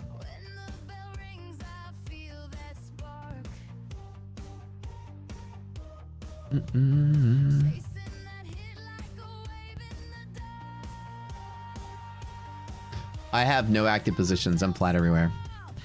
I would have grabbed a second long off of that bounce, but I just didn't do it.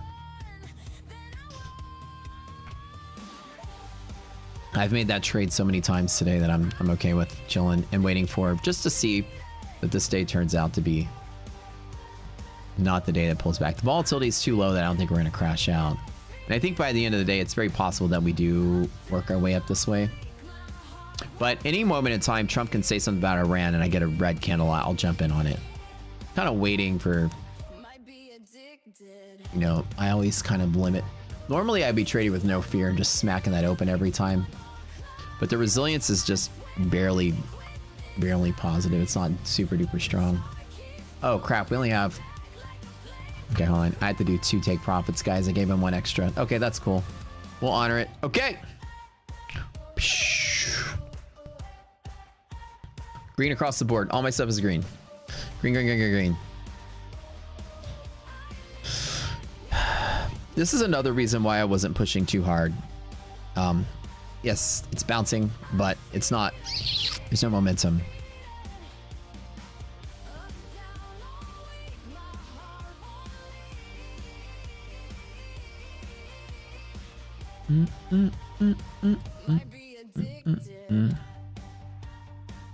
Good stuff.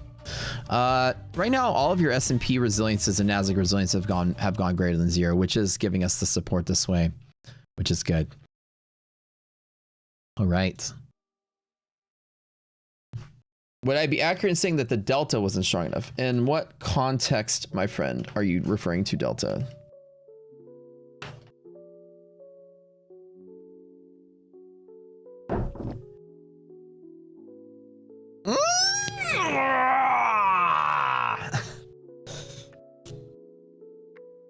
At 622, not anymore. No, I deleted it when the red line that created it got smacked through.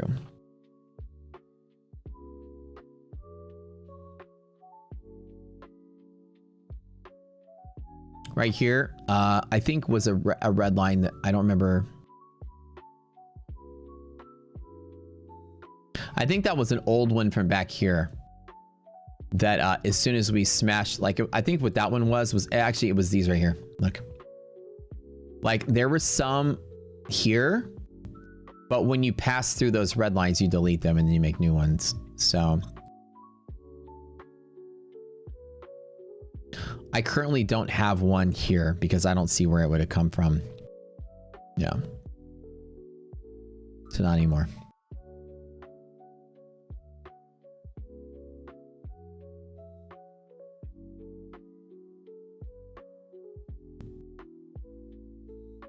Next Gen is having a giveaway and town hall on their server pretty soon, somebody said. That was 30 minutes ago. I'm not sure if that's going on yet.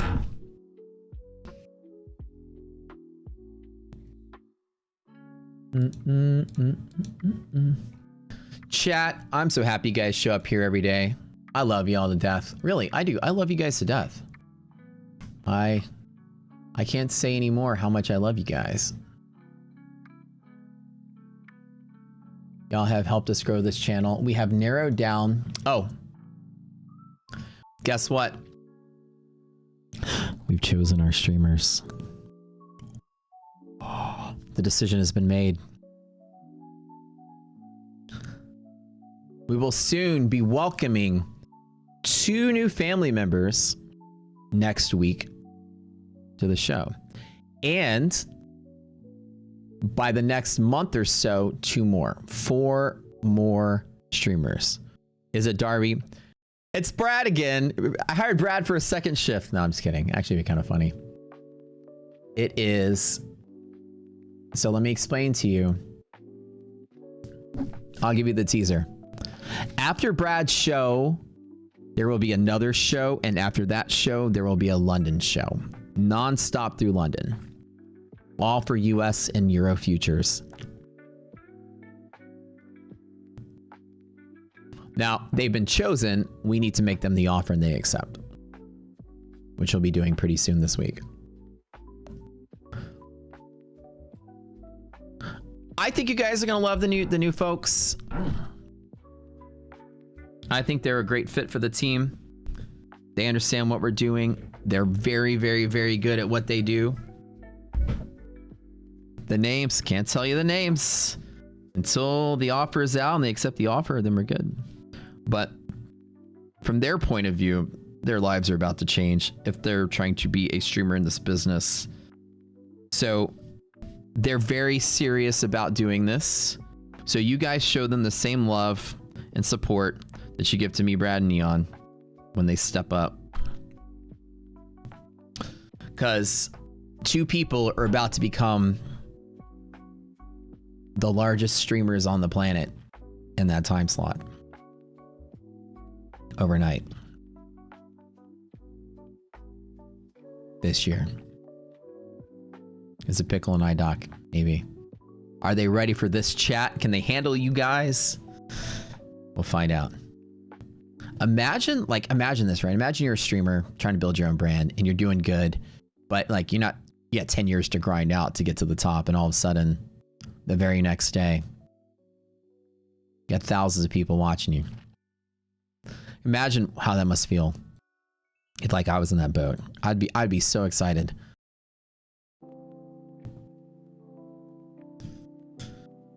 So the folks that we chose, we interviewed our final candidates all week, and we've made our decision. We'll be making offers this week. Fingers crossed we finally get some ladies on this male-dominant channel. And no ladies, not a single female auditioned for the channel. Not one. And we're open for both female, male, doesn't matter. No ladies auditioned. That's the part that we actually noted. We were like, all the auditions were guys. We thought we'd get some girls in there, but what did I find in them that stood out? They're not as good looking as me, so I'm no longer the ugliest person on the chat, thanks to all of you guys. I saw that poll that y'all did. So number one is they need to be uglier than me. That way I can be in the middle somewhere. And if Brad's the most handsome, yeah, I'm just tired of hearing that from you guys. But so that's rule number 1. Rule number 2, they have to have, obviously you have to have glasses and a beard so that you can look like me and Neon. That way there's 5 of us that look exactly the same. You have to believe in aliens, and you have to believe that there's an ice wall around Antarctica. We have a lot of criteria for selecting our streamer. You have to be really weird and ragey, like someone that punches their monitor or argues with chat. I mean, we want it to be a very toxic experience for you guys. So a few people stood out. I'm checking a lot. Kingdom's like, wait, that's me, buddy. Sounds reasonable. Yeah. So You made your fourth grade teacher cry. You're ready to go. You know, I got in trouble like in first grade for standing on top of my desk. I was being rowdy and some of the kids were being goofy and I stood on my desk and I was like jumping up and down. They sent me to the principal's office because I wouldn't get off my desk. The principal put me in this closet, like in that area in the principal's office. There was a closet that had a coffee pot. It was like a storage closet. I remember sitting there in timeout as my punishment. And it was kind of dark. There was a light in there, but it was kind of dark. And I say it was, my memory tells me it was a closet, but it was like a little storage room, extra desks, extra textbook, and there was a coffee pot in there. So everybody from the principal's office went and made coffee in there. And I remember somebody spilled coffee on me because the coffee pot was here. They did that. And then, yeah, so I didn't make my first grade teacher cry, but I did make her mad. And I got coffee spilled on me. And the principal felt bad and they sent me back to class. They're like, all right, did you learn your lesson? Yes, I learned my lesson. We'll take you to the nurse. We'll put a Band-Aid on your bobo. Okay. I got a little splatter of coffee on my arm. So anyways. The Karen Neon. Okay, so what is the percentage of men versus women here? It's roughly 92% men, 8% women, according to our YouTube stats. So about 9 out of 10. So don't blink your eyes at our female traders in here. There's a lot of them. That would be 100 ladies in here. This is not just a sausage fest. That's pretty good. There's a lot of ladies here. So, but that's, and again, that's, the reason for that is because girls are smarter than guys. Because girls are like, trading, fuck that shit, I'm gonna get a real job. And us guys are like, money, let's go make money. Women are just less degenful. They're a lot more reasonable and smarter than we are. We're like, what? And they're like, you know, you guys look stupid, right? Shut up. We don't want to hear it. They're out there doing like substantially more important things, stable things, smarter things with their time. Yeah, it's not practical. Which is kind of the smarter, the smarter thing. Yeah, most of us with our counterparts, we're like, what are you doing? Oh, I went to the office, but I was trading to make some money. And just, you ask her, what were you doing? No, I went to the office and I did my job well and I wasn't distracted and I actually got a raise. I wasn't like, damn it. I tell iDoc, have you ever traded? She's like, I don't know, I'm not into it. They don't have the itch. They don't get the itch we do. They know when to stay out, yeah. They're good decision makers. But also, because they're good decision makers, I'm not gonna lie, female traders do very well. I don't know percentage-wise, but like I said, females are more used to managing, regulating emotions than males are. It's a very, very biological thing with that, and it means they're more prepared to handle the emotional roller coaster of trading. Again, I'm just being a scientist here because women have learned how to manage cyclical emotional cycles from the age of like 9 years old, that every month their emotions do this because of hormones. It's very much so we have our first period as a man. The first time you take a fucking loss in a $10,000 loss in trading, then you have your first, and they're like, oh, tell me again about dealing with emotions, man. You know what I'm saying? Like, females are prepared for emotional cycles, which is what trading is. It's a very, very, very, very true fact. This is probably the first time you ever had to manage emotions as a man. You're 30 years old and you're like, what is this feeling I have? That's called grief, sir. That's called depression. Well, I didn't feel this way yesterday, but like, yeah, trading is gonna throw you into that. You know, men are taught to repress or suppress emotions and just burn through stuff and not deal. And that's usually your biggest downfall as a trader, is once you get in this weird spot you flip out. You don't know what to do. Your dad never told you. Dad's like, oh, you crying, son? Just walk it off. You're like, oh, walk it off. You know, dry up your tears, boy. And they know what I mean. It's kind of like you don't learn. It's a very big part of life, you know. And I always say is, I've always found that when I coach, this is from coaching experience. When I coach people over time, the response I get about the issues that men face as traders are a lot different than women. Women don't come here and say, man, I got caught in a trade and then I doubled down, I YOLO'd, I was just panicking. They don't have the same problems. It's like they're already mostly understanding of this is an emotional game and I got that part under control. It's mostly technique. Men, it's like I had to tell people, stop being a baby and start feeling, you know, start learning how to regulate those emotions, man. Like, throw some, yeah, dad, like throw some dirt on it. So it's a true thing. It's biological. I think women are built better for trading than guys are. Less risk taking, more practical, and better. They're better at the hardest part of this, which is understanding once feelings hit the fan, they're a little more cool and calm and collected than we are.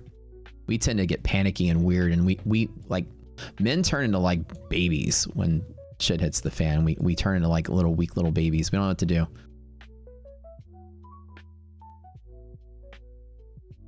It's kind of how we are. And my biggest hurdle in trading was emotional stuff. I had ego. I don't want to lose. My ego was too big. I gotta win.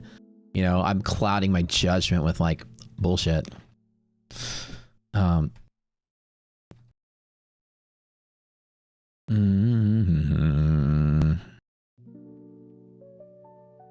were scared and started trading. Your husband couldn't take it.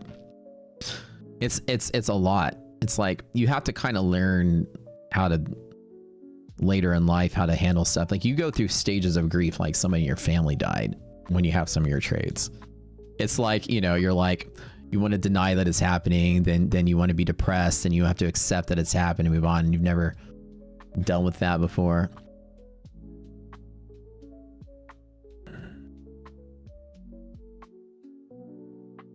Oh yeah. If 90% of traders fail and 90% of traders are men, there you go. That's it.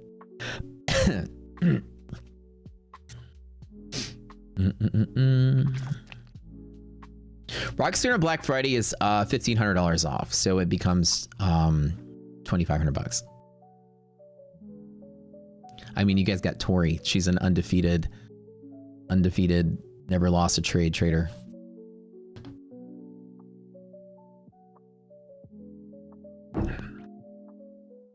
Actually, I think she's actually profitable. I think I've seen some videos of her broker statement. She makes like 5 trades a year and they all do okay.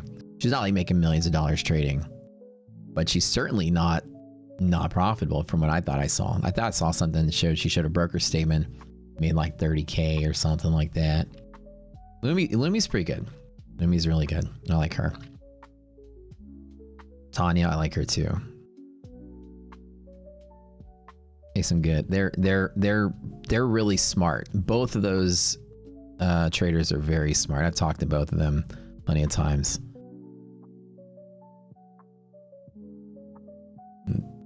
They're very sharp.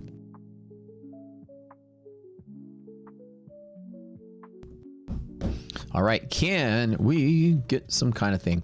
This is, it feels good to get those bull ups, but it is lacking that momentum that we all want to see. One of the things I don't like is we're unable to breach Asia highs in the US sesh. So what it tells you is that after Asian market open, China, it looks like Japan and then China open, was China pretty much, I mean, Japan open, it started selling, and China open, it sold more. Sold in Asia, rallied in London, sold to London close, which is here. Like sold a little bit. Now US. I don't like that it's not breaking highs. Not my favorite. All of our indicators have now flipped positive, so this is the place where everything does look good. So I'm not afraid to take an additional long to bet on the finale of this going higher.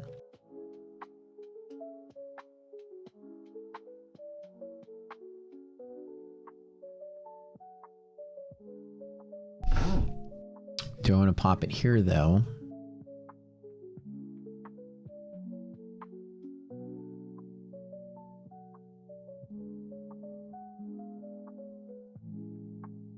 I'm going to go ahead and take a 3 contract long when we touch BWAP. In the challenge account. I think now that I like that all the indicators have lined up here. Speaking of lady traders, Eva whooped all y'all's asses in the Ninja Trader Cup. Except for Brian. I think Eva was like 3rd or 4th place on her whole squad. Like I said, we got some champion ladies in here in this crew. We all know Eva, she's goated in Rocket Scooter.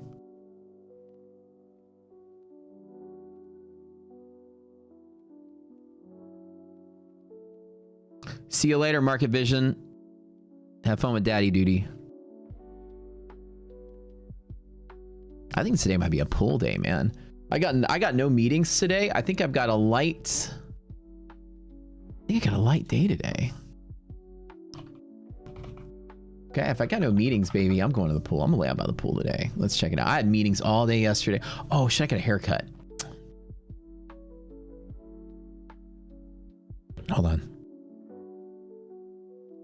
Let's check this real quick.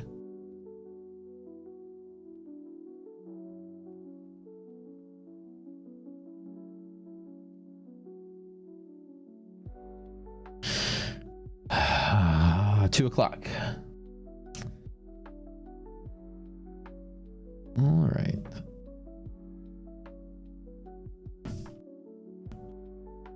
Maybe I can go to the pool till then.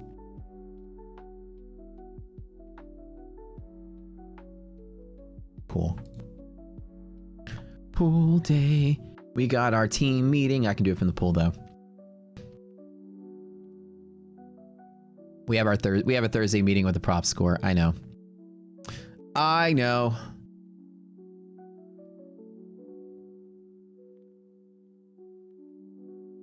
But yeah, we didn't have any we didn't have a single female audition. It would for us, we don't have a bias for a guy or a girl. For me, is if you're good and you're a good streamer and you have all that it takes, then it'd be nice to have a female streamer on the channel. But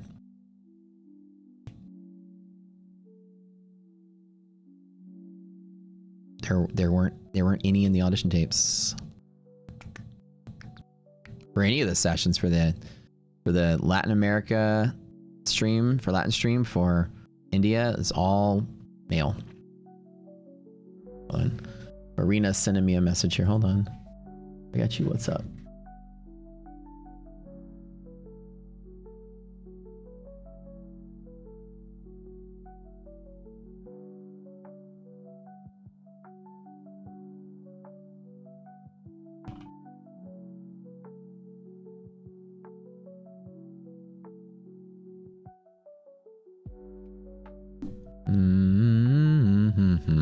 Maybe Farina can stream the German session.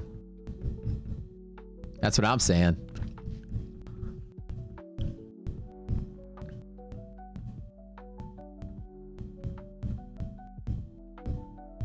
All right, come on, market. Let's see if we can get here. Something here.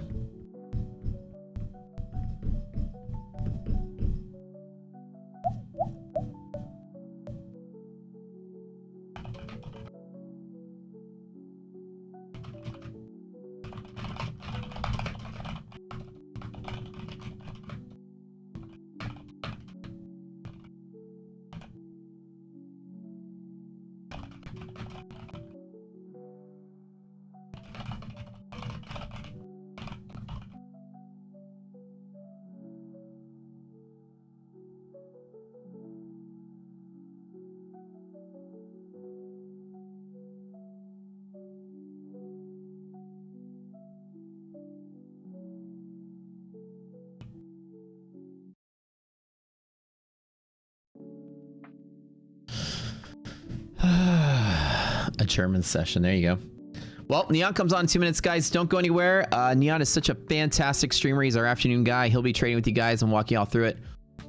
They had such a kick-ass day today.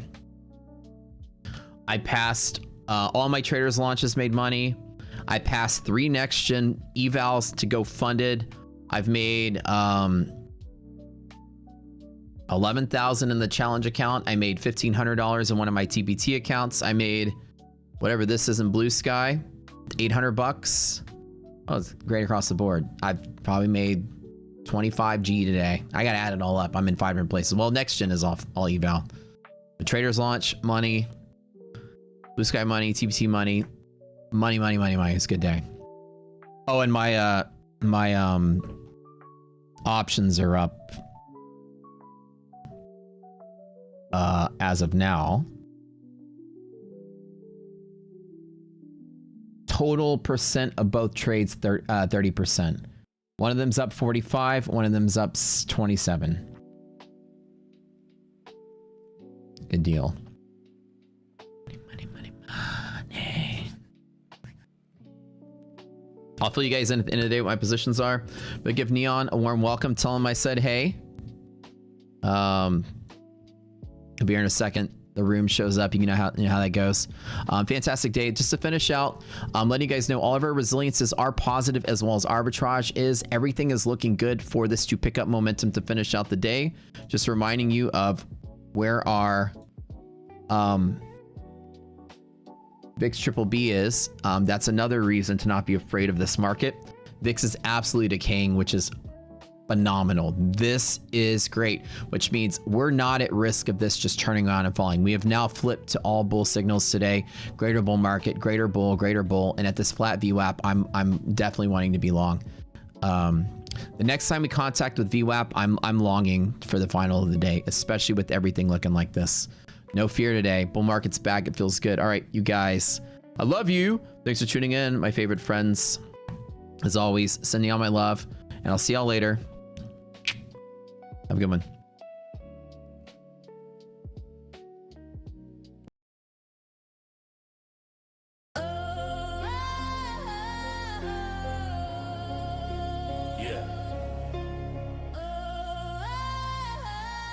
Afternoon stream, let's get it. Neon on the mic! What's up? Session wide awake. What's good in the hood? What is good in the hood, baby? Let's get it! Welcome to the room! The room shows up! What is up, baby? Let's get it. I'm feeling good. I am getting hyped. Guys, turn your speakers down if you need to, okay? I'm flooded with dopamine right now. I gotta simmer down. I haven't even had any honey. I'm just feeling good. I can't even see chat yet. I had to come on the mic early. Welcome to the room, guys. The room shows up. I can't even see chat yet. Stand by. Stand by. My speakers are double making noises. Hold on. The room shows up. Let's fucking go, baby. Let's go. We're here, baby. We're here. Oh my god, where's chat at? Hold on.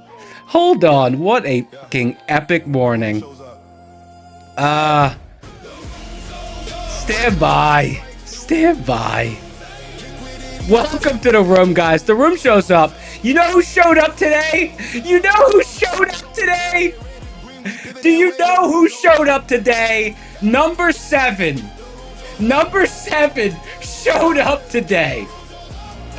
Holy shit! Did number 7 show up today? Oh my god.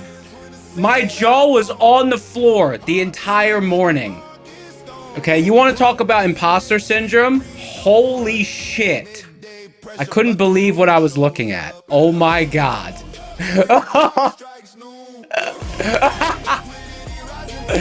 Oh my god. You know what? Let me tell you something. I'm trying not to get ahead of myself. Yesterday I said, there's about a 15% chance that this algo will work. which is high. That's high for what it does. I'm upgrading that to 20. 19. I'm upgrading that to 19%. There's a 19% chance, okay? There's a 19% chance. This thing is working great. I've got this thing reading QQQ tape. I've got this thing reading options QQQ tape. I've got this thing reading NASDAQ futures tape. It's working all three. I usually can only read one at a time. It's reading all three tapes at the same time using the algo. Oh my God. Oh my God. Guys, let me just show you the execution map. Let me just show you the execution map. Now guys, I'm trying to settle down. I was talking to a friend of mine about this yesterday who's also a trader. I'm trying not to get too excited, but you know, I'm trying not to get too excited because I've tried this so many times over the last 10 years, but this is the most success I've ever had with this tape reading algo. It creates the levels, but I've never been able to get it to trade like me in real time. But oh my God, just wait till you see this execution map. Holy shit. Let me just scroll back. I was just watching this. I was just like this morning. This was me this morning.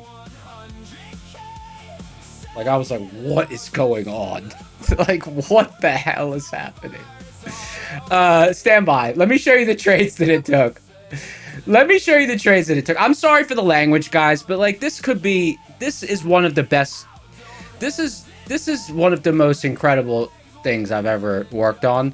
And if it works, you know, it's going to be really nice for me. I won't have to wake up so early.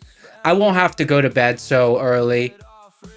You know, it'll change my, you know, because I am, you know, I have a weirdly wired brain. I really need to be locked in. So like I go to sleep so early. I go to sleep so early. I wake up, you know, like my whole life revolves around the market. And if I could just get a little bit of automation in my workflow, these are the trades that it took. This thing is a fucking beast. Okay, it shorted at 946 for 30 points of win. It went long at 1030 for 20 points of win. It went short at 1040 for 30 points of win. It went long at 1053 for 20 points of win. It went short twice at 1128 and 1134 for 30 points of win each. What is happening? This is insane. Like, it can't be real. It can't be real. Oh my God. I'm like, I know that there's a good chance that it doesn't work. I know there's a good chance it doesn't work. All I know is that I can realistically say there's a 1 in 5 chance that this thing will work.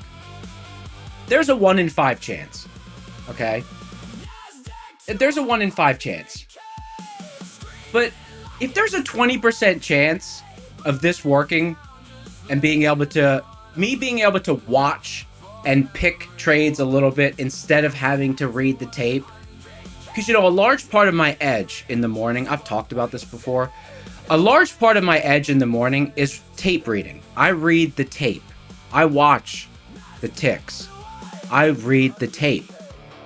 Reading the tape is very taxing on my brain. You know, I can't stay that focused for that long, which is why I usually take 1 or 2 or 3 trade ideas, and then I'm done, because I can't stay that focused. I can't do it. I go after 1 or 2 good trade ideas that I'm super locked in, that I slam on risk, and then I kind of ease off the gas. This thing is just, this thing does not give a, this thing's just like, I'm locked in. I'm reading the tape, dog. This thing's like, I'm watching options I'm watching QQQ options. I'm watching futures and I'm watching. It's reading the tape on multiple things, all leading back to QQQ. It's reading the tape. It's reading tape in multiple places at one time. I can't do that. When I read the tape on the futures flow. I read the tape on the futures flow. I cannot read the tape on multiple things at once and try to find correlations. You know, I can't do it. This thing's trying to look for mismatches between ES and NQ and scandalous moves going on with SPY and QQQ and see if there's any suspect actions happening. Because sometimes you'll have absorption. Sometimes there'll be absorption, but you can't see it on the futures. But there's absorption happening on QQQ because there's a little disconnect. I can't read that stuff in real time. I can only read one order flow at a time. This thing, look at this. This is art. I'm gonna print this and frame it and put it on my wall. Even if this algo doesn't work, I mean, even the feeling I have today, is worth framing this and putting it on the wall. Like, absolutely insane. Now, I'll say this to the audience, and I'll say this to myself. I understand that there's a chance it doesn't keep working. However, is this the first day of testing? No, I've been testing it. But this is the first day that I set up the algo to read tape. I've been working on something to make it read tape on multiple things. Because usually when I read tape, I read it on the futures. Right? I don't read tape on QQQ at the same time. I don't look at the options time and sales. I don't look at the close strike options time and sales. I can't do all that at once. But I was like, you know, I could probably just have it read tape on everything at once and then center it all down into, like, look for the combined signals and the mismatches.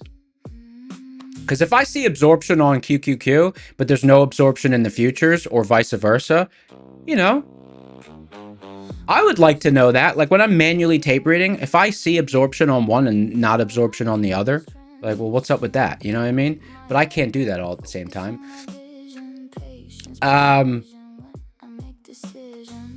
So I'm just dreaming of the 1 in 5 chance that this thing, I'm just dreaming on the 1 in 5 chance that this thing works. I'm setting myself up so that I know, hey, 80% chance, you know, you still got to wake up early every day. You still got to go to bed early every day. You know, 80% chance, but there's a 20% chance I might be able to sleep in a little bit. There's a 20% chance I might be able to stay up on a Tuesday night and go out to dinner instead of being in bed at 7:30. Right? That would change my whole life. You know what I mean? Like, I'm so regimented with the way that I handle the market. Like, you know, anyone who's close in my personal life, they know.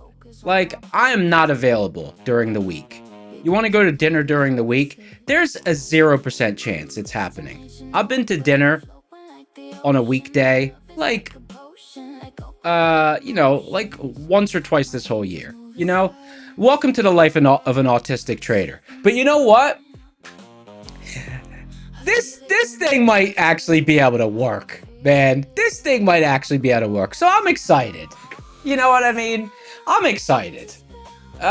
You know, I've been working on this for 10 years. I've never been able to get this close. I've never been able to get this close. So I'm just feeling good. Let's see what we got for giveaways today, guys. Now, we are going to be monitoring this for the next 3 or 4 months, okay? For the next 3 or 4 months, this is what I'm going to be keeping an eye on. Now,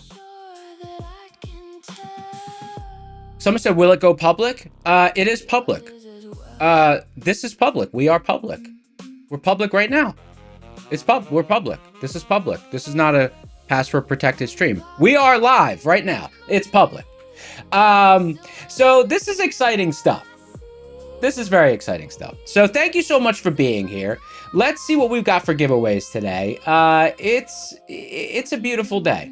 Okay. It might be one of the most pivotal The last big day I had like this was when I finished Seeds in 2022. Now, Seeds was working very well, but when I officially said, all right, I'm done. I'm not changing the code that generates the levels. You know, that was 2022. And, you know, I've been working on my execution algorithm last year. I've been trying to get this tape reading real-time algo to work for many years. I've never been able to get it to do it. Boosted Dime said, can you take 15 years of my work and use it for yourself? Is that what you're asking? They're asking? Well, it's available. We're you know, I take the trades. Whatever it presents to me, I'm going to be taking them on stream. What I will also do, maybe I'll set it up so that, like, well, every day we'll go over, you know, what it did. Someone says, am I going to change the name to something catchy? Number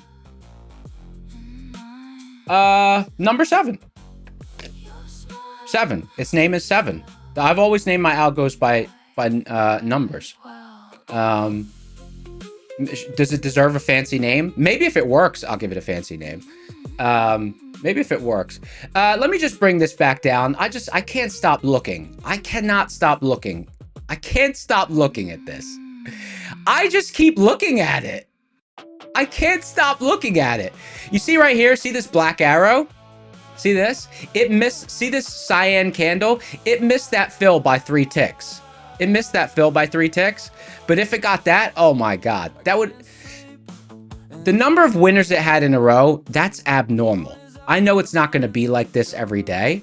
I know it's not going to be like this every day, right? Like yesterday, you know, I had win-win, loss, win-win, loss, loss, loss, win-win. You know, like yesterday, it had like a 60% win rate or something like that, which is more normal. But just, you know, this is like, I'm just looking at this and I'm just seeing like, you know, when you work on something for years and years and years and years and years, and you have an end goal in mind.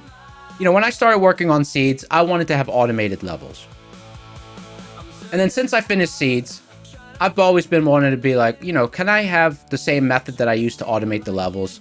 Can I add my tape reading intuition and have it just trade for me? And, you know, this is like 15 years in the making. So maybe this means I'm, you know, maybe a year away from having this thing completed. You know what I mean? Like a 15, 20-year project. You know, I might be done with this project in the next year. That would be so cool, man. You know, that would be so cool. To be finished, I turned 40. I turned 40 in March. You know? To be finished by the time I'm 40 with this algo, man, that would be so cool. Maybe by the time I'm 41. All I know is I'm excited, guys. I'm excited. I'm excited. It's really exciting stuff. It's really exciting stuff. And you know what? It's all straight from my head. It's all straight from my head. You know what I mean?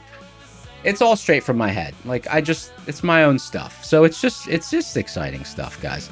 And you know what the thing is? Here's the thing. I've never had anyone to Are you guys still there? Are you guys still there? I've never had anyone to share this stuff with, right? I've always celebrated these things on my own, in my office, right? Because, like, my girl, first of all, I've only been with her for 5.5 years. But also, like,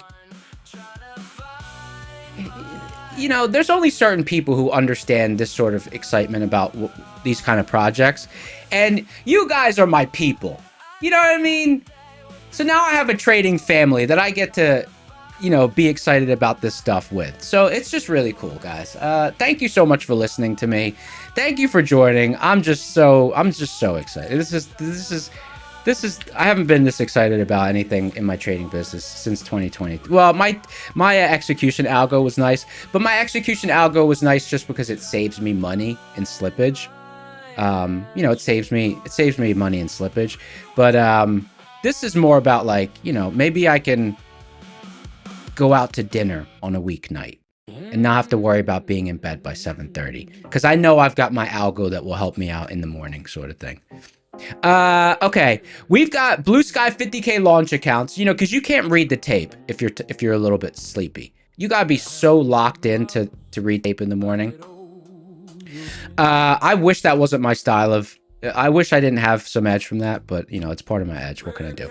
Blue Sky 50K launch, 2 Blue Sky 50K launches, 2 My Funded Futures Builder 2Ks, and 3 Next Gen 25K evals.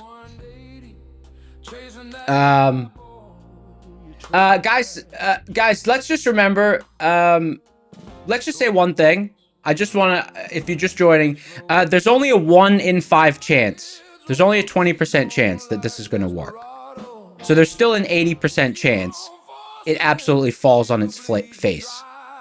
I'm going to need 4 to 6 months. But at this point, you know, 20% chance, that's really good. Because I don't know of anyone public. I don't know of anyone public that has ever figured something like that out. Of course there's private traders who I'm sure have algorithms, but I don't know of anyone who's public who's you know doing it. So it's just cool. It's cool.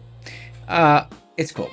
So let's see what we got here. Let's do a next gen pro trader funding eval in 10 minutes. Pareto's law, 80-20. Let's see what that is. Let's see. I never heard of Pareto's law. Let me check. Pareto's law. Oh, and you know what else is the exciting thing? It actually, statistically, it works in the afternoon as well. So it's not like it's only a morning thing. It works. It should work in the afternoon as well. A small portion of inputs drives the majority of the results. Oh, okay. Got it. A small portion of the inputs drives... Oh, yeah. Like figuring out one little thing that turns... Figuring out one little thing can make a big difference. Yeah, I get what you're saying. Someone said, will I sell access to it? No, because I'm on the stream. So it'll just, you know, we'll just have it, like, as it presents entries, I'll be, you know, I'll take the trades. So just be, like, normal. Because, like, you know, like, it's not like it's doing something new. It's not doing something new. It's doing what I do manually. You know, it's not like I found some... The magic is not that it works, right? Because I know it. Like, you know, I know I work as a trader. So that's... I'm not excited I'm not excited like, oh my God, it's taking some new setup. You know, it's taking my setups. Like, I created it to do my setups. That's not the exciting thing. The exciting thing is that I don't have to be so locked in. That's the exciting part. You know, I can get a little bit of a break. So that's exciting. That's exciting. So it's the start of a 4-month test. I'm gonna keep track of what it does over the next 4 to 6 months, and then you know, I'll go from there. And if it doesn't work, we'll all remember August 27th as the anniversary of the what we thought was the birth of number 7 and was really just, you know, a blip in the matrix. August 27th, 2026. I'll mark today as its birthday. August 27th, 2026. Number 7's birthday. Number 7's birthday. August 27th, 2026. Gabe said pre-smokage date? Yeah, possible. You know what's crazy? I've barely looked at the charts today. I've barely, like, I'm sorry. Let me familiarize myself with the chart. Let me familiarize myself with it. What happened this morning? Because I wasn't really paying attention. Oh, we bounced off MHP. Look at that. That's cool. Stuck in a range. Breaking out of the top of the range. Okay. This is a pretty choppy place to trade from. There's a whole lot of pivots all clustered together up here. We might just stair step up. We might just grind up through all these pivots. Because look, there's no distance between these pivots. We're not really in the clear until we clear 29,680. Above 29,680, if we hold and accept above 29,680, then, you know, we could squeeze into the end of the day. But there's a whole lot of pivots clustered together right here.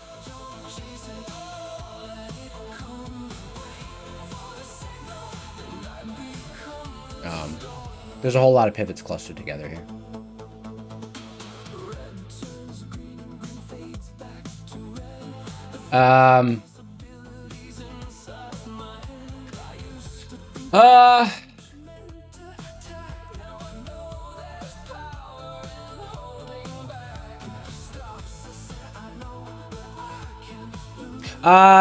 Brandon said, give people access instead of showing it. Well, I mean, dude, I'm not just gonna, like, you know, if you work on something for 15 years, would you just be like, hey, here you go? Like, what do you, no, that's insane. MS said dopamine's ripping through Neon's body. Happy for number 7. I'm happy for number 7 too. I'm happy for number 7 too. This is a feeling. This is a cool feeling. A 5% upgrade. Yesterday I said I thought there was a 15% chance it will work. Today, a 20% chance. That's a 33% increase in my confidence. I'm 33% more confident. That's something to celebrate. Maybe, you know, I can't wait. Maybe I'll be able to upgrade that confidence to 25%.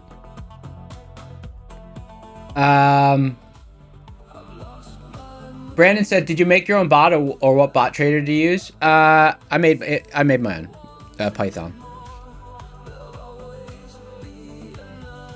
Tony said, "How long does it take? How long of a notice does it give me to take a trade?" Usually minutes. It's not taking like 5-second trades sort of thing. It's not taking like 5-second trades, because then any algo that takes those kind of trades, unless you're like directly connected to the exchange and all that, you know, you're gonna have the latency. It's not gonna work. So it needs to have hold times of, you know, at least a minute. And travel distances, like right now it's using 40-point stops and 20 and 30-point targets. You know, so, or some of the setups have 40-point targets too. It just depends on the setup.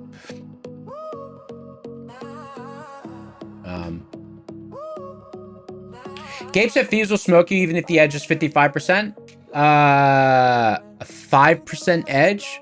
5% edge doesn't get eaten by fees. 5% in a liquid instrument? 5% edge in a liquid instrument's good. But you would give up probably a 1.5% to fees.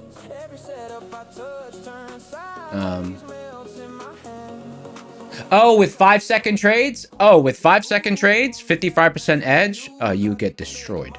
You get destroyed. Sorry, Gabe, I misunderstood what you were saying, brother. 5% edge with long hold times, like minutes.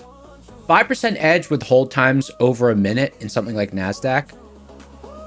That's good. That's really good. I changed my hat today. Why did I change my hat? This is my vacation Knight said, Knight, I'll answer your question in a second. This is my, this is my,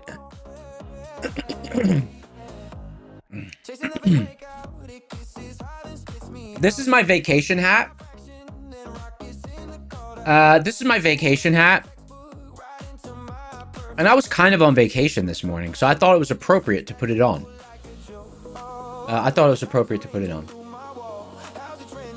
Okay. Monroe Movement said, why is my candle just one color? How do I see up or down? It's just approximate. It's just approximate. I don't need to see the exact up or down. I know generally. I know generally right here the market went down. I know generally right here the market went up. I know now generally the market's going up. And then if I want to look more granularly, I look on seeds and I can see, hey, look, we went down, we went up. We went down, we went up. We went down, up.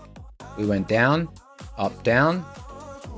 We consolidated, we went up, we went down, we went up, we went down, we went up, down, we went up. Well, you get it. I don't need colors to see. The colors, I don't know. You don't need the colors.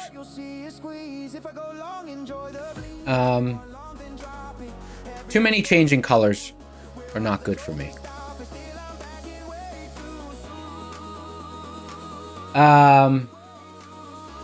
Hey, Kelly Brandon, all good, brother. I mean, we're gonna, you know, every afternoon, if there's setups, I trade them. I mean, you know, I've been doing this stream for 7 months or something at this point. You know, so that's not gonna change. But the only thing is, I'll be able to get the signals from that. So it'll be less effort for me. Less effort for me. Because, you know, sometimes when we're doing the giveaway engine, I miss trades. Or like yesterday, remember during the earnings yesterday? During earnings yesterday, I took a little short scalp and it was a win. But guess what? Because I was focused on that scalp, I didn't realize that there was 2 other setups that I missed from my playbook. Because I didn't realize, and then I had the algo set to stop at a certain time. So yeah, yesterday during earnings, I was just trading manually, and I didn't realize I missed 2 setups that I hadn't seen because I was focused on one specific setup. So, you know, it'll miss next stuff. Okay. Let's see what we got here. Oh, did I miss 2 questions? Let me see. I missed a couple of questions. Let me see.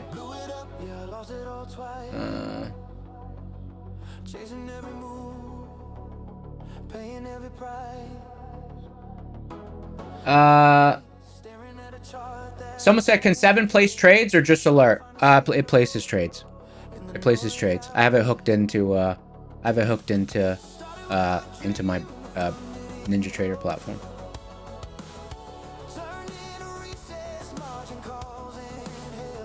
It places the trades for me. Someone said you had your question about the algo and tape reading. Oh, okay.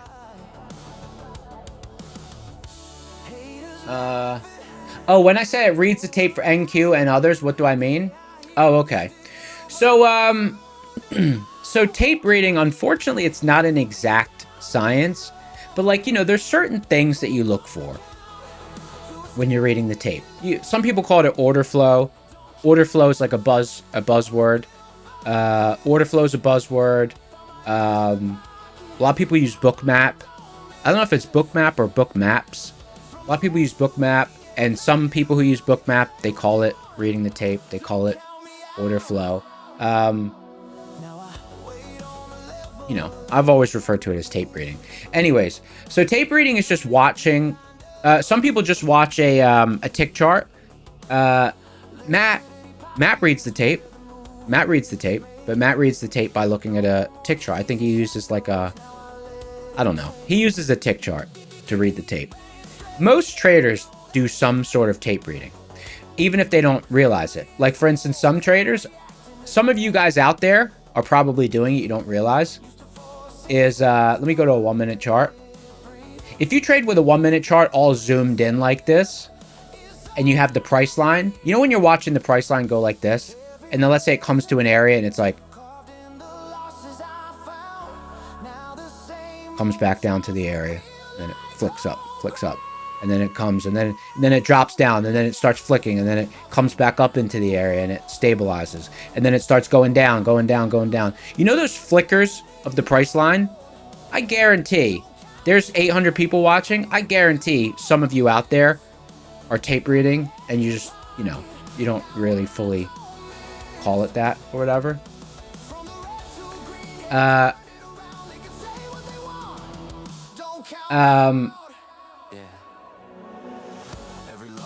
So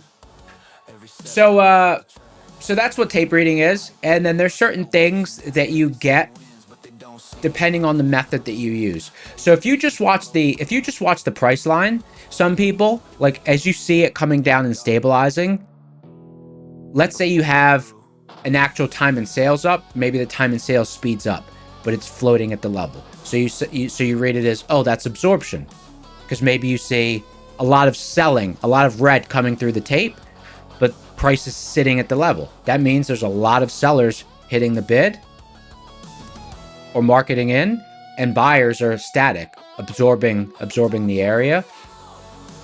So some people read the tape like that, right? They watch the lines and then they actually have a time and sales. Some people use the book map, and then they watch the price line on that, and then they also watch the bubbles. Some people use solid bubbles. Some people use split bubbles that show bid versus ask, market up versus market down movement. Some people use a footprint chart. I use a footprint chart a lot. So that's just what it is. Tape reading is inevitable in a loser. I don't know what that means. I'm not sure what that means. It helps just identify what's going on at a level. Like, it helps identify what's going on at a level, right? What's happening with the transactions at a level? Someone said, am I going to short DD band? No, I don't trade off DD bands. DD bands are one of my least favorite pivots. I pretty much never trade off DD band unless there's another pivot associated with it. No shade. I've said that many times before. DD band's not a pivot that I really trade.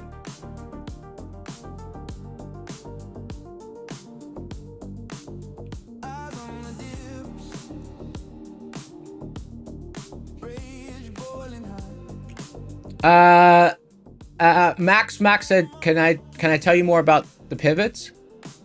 Yeah, so the pivots on the left side of the screen, these are rocket scooter pivots. These are derived from options data, and these are automatically drawn on the chart. So there's two kinds of pivots. There's hedge pressers, and then there's bull zone bottoms and bull zone tops. There's also DD bands, but those are price distance and margin related. But anyways, so there's that. And then on this screen in the top right, these pivots are derived a little bit differently. Well, some of them are rocket scooter pivots, for instance, MHP. These pivots are derived from an algorithm that does read it's a tape reading algo. And then it watches the whole session. And at the end of the session, it decides where were the battles. These are basically battle spots. These are places where battles are likely to occur. Right? It's kind of the same as, you know how rocket scooter, like we say, okay, like there's most likely going to be a battle at MHP. So this is kind of the same thing. I'm like, there's most likely to be a battle here. There was a battle here. Right? There's most likely to be a battle here at this pivot. There was a battle. Here, there was no battle. It just flew through it. Here, there was a battle. Here, there's a battle. Here, it's a whole cluster of them. So I'm like, this is going to be a big battle area, you know? So any pivots that you trade, they're basically, all you're saying is you think that there's going to be a battle there. That's basically all. That's basically all pivots are. You can derive them different ways, but there's basically just spots that you think that there's going to be a battle. That's pretty much what they are. Masterworld said the same thing again. Hey, Masterworld, brother, I'm not really understanding what you're saying. I didn't really understand what you're saying. Are you asking a question, or are you just making a joke? I couldn't understand.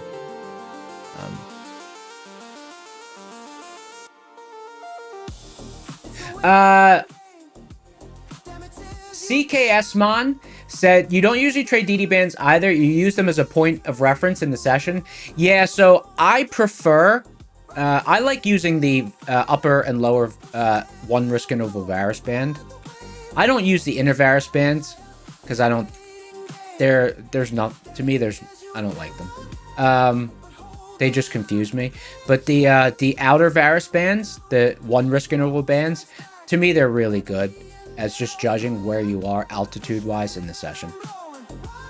Like today, I look at this, and I'm like, I know it felt a little bit crazy, but looking at the Varus bands, knowing what the risk interval is, I'm like, dude, nothing happened today. Nothing really happened. Even though this action looks kind of crazy, man, this is some vanilla. This is nothing crazy. This is nothing crazy.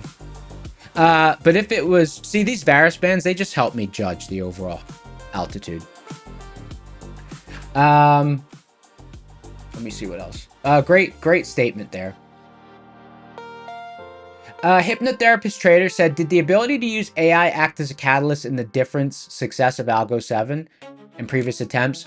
As far as methodology and mechanics of what it does, no. But as far as coding it, yes. Because what happens usually, I'll give you an example. Last summer, there was something I was working on for last year. There was something I worked on. And the first 5 months of me working on it, that code ended up, I ended up not being able to use that code. It just didn't work out exactly how I wanted it to. So like it was 5 months of development. 5 months, 3 hours a day. I probably spent 3 or 4 extra hours a day. Maybe 5.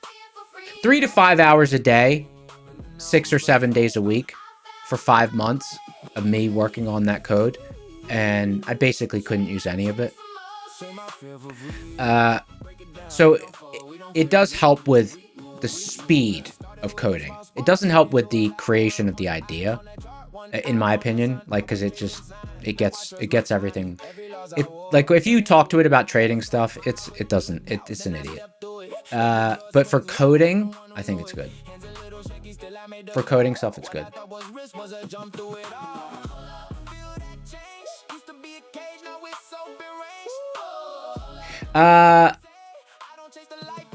So AI was helpful in coding, but not in analysis, brainstorming, and the optimizations?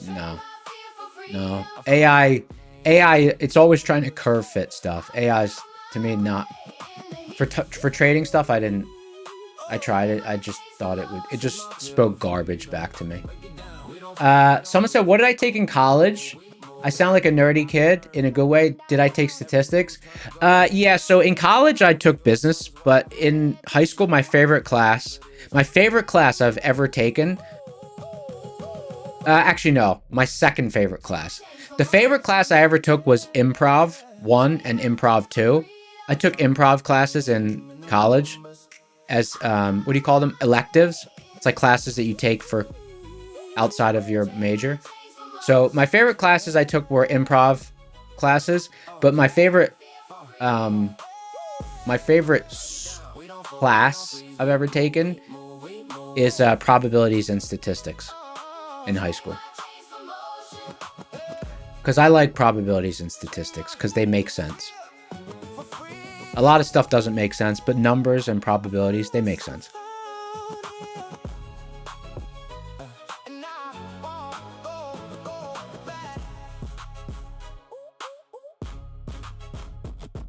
Hypnotherapist said you have the same problem with AI. It's curve fitting or averaging out, not able to find an edge.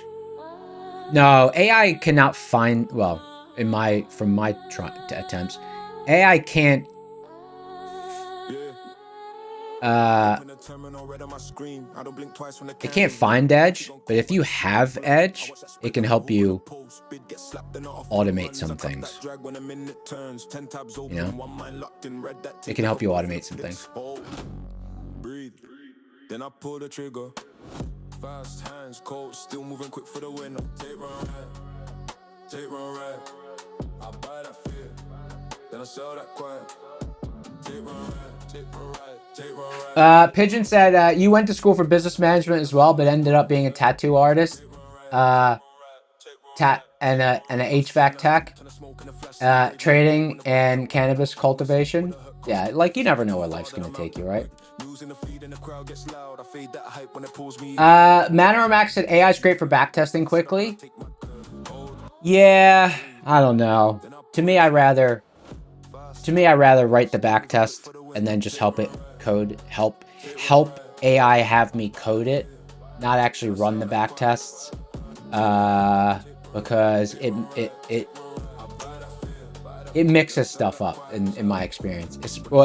I don't know. I use Claude.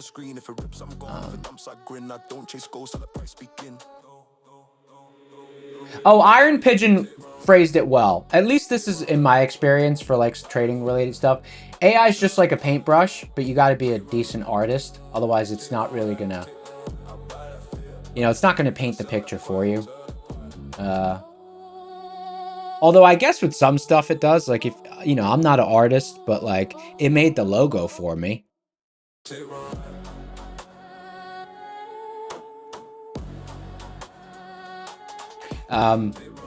Like let's say I didn't have a strategy. Let's say I didn't have a trading strategy and I didn't have trading edge.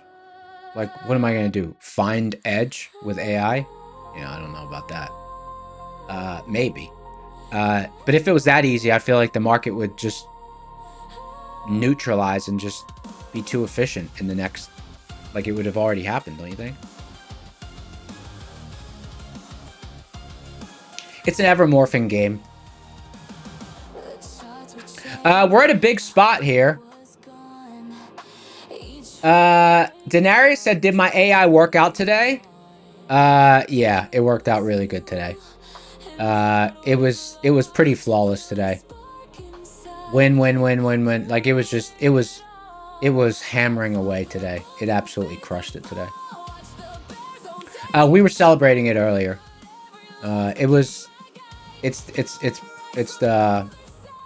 Yeah, it did really good. Okay, we're at a big pivot here at 29,680. I got a big pivot here, 29,680. 29,680. This is a hot spot. Huge window all the way up to why is my, oh no, part of my chart's off screen. About 60 points of the top of my screen is not there. I'll have to update my layout. Anyways, the pivot, I got a pivot all the way from 29,681 up to 29,790 and a quarter. So there's a huge window above. So this is basically the hot spot on the chart.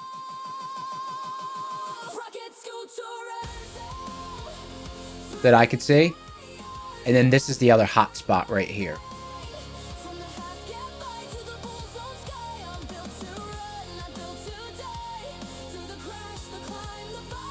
And then below that, there's nothing until basically MHP.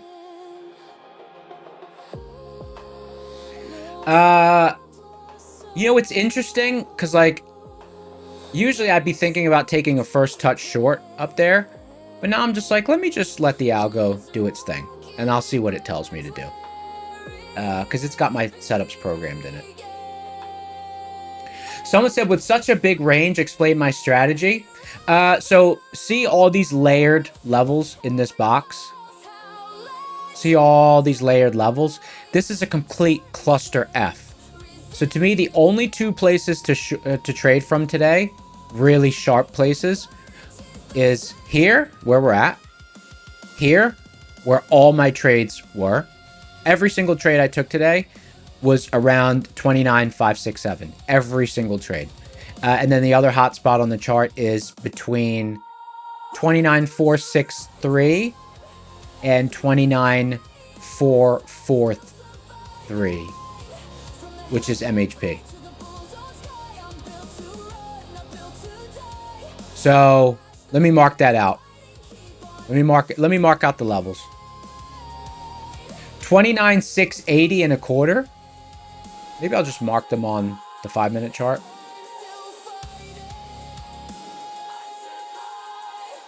$29,680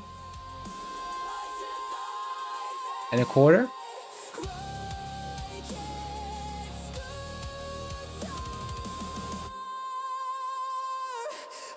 $29,680 and a quarter. There's micro pivots between 29,680 and a quarter and the main pivot, but I'm just going to mark the main one. 29,567. Hey, is there a button where you can click and copy a drawing on TradingView? Is it the control button or what is it? Shoot, I moved it. 29,681 and a quarter.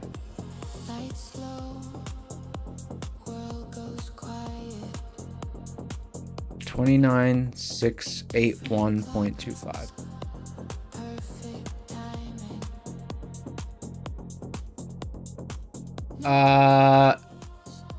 The other level,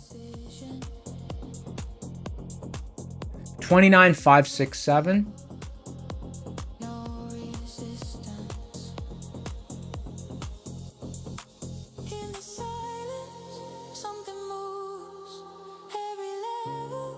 $29,567. And oh, control. Hold on. Control C, Control V. Oh, cool. Oh, hold on. I'm on a Mac. Command C, Command V. Nah, it's not. Oh, yeah. Oh, yeah. There we go. Oh, cool. Thank you. And then, oh, we already have MHP. But I have two feather. I have two, oh, I also have a pivot below MHP. Hold on. 29,420. 29,4, that's a zone. That's a zone. We'll just leave MHP there. So I can actually delete this one.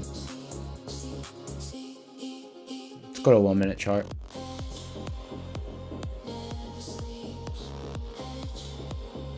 All right, there we go. Why are they moved to the back, huh?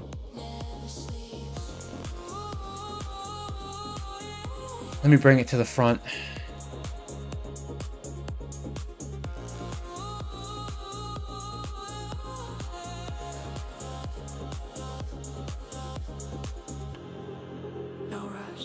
There we go. No fear. Just the plan. Thanks whoever, Reno. Thanks, appreciate that. Right click and clone works also. Hey, why does it keep going to the back? Bring forward. Bring to front.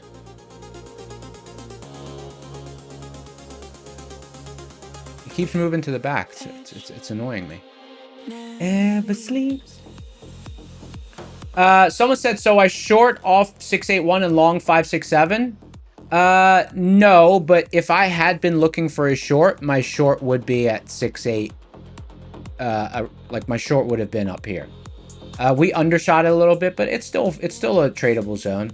If I was looking to short, 681 and a quarter would be where I would, but the momentum is up. I'm not going to step in front of it.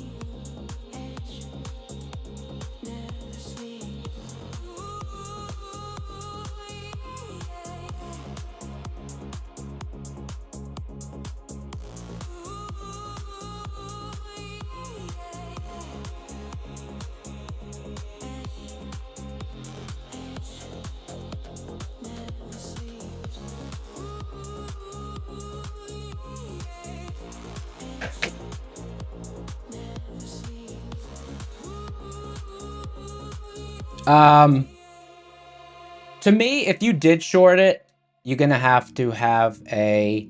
I would just do pivot to pivot. So you'd have to have a. Oh, it's a 40 point stop. But to me, it's more. I don't know. Like we got this huge open area above us. I'm not just gonna step in front of it. I want to see what happens up here. I want to see what happens up here. Read the action up here.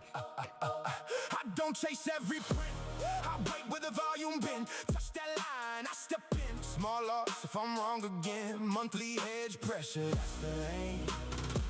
Heavy hands will give back my game. Bears on top, bulls on bottom. Someone said, what's my bias? My bias is slightly long, but the market has already shown that it's comfortable in, like, this is a very balanced area. Let me show you why it's such a balanced area. Okay. Okay. Let me tell you what I see. Let me tell you what I see going into today's session. Okay.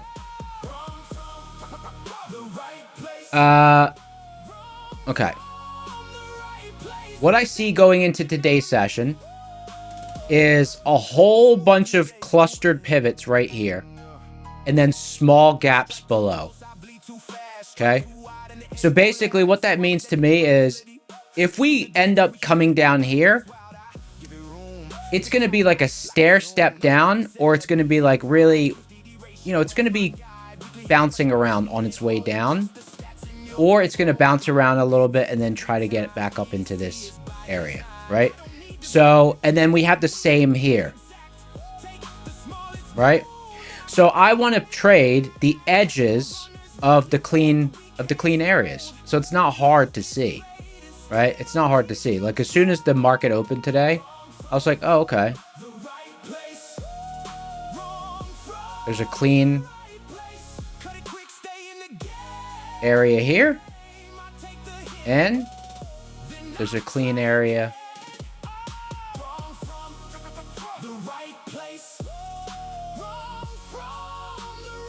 here. Which means what? Can trade from here. Can trade from here. Can trade from here. Unlikely, but can also trade from here. Right? Those are the only spots, in my opinion, that I could safely trade from. Can't trade in here unless I'm betting on rotation. If we get really choppy, you can actually trade in here, but there'll be small scalps between these little pivots. And then the same down here. The pivot's a little bit farther away. It's like down here, you know, you could technically trade in these areas. But the big travel places, right? Come back down into this area. So that's why I said, oh, look. Oh, look. There you go. Look, there's the move. Right? What'd I say? If I was going to short, it would be from here to here with a 40-point stop. And that's exactly what just happened. Right? We went from here to here.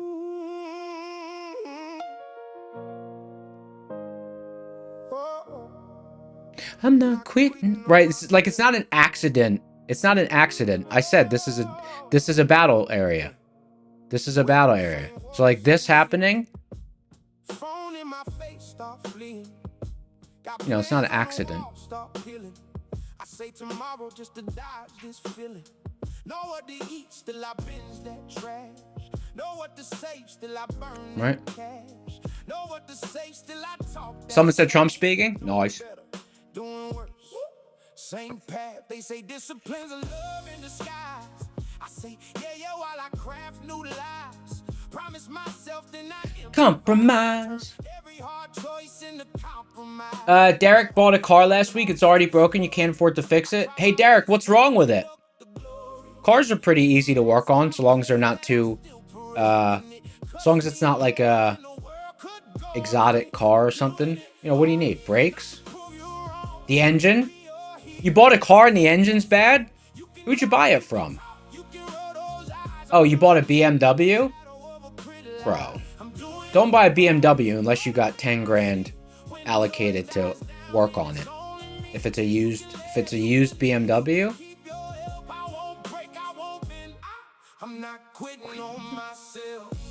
Should have bought a Toyota or a Honda.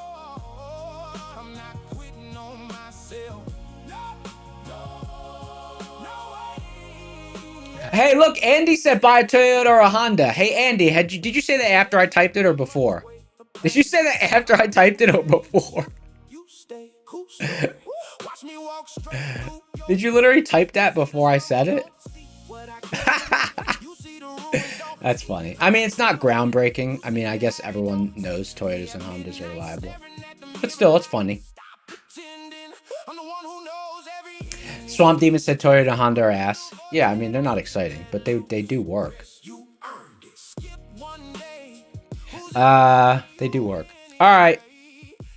Let's do a giveaway, guys. Sorry, I forgot about the giveaway. Stand by.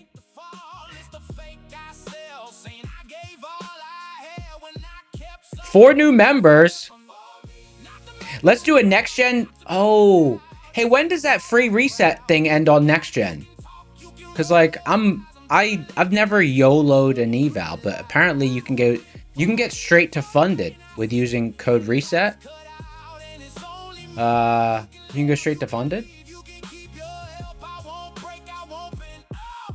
I don't even know, like, what do? You just slam on a big trade, huh? It's super fun? Don't say that. That's disgraceful. Don't say it's fun to YOLO. Well, it's basically, I wouldn't think of it as a trade. You're basically just trying to get the, straight to funded.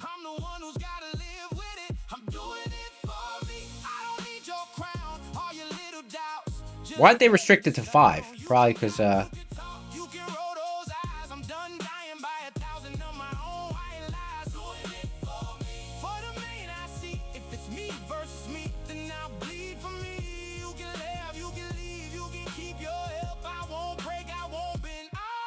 I'm not quit. I feel like I won't. I feel like I'll suck at it. I've tried that before. Try to play the prop, you know, do it like that, and I just. It's probably gonna give me a tummy ache, huh? It's probably gonna give me a tummy ache.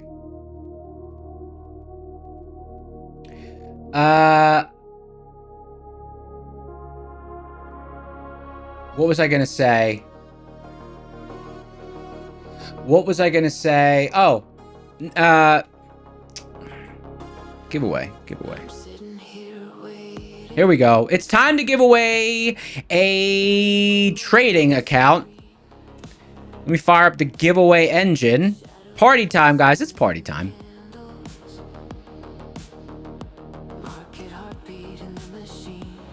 Party time.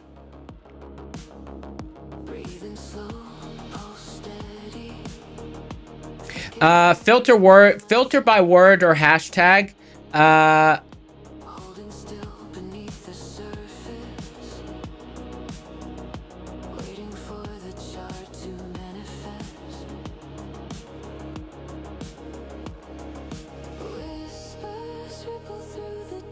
Friday?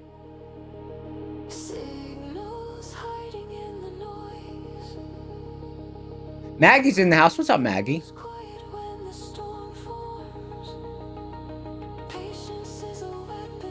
I'll just type for the win. For the win. I don't want to type neon for the win. I don't like my name in them. But for the win. Oh no, hold on. Something's going on with my giveaway engine. It's not working. For the win. It says the YouTube stream is not live. Hold on. Something's happening. Stand by.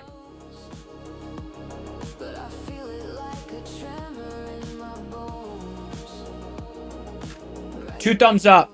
Code word is for the win. For the win. Ghosts of orders in the distance. Unfilled dreams beneath the chart. Whoever said it looks live, yeah, it's fixed now. It's fixed now, thank you. Draws me closer to the moment where the worlds fall apart. Quiet thunder in the servers. Electric prayers beneath the screen. How about that volatility this morning? It was nice. Everything is coded prophecy. Nothing's ever what it seems. Frozen seconds stretch forever. Time dissolves into the air. Market breeze a warning softly. Move too soon and lose it there. I'm waiting for the MHP. Where direction sharpens into truth. The morning was way too choppy? Razor edge inside the map. Huh? This morning was super clean. What? Are you joking around or are you being serious? Waiting for that LHP. Are you joshing me? You making a joke or are you being serious? Hurricane before the charts come crashing down. Andy said no, it was in the range. The market moves. Oh. Open was choppy. Hey, can I just say something? That makes me think of something. That makes me think of something. That makes me think of something. People who out there who think the market was choppy this morning. I'm gonna do a poll. Because I bet people who think it was choppy are using like... Resilience burning like a signal flare of fire. That's interesting. Waiting for People who think it was choppy, do you use like 5-minute candles or 3-minute candles or something like that? candle hits the trigger. I'll be ready. Ready for the fight. My chart shows choppy? I don't know. I didn't think it was choppy. I'm sitting here waiting. Like let me zoom out. I'm sitting here waiting. Dude, this is like... Oh, does choppy just mean like not trending? I thought choppy means like hard to trade. Look at this. Clean move down. Clean move up. Clean move down. Clean move up. Clean move down. Clean move up. Like to me, like... Emotion frozen, discipline strong, accounts stay loaded, they for more win. I stay calm, check my lot size, steady my palm, I don't chase green, I follow zones. Like this is choppy. Even this isn't, I don't know. I think maybe time-based charts make things look choppy. Like here, okay. That's choppy. These tight gyrations.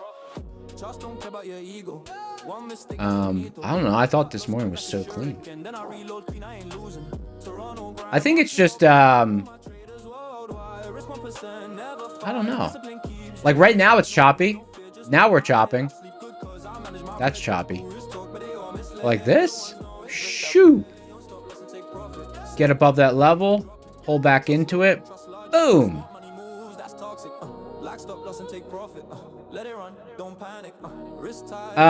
You know what sucks about time-based charts?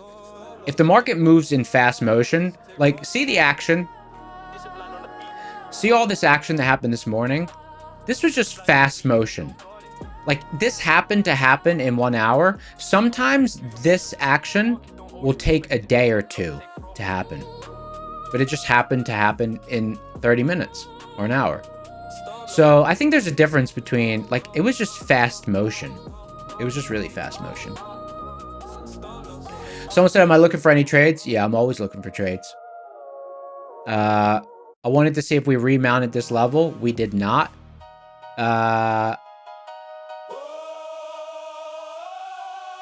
technically can buy here again. I already traded this level alongside 3 times. 29,570 and a quarter. I had a long order. I had a long order right there, and it missed by, let me see.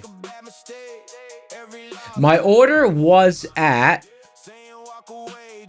29,566 and a quarter, and the bottom of the pullback was 29,569. Oh, so it missed by 3.5 points. That's 3.5 points is, that's not a couple of ticks. That's sizable.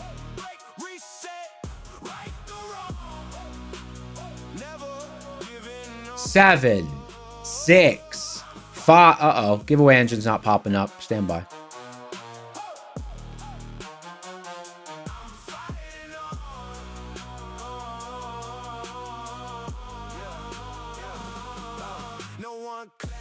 Seven, 6, 5, 4, 3, 2, 1. It's time to pick a winner.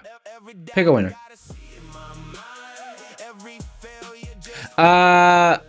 Layla? That's a cool name. Layla? Hey, didn't Layla win recently?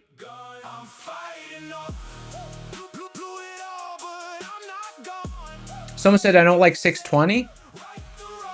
620. I have a pivot at 6.8. I have a pivot at 617 and a half, but it's a cluster F. It's a cluster F. I don't want to trade it.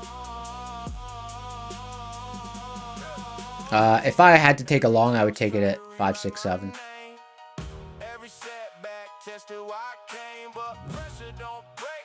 Is this person here? Hello? Here. Hey, congrats on your big win. Next gen 25k eval. Congrats on your big win. Really nicely done. I didn't take any trades in the next gen account today. I didn't take any trades in it today. Why does it look like this? If I knew about the reset thing, I guess I could have taken it in, I guess I could have taken a big trade at MHP. I don't know, like, I don't know. I guess I guess I should get these, I should just get these to funded, right? Skip the eval phase.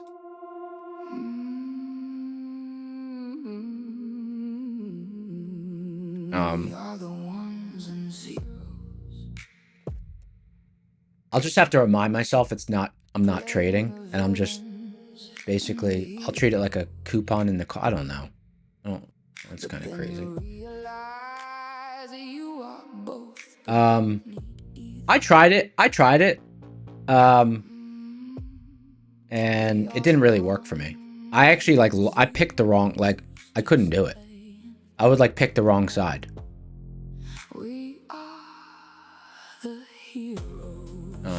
Literally, when I try it, I always pick the wrong side.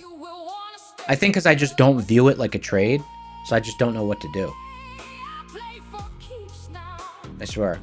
I don't think I could do it.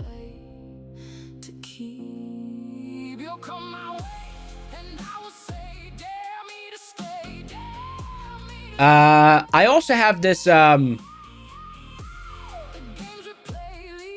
I have this weird thing where, even though I like statistics, I have this weird thing where if something has won a certain number of times in a row, I don't know. I'm like, oh, it can't win again, sort of thing. Because today was very unusual. It's like every trade was winning, in a large sequence. So it was almost like with each one, I was like, this can't win again. 1, 2, 3, 4, 5, 6. Oh, it's only 6. 6 is actually not that crazy.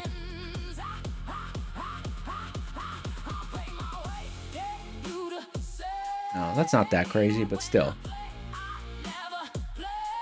That's a human, you know, it's just a human thing. It's just a human thing, at least for me. You know, I think if things are too good to be true, they are. So that's why I'm a little bit pessimistic.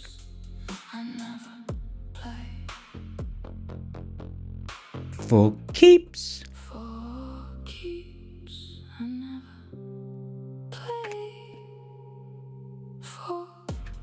Caesar said, what's the current win-loss ratio? There's not enough data for me to... I've just started testing it. There's not enough data yet. It's got to take a couple hundred trades, you know? Because right now it's high, but there hasn't been... How does a pessimist make money long?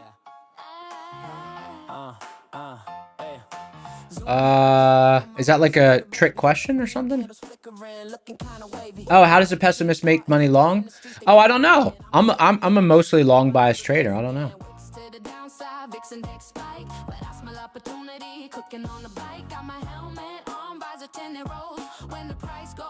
Everybody knows, yeah. I don't chase the pump, nah. I French kiss the dump, put my lipstick on the wick, leave a mark when it jumps. Buy that dip.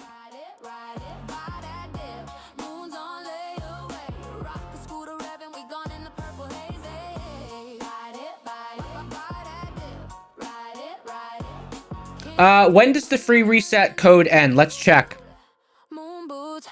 Buy that dip. Until Friday, end of day. Until Friday, end of day.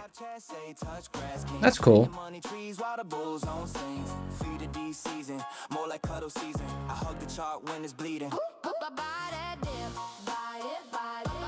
I am interested in new songs. If anyone has any new songs, please send them to me. You can @ me. I think it's @ me. You can tag me. I think it's @ me. I think you type @ and then my name.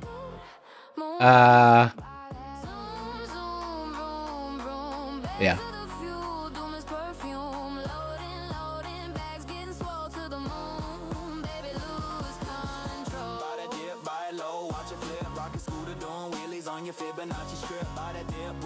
Sell the dream just at zero after zero to the meme.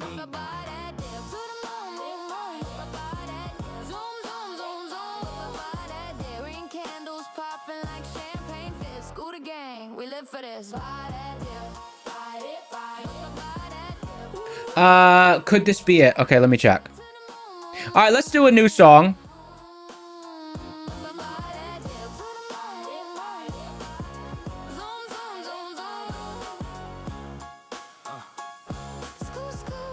How do I find it? How do I find it? Did you @ me? Or do I just type in could? Could this be it? Could this be it? I see it. I see it right here. I just downloaded it. Came in calm, now the whole room knows. Big green print when the candle closed. They talk loud, but they move too slow. I sell strength when they buy the hope. You're my exit, thanks for the fill. Click that button, pay my bill. No hard feelings, that's just skill. I stay cold when the chart gets ill. Late night screen bright, I'm locked in. One good rid in the bag is locked in. They want smoke till the stop gets boxed in. Then it's my bad, bro, when the loss. Could this be it? Here we go. I don't chase, I let prize come. I don't pray, I make size run. Whole chat screaming, it's my dump. I'm already up by the time they jump. Here we go. Could this be it? Is the song called.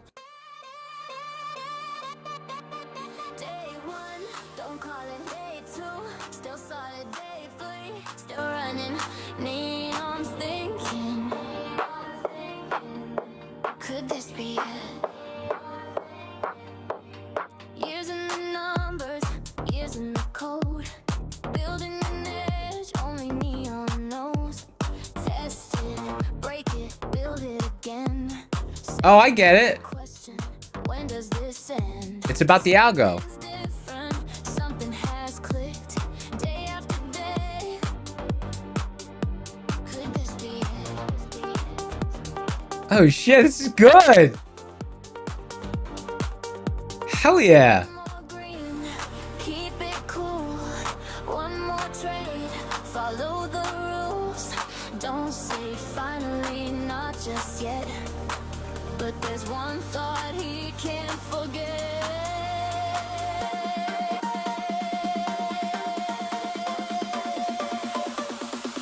Could this be it? Could this be it? Oh yeah. All those years coming down to this. Could this be it? Could this Do you guys like the song? I like it. bit by bit? Don't get excited, don't call it too quick. But me and God's thinking, could this be it? Could this be it?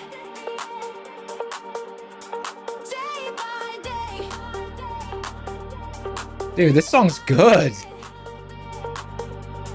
Elbow stays cool. Oh, this has got a good BPM for jump rope. Yeah. To the edge, take the hit. Could this be it? I'll go, don't chase. I'll go, don't fear. Doesn't need a 4958 Brad doesn't like it. revenge. No ego trip. Wait for the signal. Take the click. Neon looks up. Another green tick. Don't say it. Could this be it? Hell yeah. Could this be it? Could this be it? Oh, we might have to start the stream with this sometimes. I like this. Could this be it? Could Thank you. Thank you. I like the song. Thank you for making it. I really like it. don't get excited, don't call it too quick. But neon keeps thinking. Could this be it? It's hitting a lot because of what I'm going through with this, you know, project. Maybe it's more in, away from the screen. Maybe it's time to do other things. Maybe the win was never one trade. Agit Prop said, what an amazing short. Thank you. Uh-oh. Someone followed my idea. You guys are crazy. You guys are crazy. You guys are crazy. It was a nice trade, though. It's doing its bit. Neon's thinking, could this be it? Good. Could this be it? Day by day, bit by bit. Algo stays cool, algo stays strict. Years in the making, now look at this. Could this be it? Could this be it? Neon won't say it. What's VIX doing? We got a expanding volatility here. One more Even though it's moving in slow motion, volatility is expanding. Let me check VIX. tick. Don't call it yet. Whoa, look at NVIDIA. Yo, how much is NVIDIA up? What the hell? How much is NVIDIA up from yesterday? Hold the phone. NVIDIA's up 10%. Yo, this market's hilarious, dude. This market is legit hilarious. Dude, one of the... Dude, this market is insane.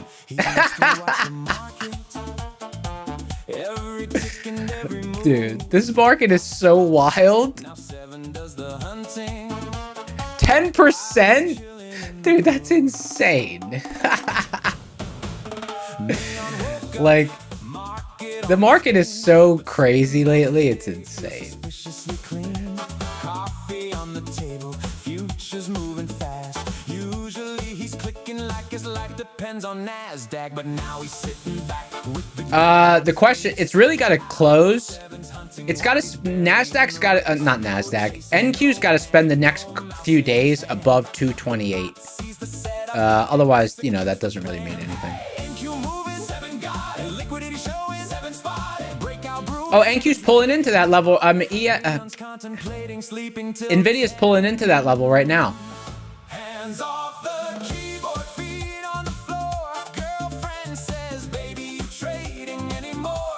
He looks at the screen, takes one. Yeah, Nvidia got a big level there. Technically, yes. Trade it 7, fade it 7. Find that liquidity and rate it 7. 226 is really the area. 224 to 226. While he's having fun, I'll go number 7. Click, nope. Stress, nope. Watching every tick, hell no. Market can wiggle, market can fly. 7's on duty while neon sleeps by.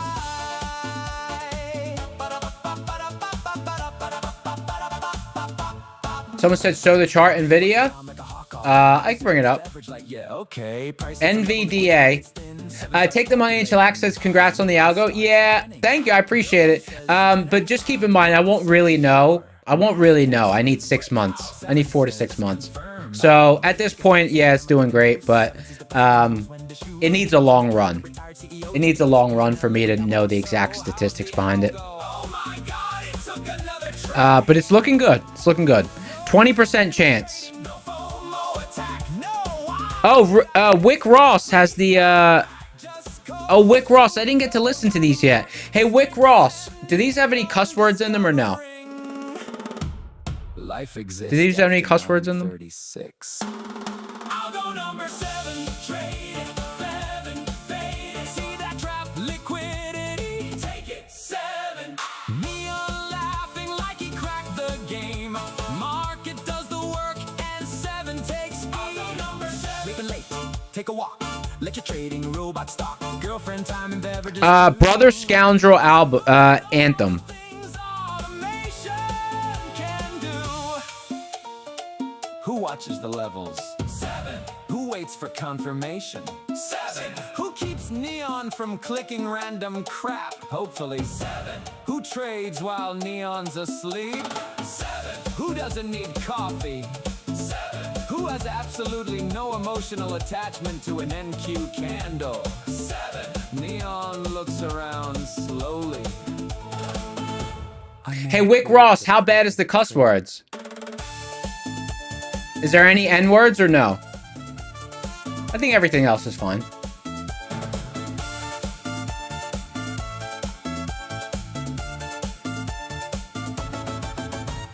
Trumpets, trombones, percussion, trading view alerts going absolutely insane. 7. All right, let me play this Brother Scoundrel album. Here we go. Yo, Neon Cucumber in the building. Trading with Matt, Rocket Scooter live. Hear that drum? That's the ancestors riding with us tonight.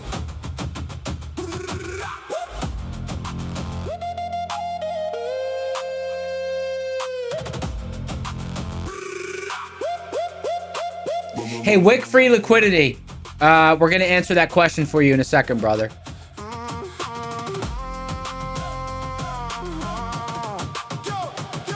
Brother, wake up. Charts calling, scoundrel in the chat. You already ballin'. DD band stretching wide like a warrior stance. Pivots holding strong, give the market a chance. There's pressure building, feel that tribal heat. Half gap feeling fast, we don't retreat. Daily giveaways, we don't play small. Brother, get in here, scoundrel, take it all. Hip hop bounce, tribal thunder roll. Neon Cucumber dropping heat for soul. Scoundrel, raise your hands if you're in the fight. Daily giveaways every single night. Type in the code word, don't sleep on the call. Nice. Techno lights, rocket scooter stream, we getting right. Neon Cucumber got the fire tonight. Pow beat with that 808 kick. Hey, Wick Ross, enjoy, brother.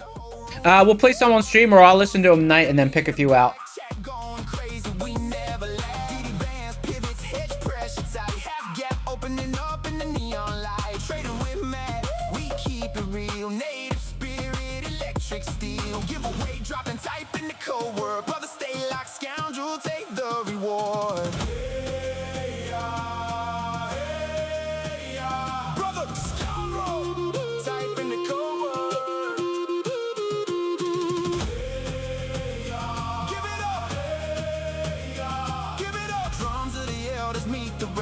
on cucumber, we don't behave. Brother, scoundrel. Raise your hands if you're in a fight. Brother, scoundrel. Daily giveaways every single night. Type in the code word, claim what's yours. Tribal drums and techno lights. Rock school stream, we getting it right. Brother, scoundrel. Me on cucumber got the fire tonight. Yeah.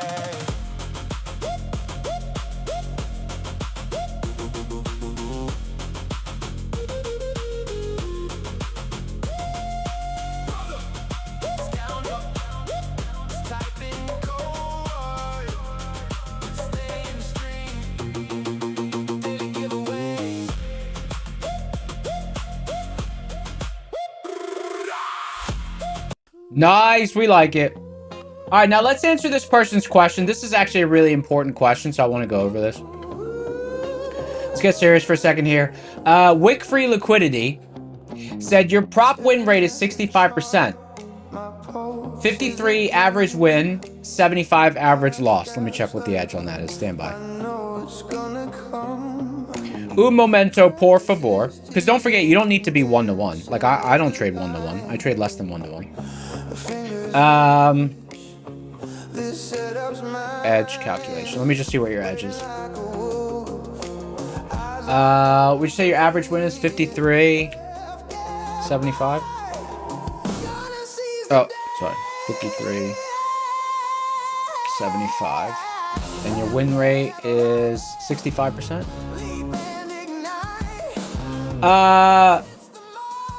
Just keep doing what you're doing. That's 6.4% edge. That's basically like mine fluctuates. Like that's great. 65% win rate, $53 wins, $75 losses. Dude, that's incredible. There's nothing, just keep doing that. Are you mad because you don't have 1-to-1? Wick Free Liquidity? Are you mad because you don't have 1-to-1, or what's the issue?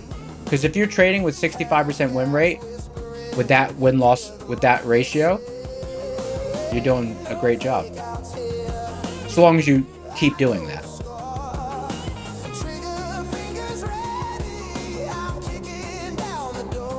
You might not sometimes you don't realize that you're doing really good. All right, here we are. We're coming to that level. 29,567 is the level.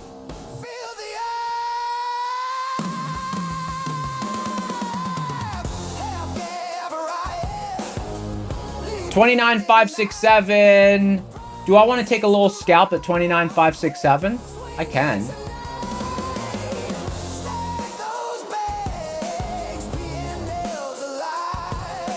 But I think we're gonna ricochet off this. I don't know. 29,567. Do I want to hit it maybe with just one? 29,567.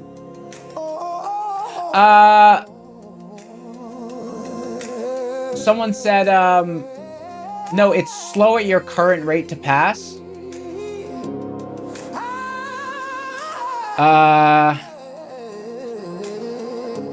Can you just size up with the same strategy or no? Why don't you just size up?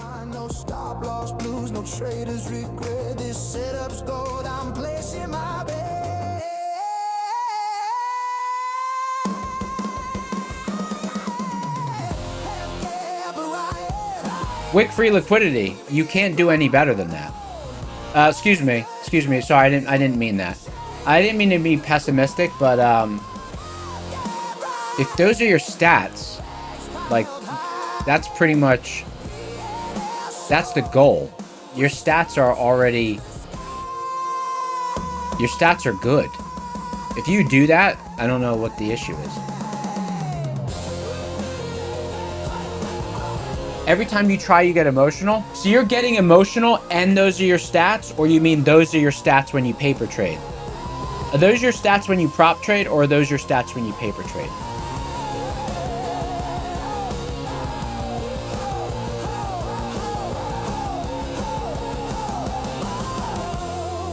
Are those your stats when you paper trade or prop trade? Stack it, rack it.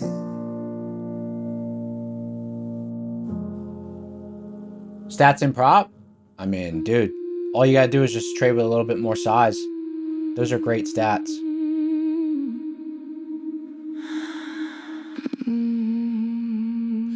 This is a lot of downward momentum. I think I want to see the reaction at the level first. Let me see. Yeah, this is a lot of downward momentum. I'm gonna wait. I want to see the reaction at the level. But 29,567. That's the spot. That's the battle spot. You'd like to match, but you get emotional with the larger size. So you got the psychological issue, huh? You shouldn't think of it as dollars. You should think of it as risk units. You shouldn't trade differently. You should not trade differently with different size.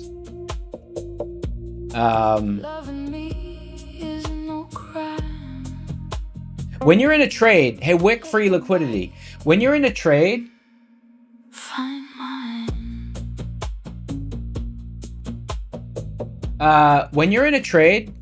you should look at how many points you're up or down, not when you're in a trade, you should look at how many points you're up or down, not how many dollars you're up or down. Because what happens is that when you trade different size, you trade differently because you're watching the number. And it's confusing to tell where you're at in a trade.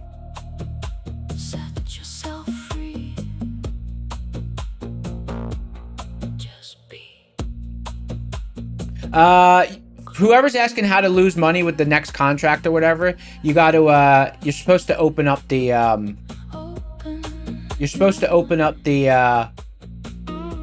forward month's contract and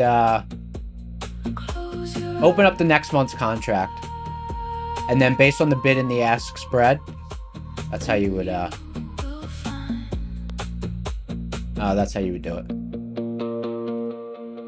This is all your design, and I love that you know that love is enough.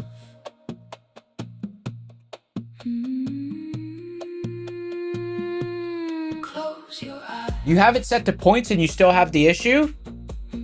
Open your mind. Just open your mind. You will know that Mr. B said, what setup on I use? I've just had one 55-inch 4K panel. 55-inch 4K. close your eyes. Put your hand in mine. Hey, wick free liquidity. Here's the first thing you need to know. Your stats are very good. If you can maintain those stats, regular trading, guess what? Your life will be incredibly different. If you have a 6 or 7% edge, repeatable in NASDAQ, dude, you're made. So all you need to do is get over that psychological hurdle. First of all, hopefully me telling you, or anyone telling you, sometimes people think like they're going to make $1 million off of $5,000 account. That's going to take years. If you're trading 2 micros, you're not going to be making thousands of dollars a day. Most days you're going to make, $100, $200, $100, $200, $300. You're not going to be making giant days with a couple of micros unless you're taking big swing intra-session swing trades. Like you could have made a lot with micros on a session like today. Let's say you were long on MHP, you took it all the way up to the next pivot. But in general, that's a misnomer that you're gonna just make a cajillion dollars off of a couple micros. So first of all, I would make sure you convince yourself and remind yourself of how good those stats are. Someone said, did I get it? No, I'm watching at the level. There's too much downward momentum. I'm not just trying to jump right in front of it right now.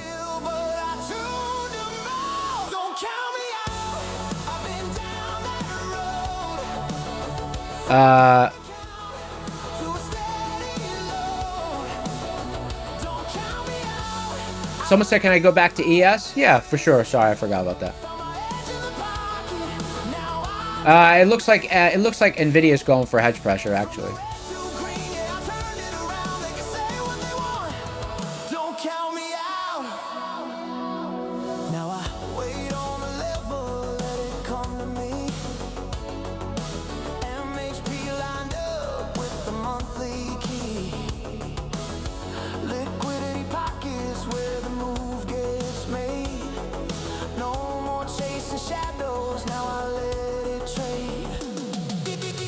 Hey, Mike, no problem, brother.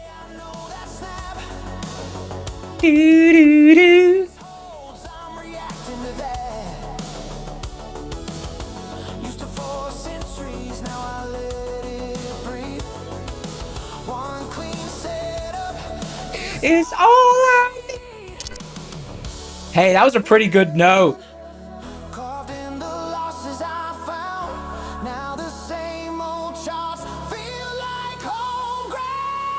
29,567. A lot of momentum towards this level. It's tempting to step in front of it here, but I'm not going to. At least not yet. I'm watching the tape. I don't trust the algo fully yet. I should. I don't know if I should or what. I don't know.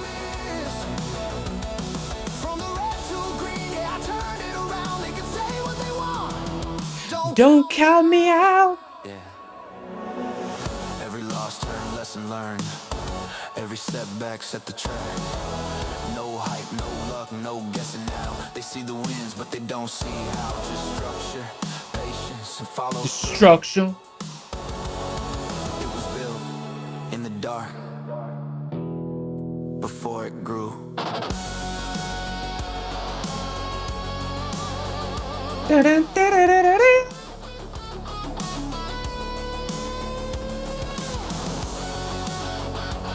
Someone said, where did I get the 29,567 level? It's derived from an it's an algorithm. Don't count me out.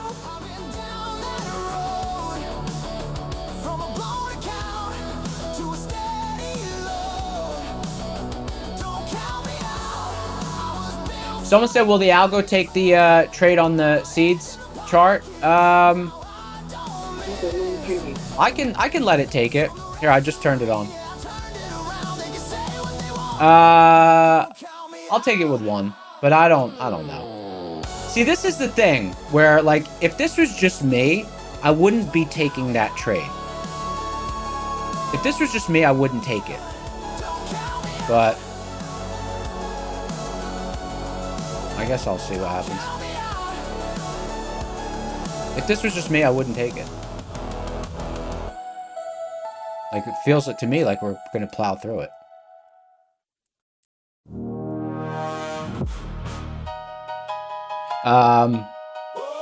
Feels like we're gonna plow through it, but there's a lot of trades today that it took that I've programmed at the tape that I manually wouldn't have taken. So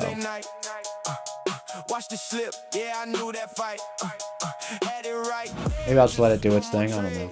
I'll let it do its thing on 1. I need to get comfortable with it and confident in it. You know, I'm not going to be confident in it after a couple of weeks. It's going to take me a long time.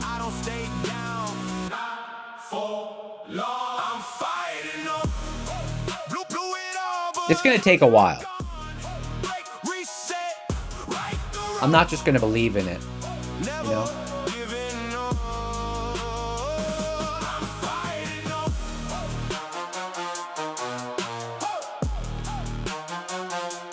I'm fighting on.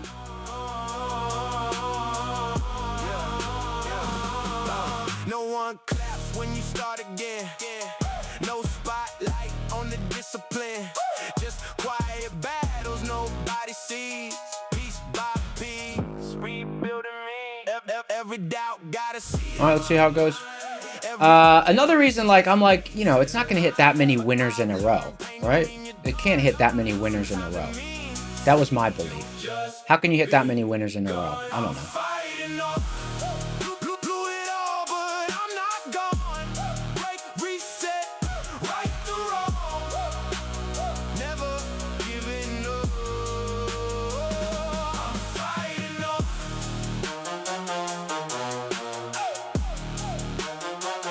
I'm fighting off.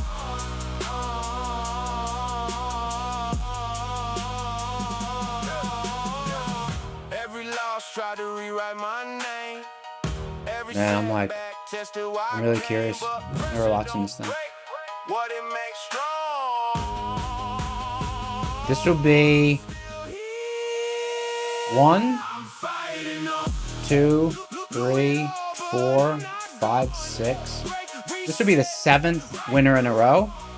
I just don't think it's possible.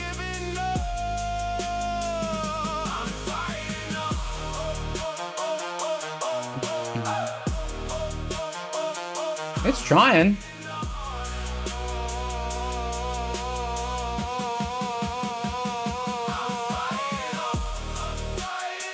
It got about 1 point from the target. It got like 1 point from the target. It got 1 point from the target.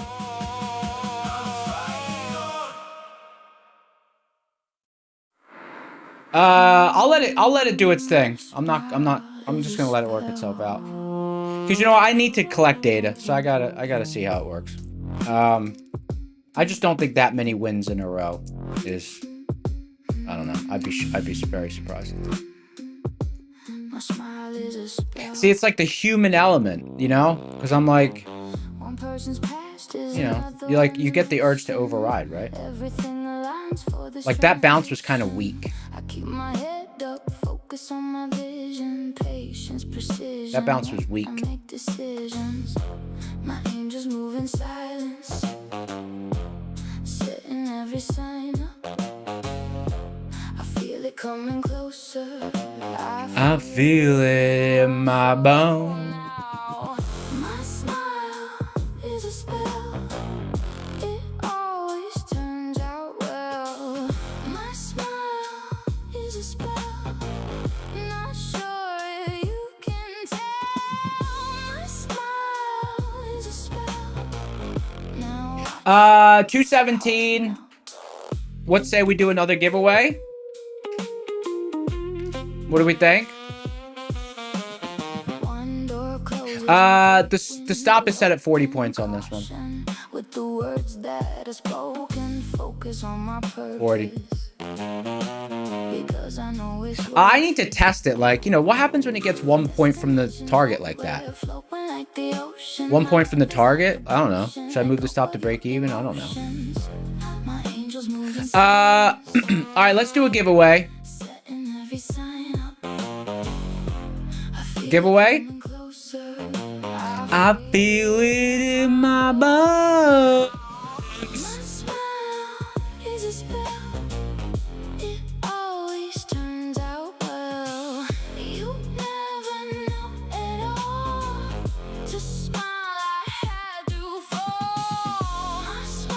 DM me a song.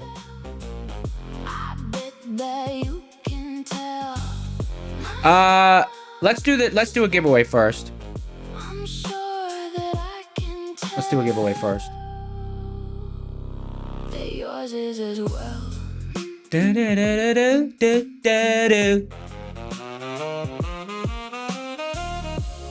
Okay.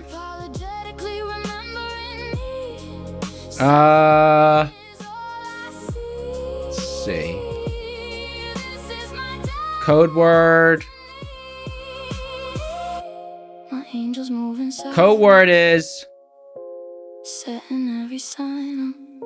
Code word is. I'm cool. All one word. I'm cool.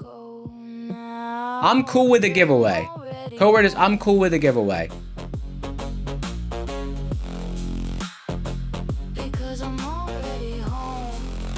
Oh my God, it did it again. It did it again. It did it again. It did it again. This thing is a beast. Oh my God. I wouldn't have taken that. I wouldn't have taken that. I wouldn't have taken that. I wouldn't have taken that. This thing is legit. This thing is legit. Oh my God. And another one. Oh. Look at it. Let me bring it on the screen. Look at it. Nailed it. In and out. This thing is a beast.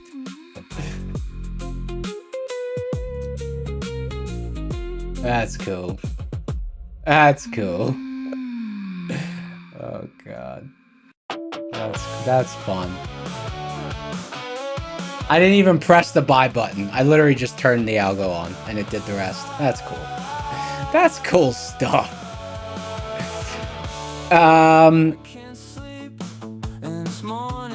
I'm cool with a giveaway.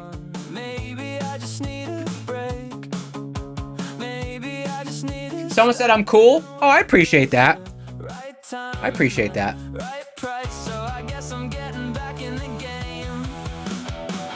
Risk, reward.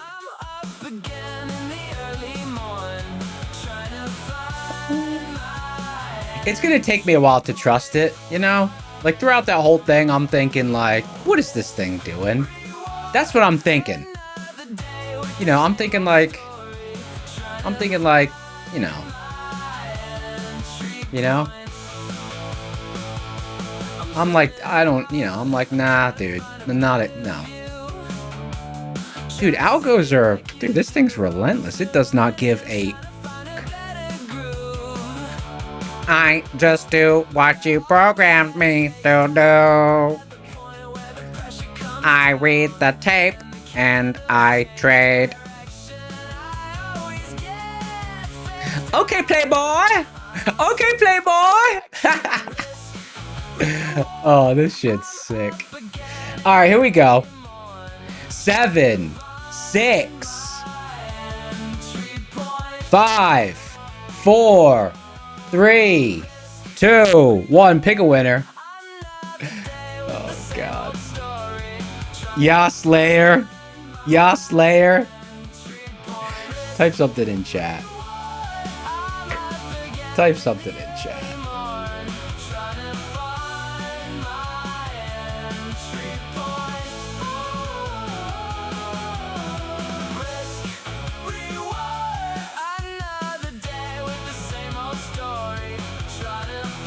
Yas Layer? Hello? The market never closes. 10, 9, 8, 7, 6, 5, 4, 3. Yas Layer's here. Hey, congrats on your big win. You almost missed out on your big win. You just won yourself a next gen NEXGEN 25k eval. They are running free resets right now, according to the community. So go ahead and have some fun with that.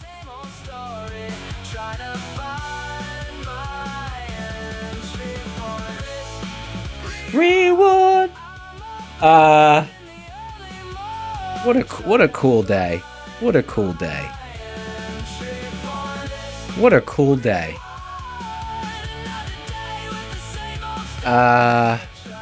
What a cool day. I'm having an out-of-body experience. Does the algo know the levels? Yeah, it's an extension of Seeds. Yeah, it knows my levels.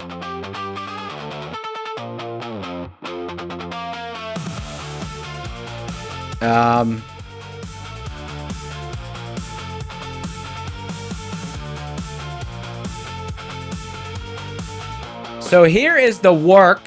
Here is the work that it put in today. Let me just recap the work that this thing put in today. Now, it's not always going to be like this. It's not always going to be like this. I keep telling myself that because I just want to set realistic expectations for myself. You know, I'm sure usually, you know, it'll take 5 trades, 3 wins, 2 losses, maybe it's break even. 4 losses, 5 losses. It's going to do all that kind of stuff. But this is what it did today. Short, win. Long, win. Short, win. Long, win. Short, short, win, win. And then the trade that we just took.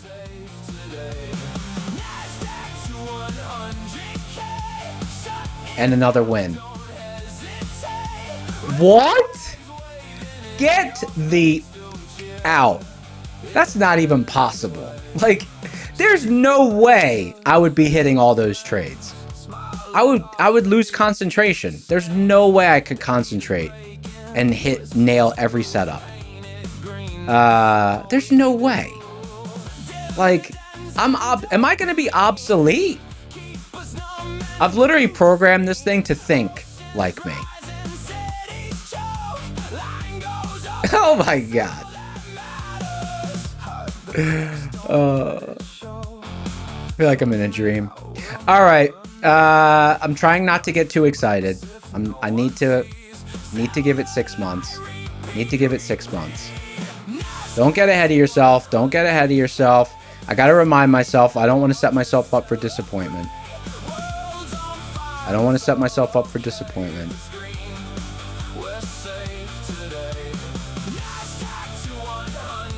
You know, like tomorrow it might lose 10 in a row.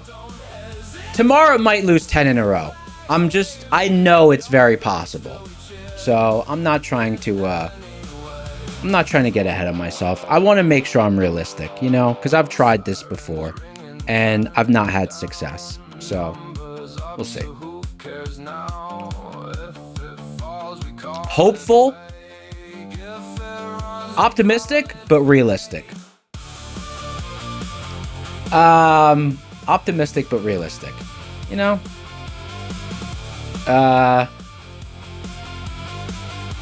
Someone said, why don't I just keep it on for now? It's on. It's on. It's on right now. It's on. It's been on the whole session. I watch the signals come through and then I could choose whether or not I'm going to take it. But today I've just let it take everything. I've just let it take everything today.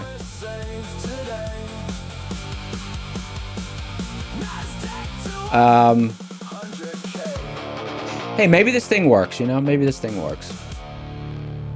Maybe I'll be able to stay up till 9 or 10 and go out to dinner on a weeknight. That'll be fun.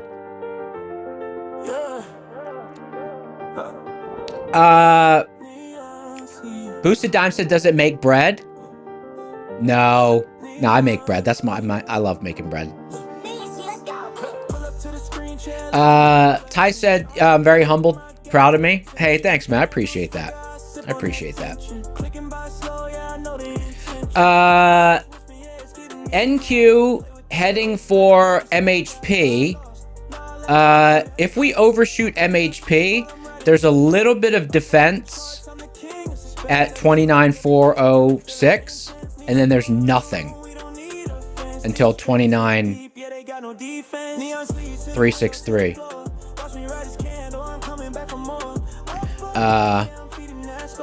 Man, this upper level.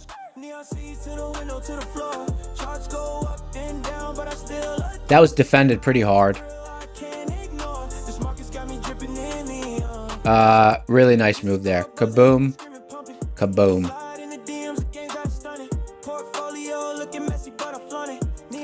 Because the algo does tape reading, it doesn't take first touch trades. Unless it peaks, like it's got to read the action at the level, so it doesn't doesn't take first touch usually. There are scenarios where it does, but it's less common.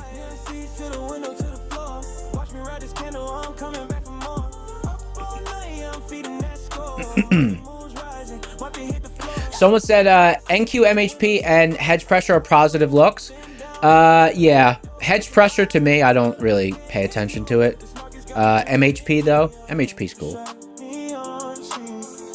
Sniper Boy said, how did I build the algo? Just 10 years of strategy building. 10 years of strategy building, and then a bunch of data feeds. And just hard work. Just hard work.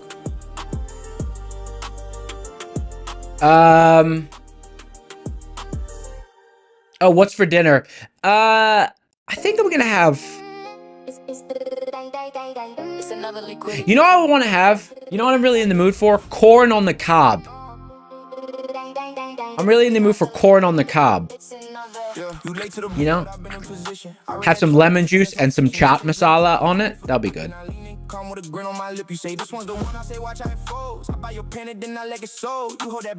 Someone said, what's the win rate? I'll let you know in 6 months. But it should be around... Should be in the 60s. Should be in the 60s or low 70s.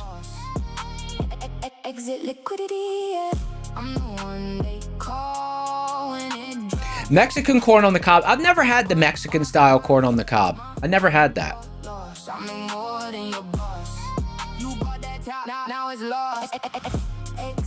Corn on the cob's so good. Lemon juice and chop masala. Yeah. I FUX with it. I FUX with it. I'm the cold hand when the weak ones cry. Your stronghold turns to a weak ass plea. I cash out clean when you stare at me. I don't pray, I place the bet. I move first, you still in debt. You see my line, you feel that dread. Too late now, the room already red. What's elote? Exit liquidity, I'm the one they call when it drops. Neo said, how many days of data instances was my back testing before testing? I've been back testing for many years because seeds is an algo I use in my daily workflow.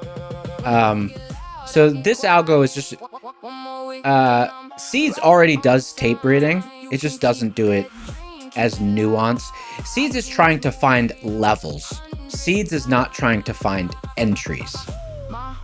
There's a difference between reading the tape to find levels and reading the tape to find entries. So this takes seeds a step further, and it's an extension of the algorithm for seeds that helps find the entry as well. You know, should you get in here or not? You know, which I do manually. I make the decision at the levels manually. But like, I'm trying to automate it a little bit, make it a little bit easier. And like that trade that it just took, I said out loud, I'm like, I wouldn't take this trade. You know? So that's half a risk unit. It picked up half a risk unit. It made half a risk unit on that trade. That's half a risk unit I wouldn't have had. Because I would have skipped that trade. I would have been like, dude, there's too much downside momentum. But it said, no, the tape is okay, Betty. The tape is okay. You go, press it, you do it. I'm like, all right, my dog. All right, I'll hit it. Whatever you say. I was just chilling. Dude. Dude, usually for that trade, usually on a trade like that, I'm like this. I'm locked in. I'm watching the tape. You know, I'm like, all right. You know, all right, absorption, I see it.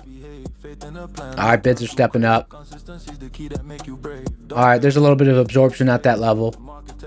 I don't know. Could be a little bit better. Like, that's what goes through my head when I'm tape reading. In this case, I was like, do your thing, dog. Do your thing. Do your thing. Do your thing. I was just drinking, but I was just having, you know what I mean? I didn't even sit up in my seat that much. That was fun. Knowledge, mindset, mental health. Team strong, no fear instead. Trading smart, protect yourself. Very, very good. Faith and profit, divide, repeat. Faith and profit, we ride. Hey, Mark said something funny. This is actually pretty funny. Mark said Neon's gonna just let the algo run and stream a 30-second loop of me intensely staring at the screen. Yeah, right? I'll just do like... Faith and profit, we ride, we shine. Trust don't lie, just trust the signs. This should be before the dawn. Trade your peace, not your mind. Faith and profit, all in line. When they talk, we redefine. No, I would never do that. I love hanging out. It's so much fun. We hang out. We have a good time. We hang out. We have a good time. So this level is a nice decision point. I said it earlier. Right? I said it earlier. These are the levels that I believe are the levels of the day.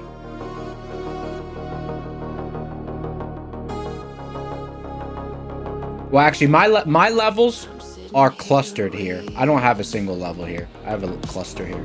Silent glow across the screen. This was a nice top. In the candles. Now we're at the middle of the range, so I don't know. Who knows what we're gonna get here? Breathing slow, pulse steady. Wick free liquidity. Don't chase, brother. Don't chase. You missed your entry by a tick. Beneath the Don't chase. Don't chase. waiting for the chart to manifest. Is first touch a full risk unit? First touch trade, I would usually risk a risk unit for a reward of Signals hiding in 0.8 risk unit, maybe. Depends on the trade. room goes quiet when the storm forms. Patience is a weapon. Des said, are we looking for longs or shorts? We were looking for longs. We took a long about... Can I took the long, right? Do I still get credit for it? 7 took a long. No, we took a long and it won. And then now I'm just hanging out waiting. I don't see any setup. Crash or lift, no one really knows. But I feel it like a tremor in my bones. The reason is, okay, the session's sort of shown its hand. It proved that this is a level. Ghosts of war. And then this morning, I didn't know if this was going to be the main range of the session. Beneath the chart, So I traded around this level. Had really good success. And then I missed a long by like 3 points here. quiet thunder. Let this move happen. It came to this level, which proved that that level's in play. So now we have a new area. Right? Because this morning I didn't know. Is it going to be this? And then this never comes in play? Or is it going to be, you know, Second stretch for this? So now the other two areas, there's a huge area up here.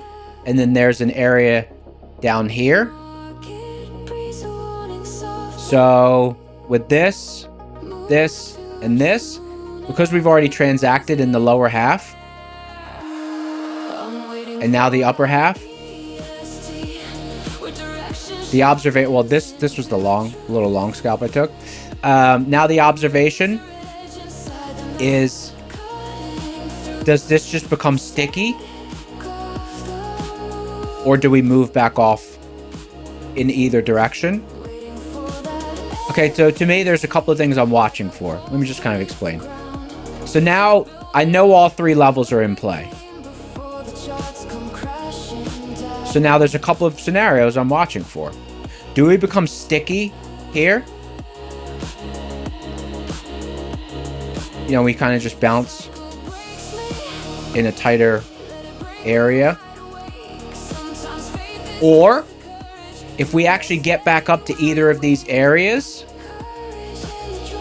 do we immediately come back into the center area and find value there, right? Or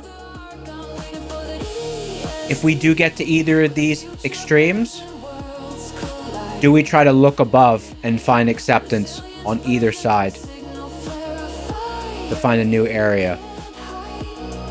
Right, so that's what I'm keeping an eye out for. That's the landscape of the session.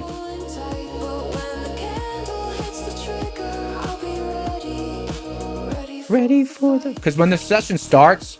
Here, let me show you. See, when the session started, these were the levels. So, it's like, okay... And when the session starts, you don't know if it's going to be this, this, and this. You don't know if it's going to be, you know, this and this. Like, it was this and this for a while. Watch. So this was what I was trading for. Oh, come on. And then as the afternoon moved on, that was still the area, that was still the area, that was still the area. And then we got that move. And then that told me, oh, okay, it's not this and this. Right now, it's this and this with this. Right, it's like it's like a story. It's a story. Someone said, "Do I believe in orb?" Like orbs, like spirits, or orb like opening range breakout. You mean orb like spirits, or you mean orb like opening range breakout? Is that a trading question or like a ghost question? Opening range ban. Okay, a trading question. Do I believe in it? I believe in it as an entry model, not as something that has edge. What do I mean by an entry model and not something that has edge? You know, if you just say, oh, here's the top of the opening range, here's the bottom of the opening range. If you break above, then you buy a retest and it goes. That is completely neutral. That does not have any edge. But if you use it to structure your trade, and if you say you break above the opening range high, and then you say, oh, I'm not bullish. I'm not going to take this trade today because I'm not bullish. And then on a day that you're bullish, it breaks above the range, and you say, oh, today I'm looking for longs, and you use it as an entry model and you manage risk well, then yeah. So does it have any inherent edge? Absolutely not. It does not have any inherent edge, but it's a really good place. It's a good way to structure a trade, and it's a good way to place your bet. Just because you get the opening, it gives you a place to structure your bet around.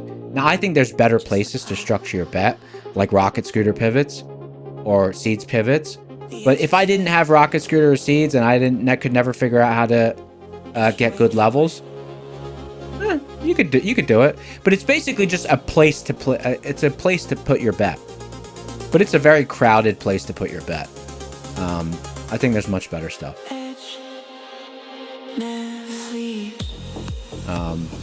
But yeah, inherent edge, absolutely not. Good place to structure a trade if you have a bias and you want to extract your bias, yes. Is there a better place to structure your bet? In my opinion, I'm not an authority and I'm just a random person out there in the wilderness, but in my opinion, there's better places to place bets. Like if someone's an ORB trader, they should, again, this is just my opinion, they would be better off using rocket scooter pivots in the same way. Someone said, is this a good short on ES? I don't know. I wouldn't. No, I'm pretty neutral at this spot. To me, this is a good spot to place a bet. If someone's bullish, great spot. If someone's bearish, great spot. Me? It's neutral here. I'm not seeing any setup. And seven agrees with me. Sempify said ORBs work great on trend days. Hey, you know what? That's a good point. Because guess what? On trend days, someone's going to have a bias. Right? So on trend days, it's basically you're placing your bet around the opening range. So you're basically just saying, you know, you have a bias. So it's basically an entry model. It's not something that has inherent edge. This doesn't have an inherent edge.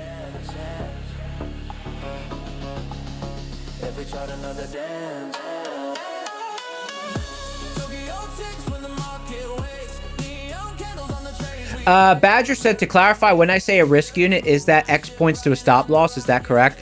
A risk unit is just one multiple of what I'm willing to risk on that trade. So if I take a trade and I'm willing to risk $5,000, if I lose $5,000, I lost a risk unit. If I make $2,500, I made half of a risk unit. The reason that I talk about risk units and not dollars, number one, is because when I think about dollars too much, like, I don't think about dollars when I trade, but I think if I did, I think I would trade differently. You know, I think I would trade differently because I would be like, you know, if your P&L's fluctuating a few $1,000s, you're gonna be like, you're gonna think about like what that does in the real regular world. You can't really, in my opinion, it's difficult to think about that when you're trading. It's easier to think about it like, you should try to think about it like like tokens, risk units. Because this is just a game.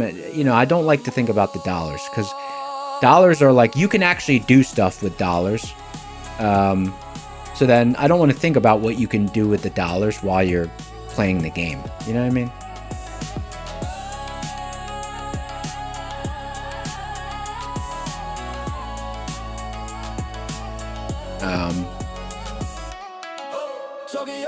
When the market wakes, neon candles on the trays we take while America sleeps. The futures move, night shift riding in the rocket groove. Hey, Boosted made a joke, but Boosted, I actually used to make jokes like that. Boosted said Neon converts all life transactions into risk units, filling up the gas tank, grocery stores, etc. I feel like sometimes even now, I'll make jokes like that, honestly. You know? Someone said, what's my risk? How many points? Depends on the setup, but usually about 36 to 40 point stop. But sometimes if the action's tight and I'm scalping, you can get away with a 27 point stop. The minimum stop distance I use is 27 points pretty much. But it depends on the setup. It's not like a one size fits all. That would be awesome if it was, but it's usually not. It's usually not. That sucks. I wish it was.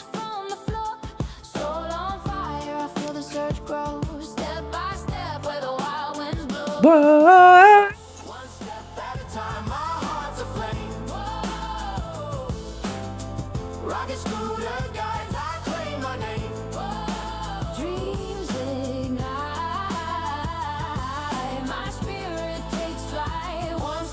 Uh, 12 minutes. 12 minutes. That's 1, 2. 12 minutes until the next giveaway. Let's go over the next gen promotion. One step closer where dreams overflow. One payout shivers when days properties. I'm trying to get the browser to show up. Control center. Nope, not control center. Brave browser. There we go.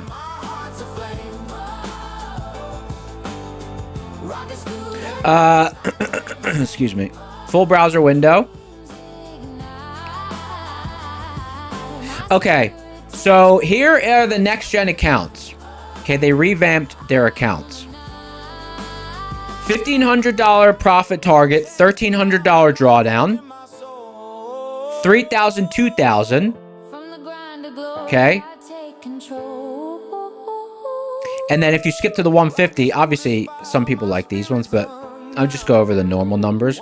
9,000, 4,500. Okay. You up to 10 accounts, 1 day to pass, and end of day drawdown.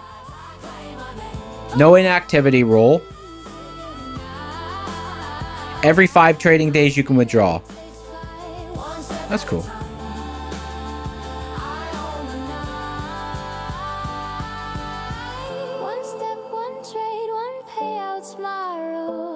Someone said Res dropping into Power Hour. Yeah, it is. Res is rolling over, huh?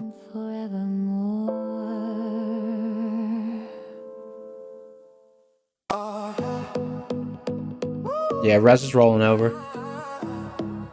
Think we sliced through MHP? MHP wasn't... let me see. What time did MHP get hit? 10 o'clock? Every time I fade the crazy comes in twice as great. How's it pumping on bad news? How's it dumping on good days? Every setup I touch turns sideways. 10 o'clock. Oh, MHP was really liquid. Okay. Who wrote these moves up on disaster crash on good news? Logic is begging, market says prove it. I hit the mark that says the script then move. This chart is broken. While I'm losing, big brain, tiny bid. If there's a pattern, is this one true? Is this one true? Sniper Scalper said your brain clicks with reading order flow using a chart like Bookmap that displays aggressive orders through varying bubble sizes. Easy to spot absorption. Any thoughts on that?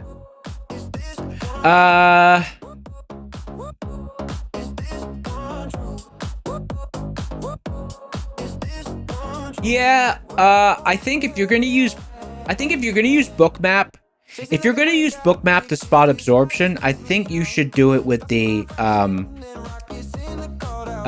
there's a feature in Bookmap where you can see in a bubble the amount of it's basically like it's like a mini footprint. It shows the ask versus bid, market versus market down orders. So, like, the bubble will be more red. The bottom, let's say like 75% of the bubble will be red, and the top part will be green if there's more downward flow. So, if you're using Bookmap to spot absorption, you should make sure that feature's on.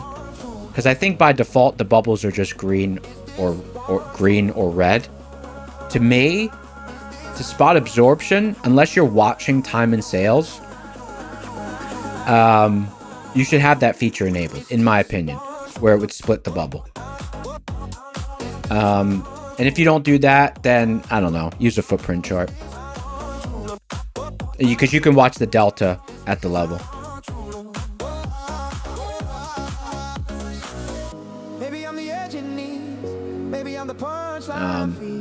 Good question. Someone said, what time frame is my bot trading? It doesn't trade on a time frame. There's no time frame. It trades on, it uses raw data. It uses raw data. There's no time frame. It uses raw data. Raw ticks.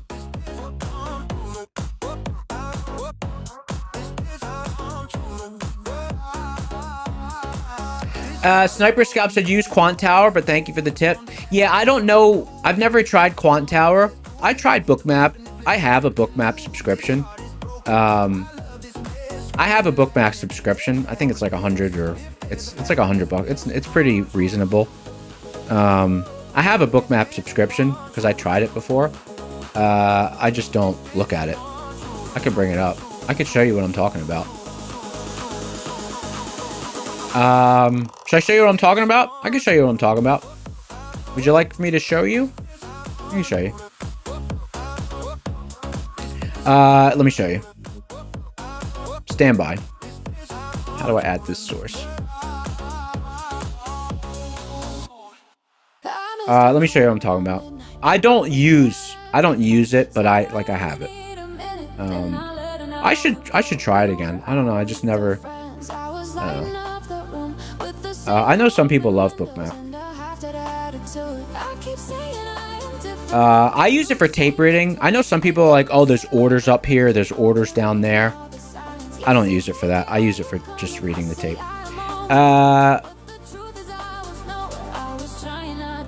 Add a source. Hold on.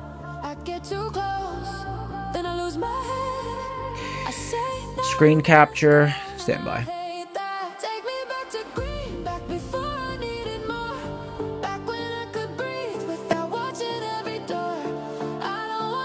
Application. Bookmap.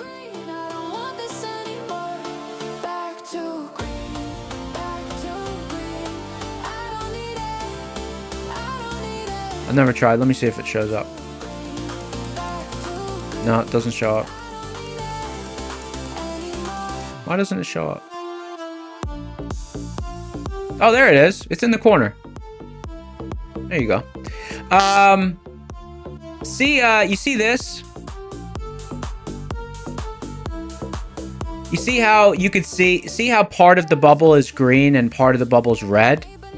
So to me, if you use bookmap and you want to try to spot absorption, to me it makes sense that that you would have that. Like, let me give you an example. You see this bubble right here? You see how more of it's green than red?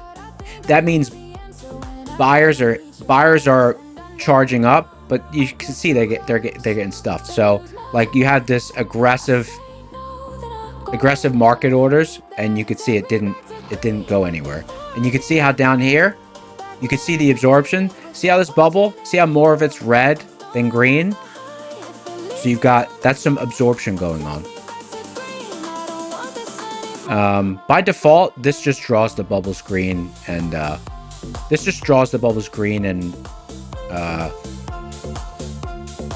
green and red. So you can't spot absorption. But if you set it up so that the bubbles are split like that, you can use it to spot absorption. You know, some people love this. It's a cool tool.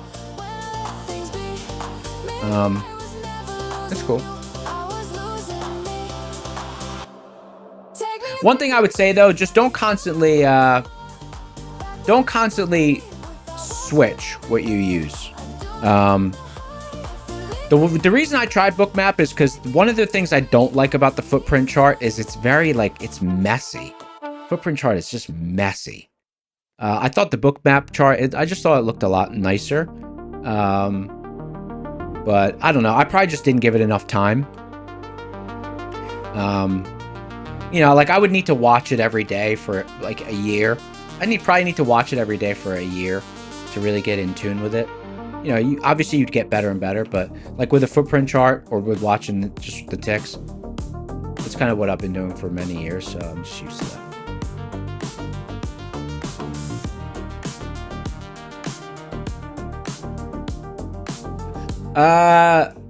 Jamora said, what white paper readings do I recommend to learn about some of the liquidity concepts I talk about?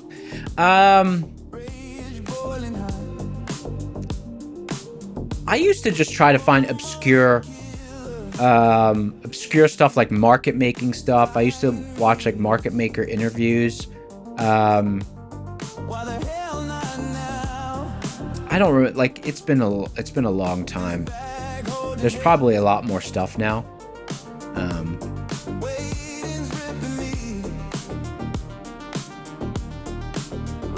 It's a good question. I actually don't know.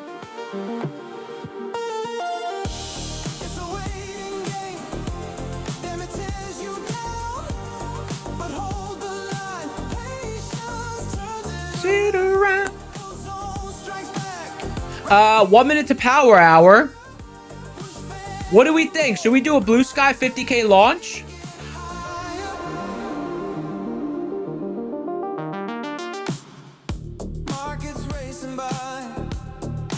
Seiko said bookmap is Rip's bread and butter. Oh, I see.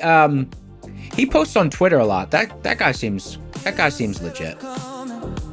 I think that guy's legit.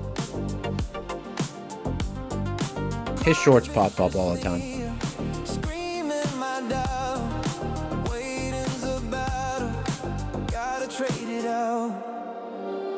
He seems like a real one to me.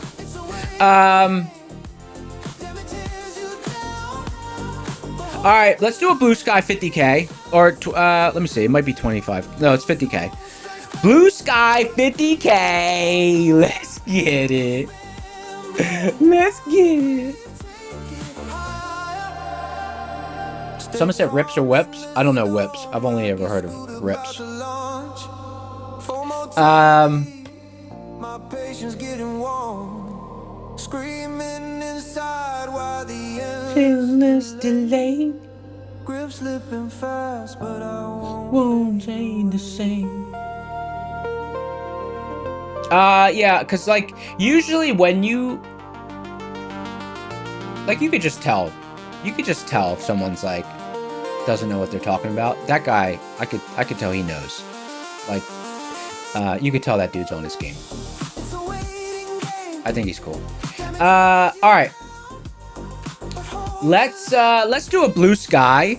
BLUSKY is the name of the firm.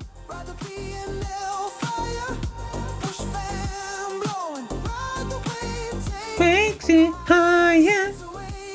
I should do some shorts of my morning session, like the fast-paced trading. That'd be cool. All right, here we go. Although with the algo now, it's not going to be as exciting because I'm just going to be basically monitoring what it does. Hopefully. That's the dream. That's the dream. Give me the dream. Code word is give me the dream. Give me the dream. Give me the dream. Give me the dream. Give me the dream. If I get this to work, I'll start calling myself a quant. If I get this to work, I'll start calling myself a quant. Because tape reading algo, that's quant reading. If you can get it to find not only levels but entries, that's quant type stuff. That's quant type stuff. Give it a dream. Give it a dream. Give it a dream. Give it a dream.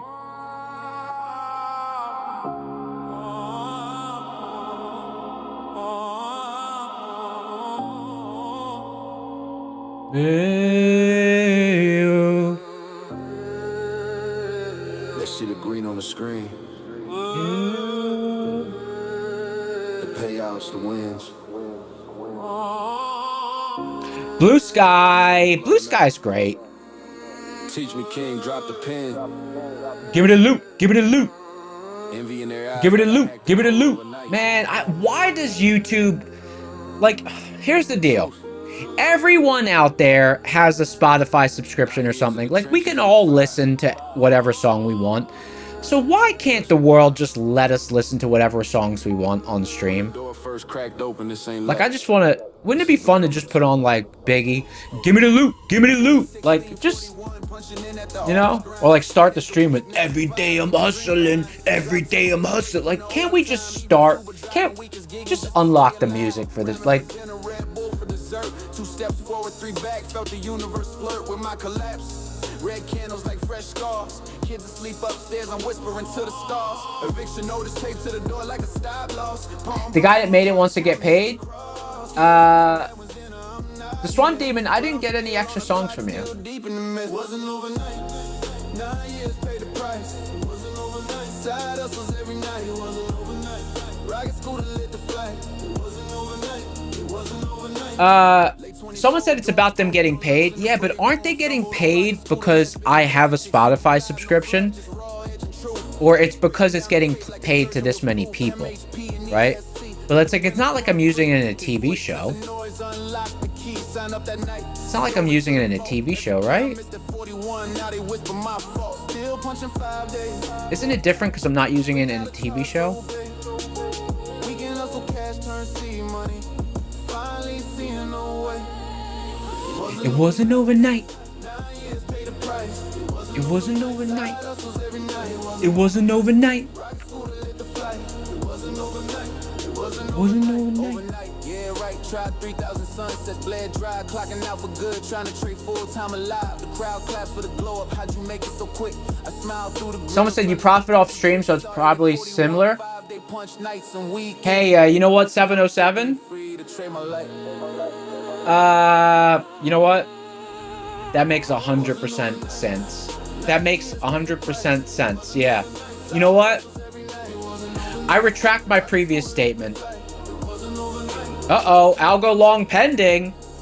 Algo wants to go long 29566.75. Again. Should I let it do it? Again? From the dark to the dream. Same level again? It wasn't overnight. Yeah, we making it. What time is it? 3:05? Going back. Never going back.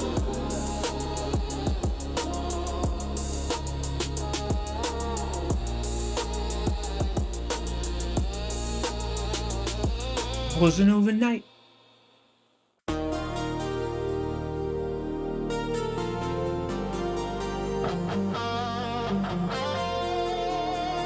Someone said you only get the data if you let it do its thing.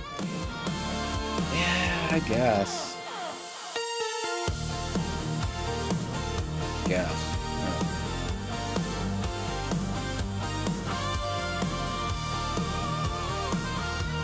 Is there news? Because I haven't tested it. Like, I don't know. What does it do with news? I don't know. I didn't build news into it because I built it for me to be watching it for the start. You know, I'll build news into it later.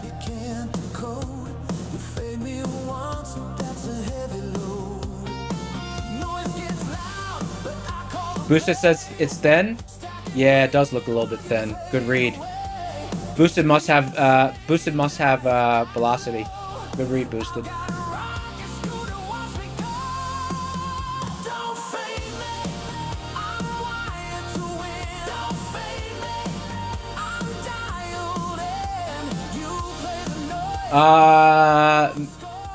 Missed the fill.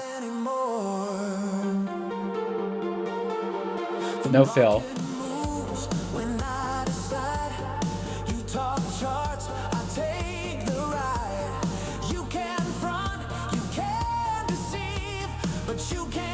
Man, it's cool how fast it identifies the setup.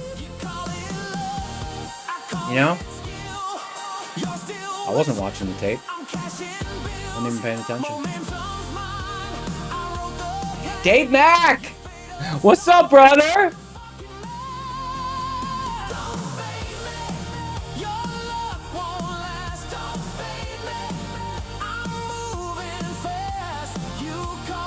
Does it have a logo on the front? Nah, no logo. No logo. It's cool though, right? It's a cool hat.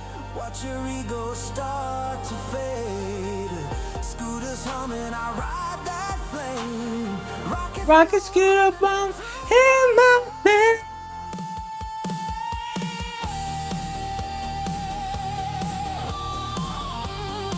Alright, here we go. Giveaway time.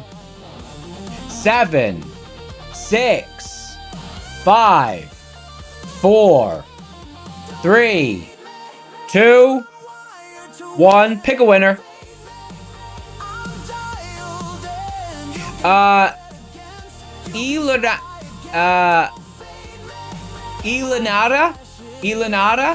Elenara. Oh, missed the fill by 3 points. Elenara. Oh, and there's the target already. Elenara.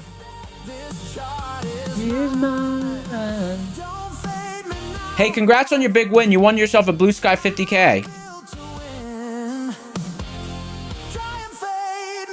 You won yourself a Blue Sky 50K. Very nicely done. Damn, it already hit the target, but it missed the fill. Bummer.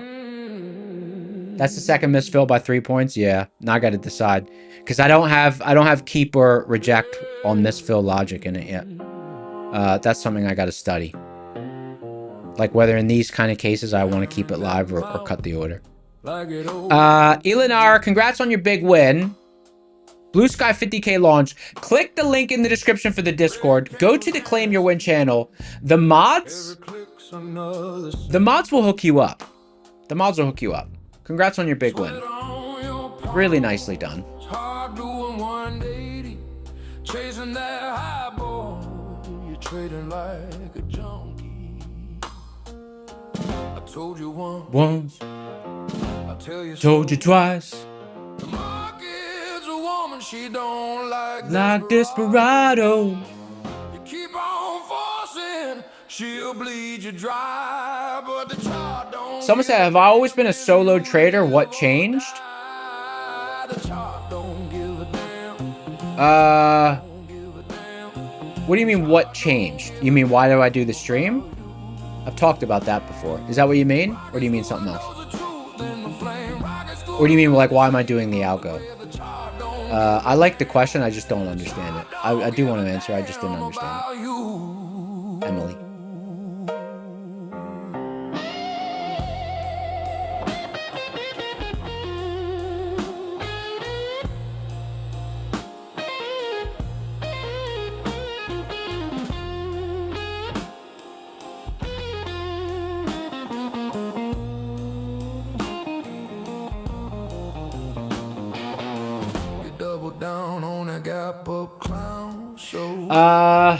Emily, let me know, just so we can go over your question. And then Dave Mack asked a question. Let me see.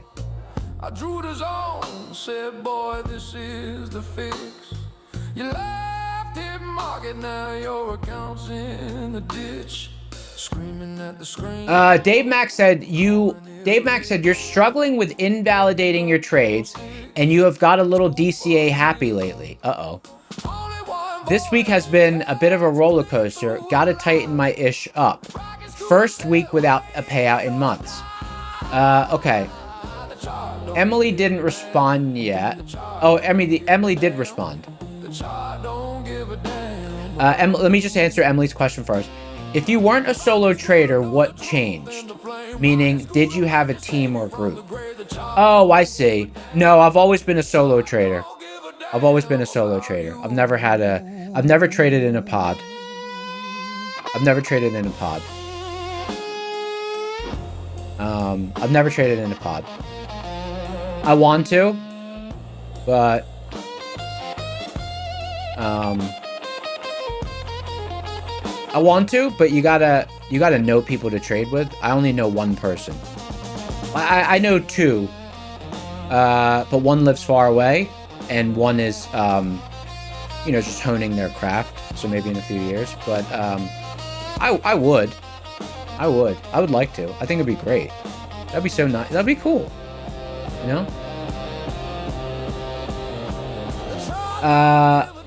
Okay. And then Boosted Dime said the trading pod would be sick. Ah, yeah, you know it would be, dog. Few years. Okay. Okay. Dave Mack said, like a refusal to take a loss. Some of it is a lack of patience. Hey, Dave Mack, have you changed? Have you changed anything? Because, okay, Dave Mack, let's break this down. So first, everyone, just so you can follow along with this conversation, Dave Mack is someone who typically trades one, like he's known as the 1 micro king, basically like really honed trading with one single micro and, you know, letting trades work. So, and very consistent. So, but you know, still developing, still working on the trading game. So Dave Mack, the first question I'm going to ask you, brother, is when you were having all your success, were you doing any scaling? Or were you just trading single entry single exit. I can't believe I missed this fill by 3 points. So annoying. But at least I know the algo's picking up good entries. 29, 5, 6, 6, and 3 quarters. But he's holding strong, he won't let go. There's a fire in his soul. Dave Mack, let us know if pretty much all of your success was just trading the one contract. And the moment is near. He feels it now, the breakout is here. He's unstoppable. Nothing in his way. Rising from the shadows to the break of day. With every move, future's in his hands. I missed the fill. Let me Takes a stand, he's unstoppable. flatten it for now, and then see what happens when we get down to that level. Charts were heavy, the nights were Both, but scaling, you got there faster. Just every now and then, it has heavier consequences. That's an expected result of scaling, Dave. That's an expected result of scaling. Here's how your P&L curve goes. Here's how the P&L curve goes. Dave Mack. Here's how the P&L curve goes. This is a guarantee. This is a guarantee. This is not optional. This is guaranteed. This is statistically, like, this is just how it goes. If you trade with single entries and you have solid edge, your P&L curve will be more like, power. Now he takes a stand, he's unstoppable.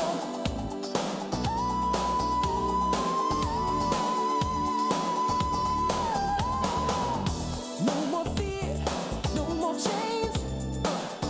Every setback fuels the flames.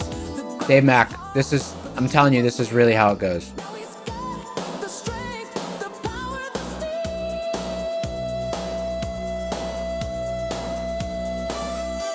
Okay?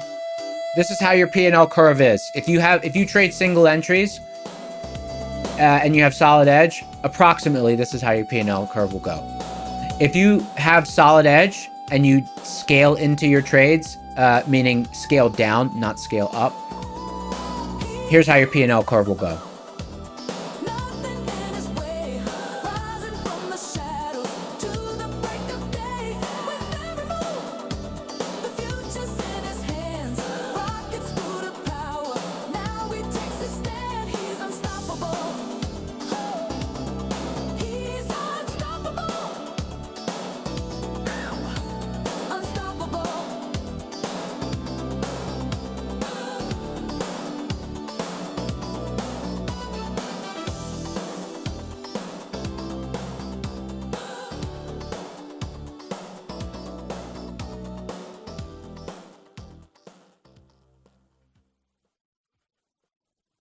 See what I just drew? This is pretty much guaranteed. This is pretty much guaranteed that this will be like a visual. If you trade pretty much the same exact style pivots and the same sort of setups, but on one method you just trade single entry, single exit, and on the other method you scale into high probability pivots, this is guaranteed. You see how they both have pretty much the same altitude at the end? But you see the difference in the trajectory? You see that? So what does that mean? What does that mean? You see here? See this first leg? You see this first leg? Maybe this trader who's trading this top one. Hey, Dave Mack, just please check this out. See this first one that I just circled? That's you when you trade without DCAing. Your accuracy is probably about 65%. Okay? 65%. You see this? This is you when you trade with the DCA method And, you know, your accuracy here is probably 82%. But now watch this. You see this? I'll draw in a bigger box. Now, this bigger box that I just drew on the top curve, that trader's accuracy, probably on that whole box, still 65%. Now I draw the bigger box on the trader who's doing the DCA. Now there's nothing wrong with DCA. It's perfect. I used to do it all the time. The only reason I've stopped doing it is because of the experiment that I ran in July, and now I'm working on the algo, so I haven't been scaling in like that. You see this box I just drew? Same height in the equity curve. Trader on the top has about a 65% accuracy and maximum loss versus maximum win a little bit closer. The trade on the bottom probably has about a 71 to 74% accuracy, but this tail is larger.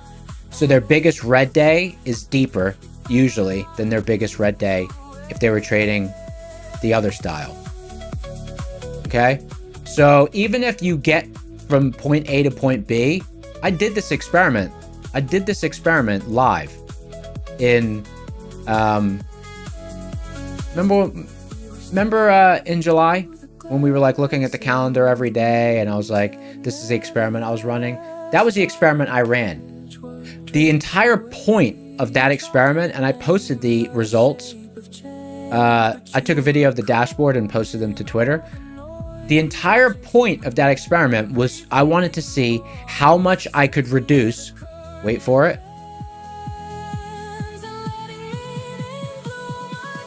the entire point of the experiment, and I posted this to Twitter, was I wanted to see how much I could reduce tail risk. So what you're experiencing right now is tail risk. It is a guarantee. It's a mathematical guarantee of that style of trading. Neither style is correct. That's the whole reason I ran the experiment in July, was to kind of prove that. It's to reduce tail risk. Oh, and also boosted dime makes a very important distinction. It's DCAing as a planned strategy. Like, you know, if you watch Matt trade, he DCAs, but it's 100% planned. He never says, oh my God, this trade's going against me. Let me just average in DCA. You know, he's always like, okay, this pivot's 80 points below. I should size down on the first pivot. Otherwise, I won't have enough juice to size down on the second pivot. Like, it's a fully planned, structured trade. Right? So, Dave Mack, here's what you need to do. You need to just make sure and say it out loud. If I DCA, even if it's with structure, today could be the tail. Today could be the tail. Today could be the tail. And then when you stop out, you should start saying this out loud. It can help reprogram your brain. Say, this is the tail. This is the tail. This is the tail. You gotta train your brain. You gotta train your brain. Because otherwise your prefrontal cortex, it doesn't make the right connections with what you're doing.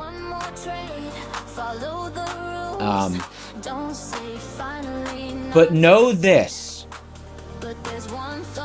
It's not possible to trade that way and not have the tails in your equity curve. You'll go through runs where you have 82% accuracy, and then you'll have a couple of week run where all your pivots fail on a couple of days a week, and then your accuracy drops back down to 70%, and your P&L, it has those dips. So it's like, do you want to win and lose a lot?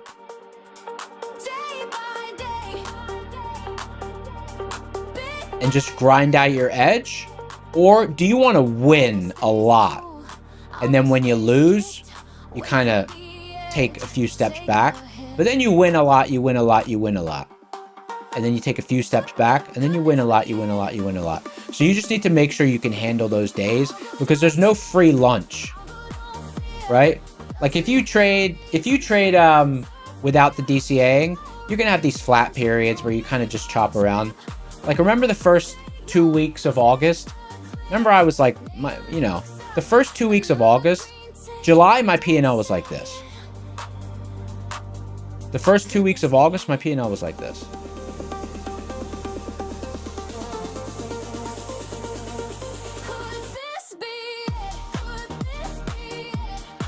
It barely moved.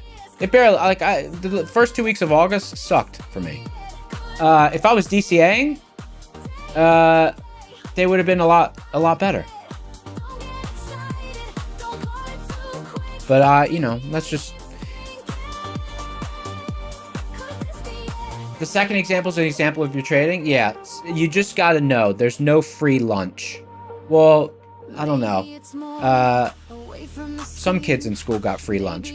When we were in England, I got free lunch. So there is free lunch. But there is free lunch. That's not a great saying. That saying doesn't really make sense. Maybe they're not familiar with the public school system. Nothing's free in trading, Well, that's not true. There's no commissions. Yeah, but then it's payment for order flow. Nothing's free in trading. Nothing's free in trading. Dave Mack, I know I keep saying it, but it's because I want it to kind of get drummed into your brain. Because I know you're a member of the community, and we want you to succeed, brother. We want you to succeed. Hey guys, you want to see something tragic? Well, first of all, the algo's doing a great job. But look at this. I got the spinning wheel. Oh, give me a break. Come on.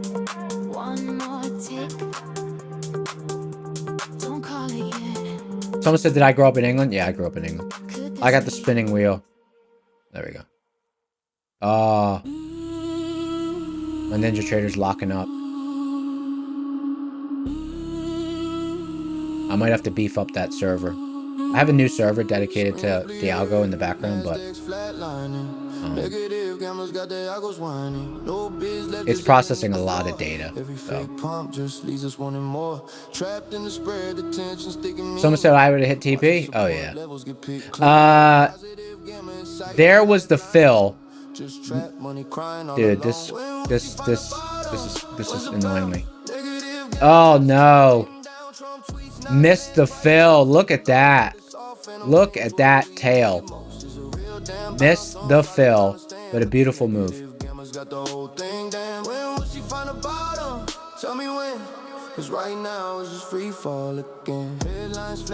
Someone said, do I use AWS Cloud or something else? Something else. I have a data center provider. Someone said, how beefy is my server? It's beefy. I have 3. Usually I run 2. I run one server for NQ, one server for ES, but this particular, the algo that I'm using to find the entries, it's reading more raw data than I usually use. It's reading QQQ, it's reading options time and sales, it's reading futures time and sales.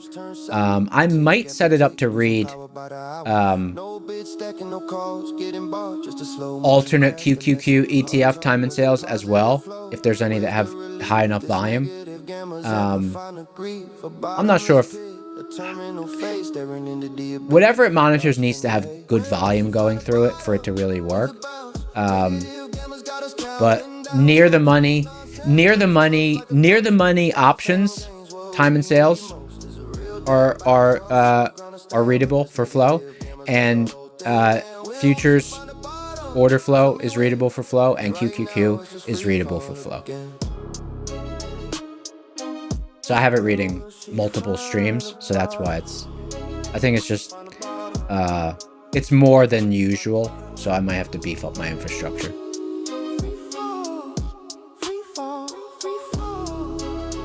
I might have to beef up the infrastructure. I'll see.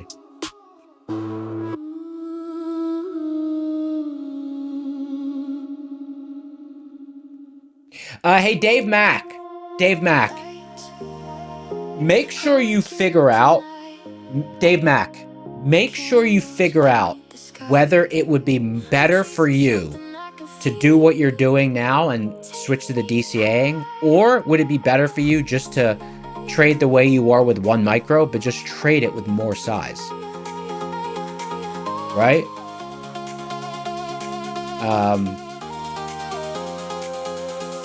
Because you might be better off trading how you were with 1 micro, but just trading it with, you know, 3 minis or whatever.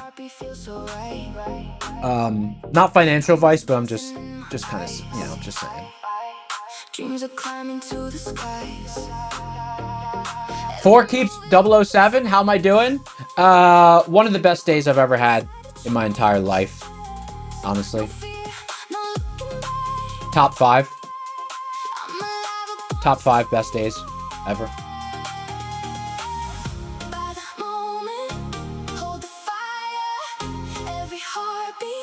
Someone said that I missed a long or a short? A long entry. Yeah, the bot has done crazy work today, brother. We talked about it at the beginning of the stream. After the stream, if you scroll back, you'll see. I showed all the orders it took. My Ninja Trader's kind of jamming up on me. Otherwise, I could pull that window down.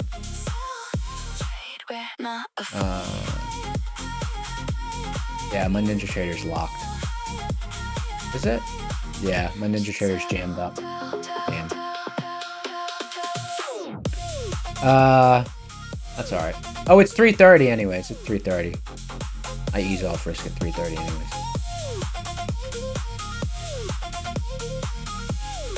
Yeah, I'm trying to drag it. I can't.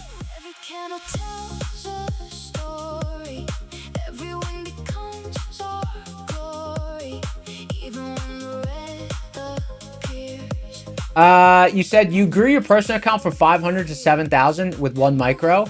Whoa, whoa, whoa, whoa, whoa, whoa, whoa, whoa, whoa, whoa. Dave Mack. Dave Mack. Dave Mack. Do you still have that live account open? Because you should be able to contact them or go in your portal and download the executions. Dave Mack, if you successfully grew 500 to 7,000 trading 1 micro, don't just DCA because you see other people doing it. Like, you might just, you know, like, why change? Like, you know, sometimes people are like, hey, Neon, why don't you do this? Why don't you do that? I'm usually like, I don't know. I don't want to destabilize the edge. Like, this algo, it destabilized my manual edge a little bit. Because, like, for instance, yesterday, I couldn't fully concentrate because I knew I was trying to figure out what's going on with that as well. So, like, but, like, so this has if I'm manually trading while the algo is running, it could destabilize my edge. But the risk is worth the reward. Right? But is the risk of destabilizing your edge worth the reward? What's the reward? You already had the reward. So, Dave Mack, help us understand. Like, because this was recent that you had success with the 1 micro. Someone said Seeds is frozen. Yeah, Seeds is frozen. My server's jammed up.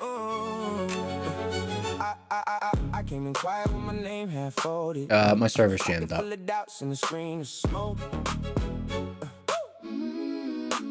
I watch the red turn green and I watch me follow. Someone said, what happens if Ninja Trader trader rate crashes while you're in a trade? Call the trade desk. They'll get you out of your trade. I think it's $50. I forget how much it is. Just call them. Call the trade desk. Call the trade desk.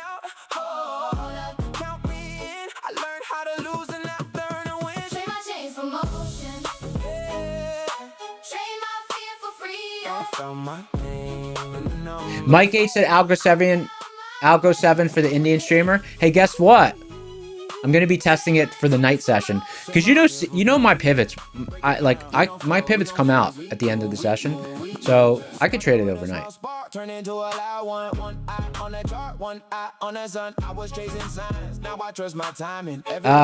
Dave Max said with prop game, you was just taking too long to get anywhere, and you had great success trading with scaling.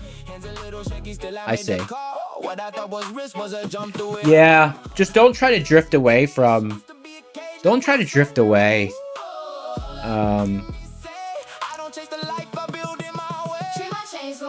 Yeah, I don't know, man. That's just something you're gonna need to work out.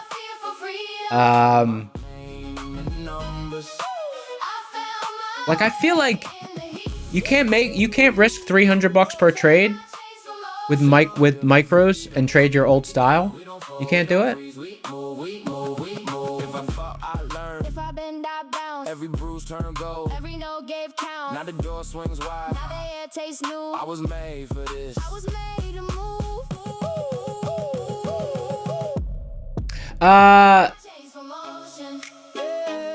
Hey, Mark's talking about seeds overnight. Hey, Mark, but don't forget, Rocket Scooter has overnight pivots, and MHP overnight is honestly, it's the best Rocket Scooter pivot that exists. The best time to trade the Rocket Scooter pivots is overnight. The best session for Rocket Scooter is overnight. Oh, you know. Okay. You already know. Yeah, so overnight MHP is all you need, baby. I don't use the weekly, but the monthly edge pressure overnight. Banger. Banger. Banger.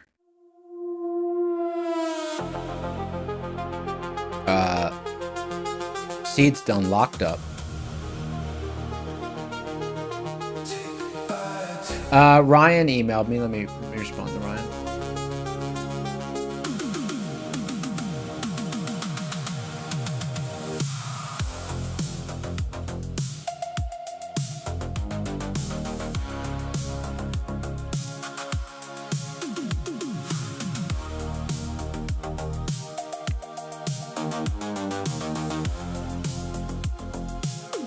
Screen lights glow in the dead of night. Charts don't care if you're wrong or right. Every candle tells a different lie, and every trade feels do or die. Heart beats faster with every click. Green turns red just as quick. You chase the move, it slips away. Another lesson you have to pay. You said next one's clean, I'll follow. But fear and greed don't understand. It's a war in my head, tick by tick. Every loss cuts deep, every win feels slick. I'm fighting myself more than the market moves. Hey, Dave Mack, the fact that you're making anything after that much short of time, that's really good. Took me 3 years. I started making some money after 2 years, but not consistent. Like, you know, it was rough. And even after 3 years, man, my accuracy was not what it is today. My accuracy was nothing like it is now. My accuracy was like, it was like 56, you know, it was 50s, low 60s. Which sucks because then you have like 2 red days a week sometimes 3. Like, it's horrible. Like when you're developing and you don't have high accuracy, like you have edge, but it's not that strong. Dude, it sucks because, you know, even though you're playing the game well, you know, you have 2 red days, sometimes 3 red days, sometimes 4 red days in a week, because you'll have red weeks. You know, And then once your accuracy comes up, that becomes less of a thing.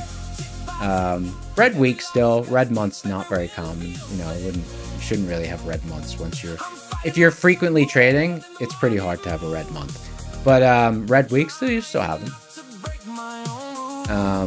Sometimes, but like when you're new and your accuracy is lower, dude, you have red weeks all the time. It sucks.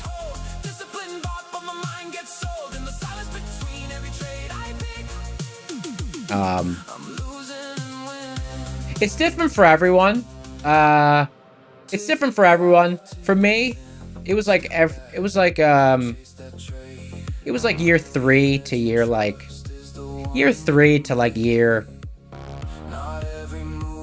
9, year 10, was like the ramp up of, improvement, a little bit of accuracy here, a little bit there, a little bit there, a little bit there. And then all of a sudden, after 10 years, you're really consistently accurate, and and you just grind it out.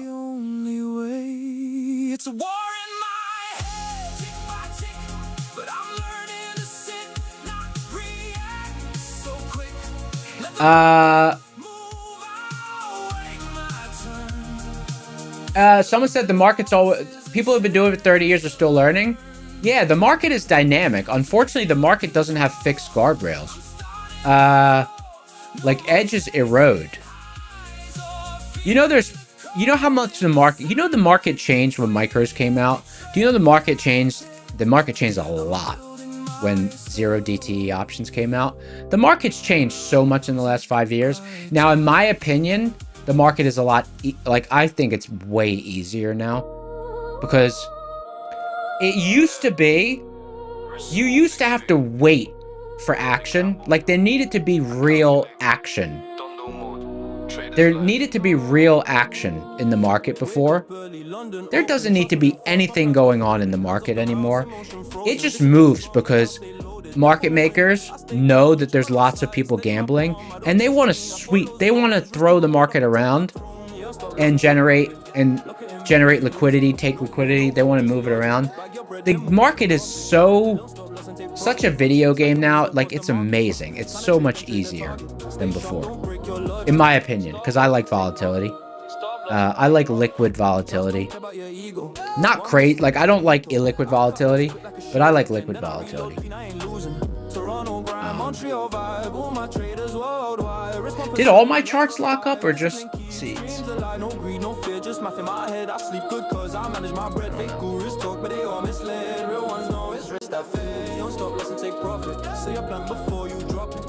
What's MHP on ES? 7,555. It's out of bounds. Let's do a giveaway.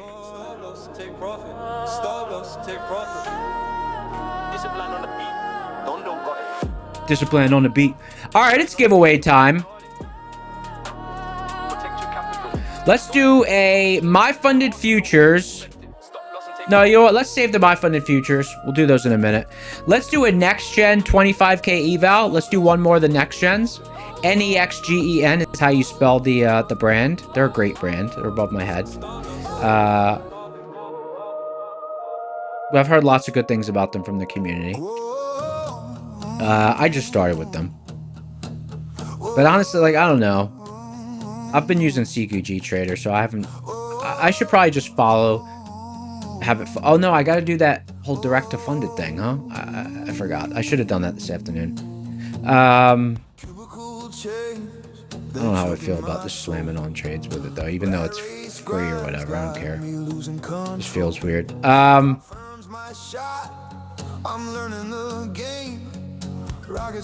OMG, it's NEXGEN. Code word is OMG, it's NEXGEN. OMG, it's NEXGEN. That's the code word. HP's humming, MHP strong. Bullzone's holding, I'm where I belong. Monday maps got my heart's keeping time. ASD, baby, this trade is mine.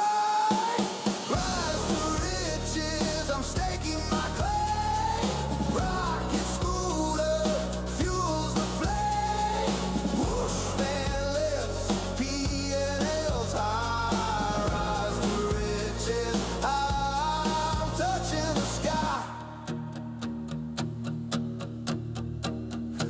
liquidity pocket, price starts to glide. Half got by, I'm along for the ride. Shots of my map, no turning back now. Bull zone's my fortress, I'm making my vow. HP kicks in. What is going on with my charts? Push fans blowing, I think I'm having a data issue. HP's humming. Yeah, I'm definitely having a data issue. Strong, bull zone's holding, I'm where I belong. Monthly maps got my heart's keeping time. EST, baby, this trade is mine. Rise to riches, I'm staking my claim. Rocket scooter fuels the flame. Push fan lips, P&L's high. Rise to riches, I'm touching the sky.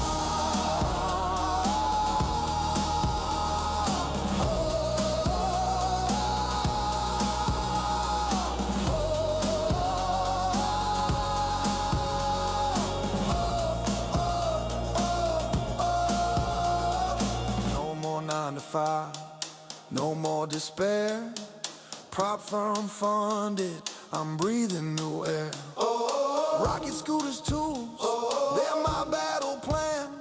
From the grind to glory, I'm my own man. Rise to riches, break the cage. Rocket scooter, rise the page.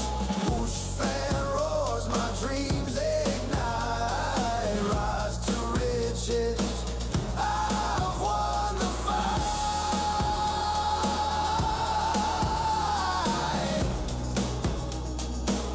EST every single time.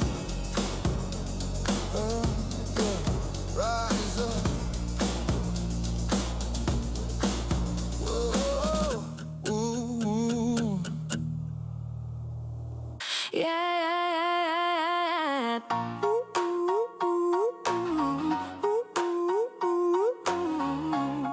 Yeah. Hey. Zooming down the chart on my rocket scooter, baby.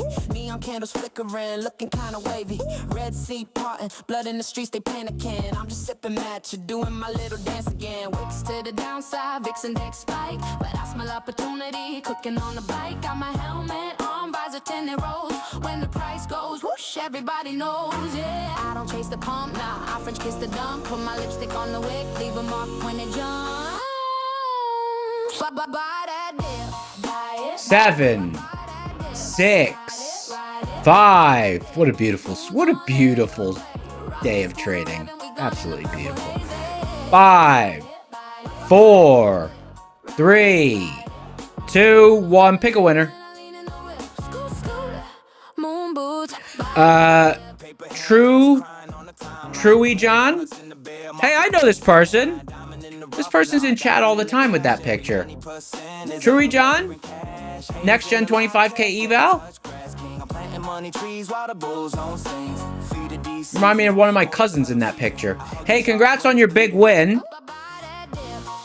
Next gen 25k eval. Very nicely done. 2 minutes to mock. 12 minutes till the close. One of the most enjoyable sessions of trading I've ever experienced. Number 7, absolutely just doing the work for me today. Really cool stuff. Someone said, "Do you ever get to see executions?" Yeah, just scroll back on the stream. You'll anytime I take a trade, anytime I take a trade, it's right here. So there was a trade, I don't know, it's like an hour, I don't know, it was probably 2 hours ago. Just take a look, it's up here. Okay. It's always up here.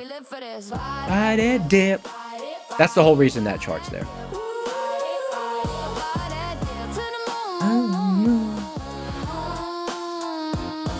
Buy that dip. Okay, here we go. Blue Sky 50k launch account. Blue Sky 50k launch.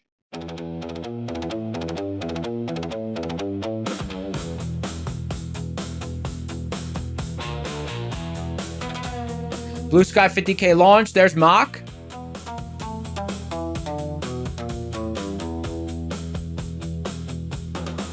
I see a red candle and I want to paint it green.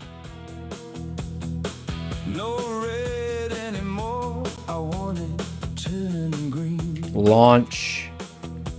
Launch. Launch. Launch it. Code word is launch it. Launch it. And watch the green start to grow.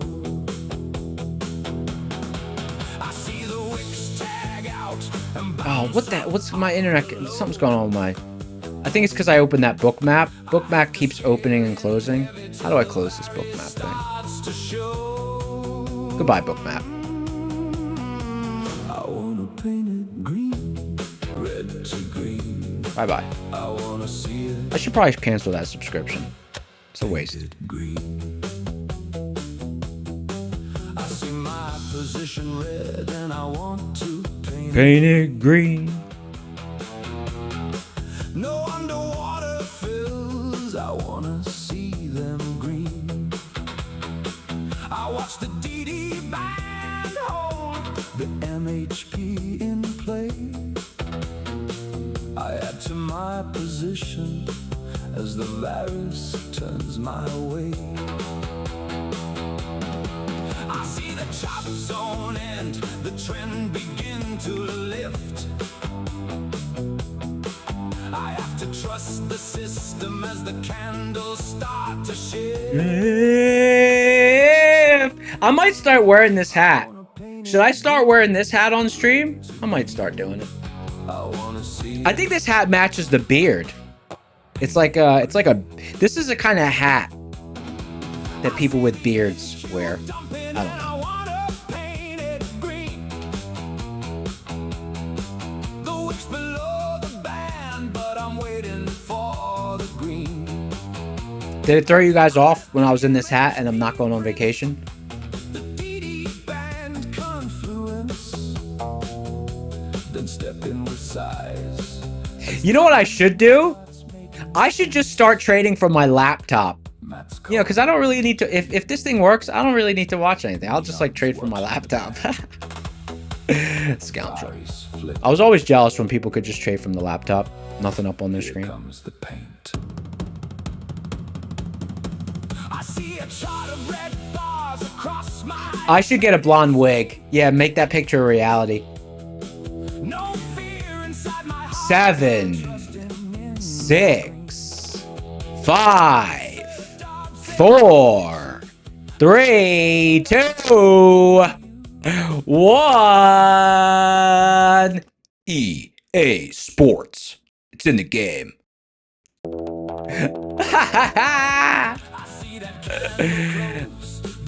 Pick one. Million Boot Camp? That's an interesting name. Million Boot Camp? Gotta paint it Painted green. red to green. I watch the Million Boot Camp? paint green.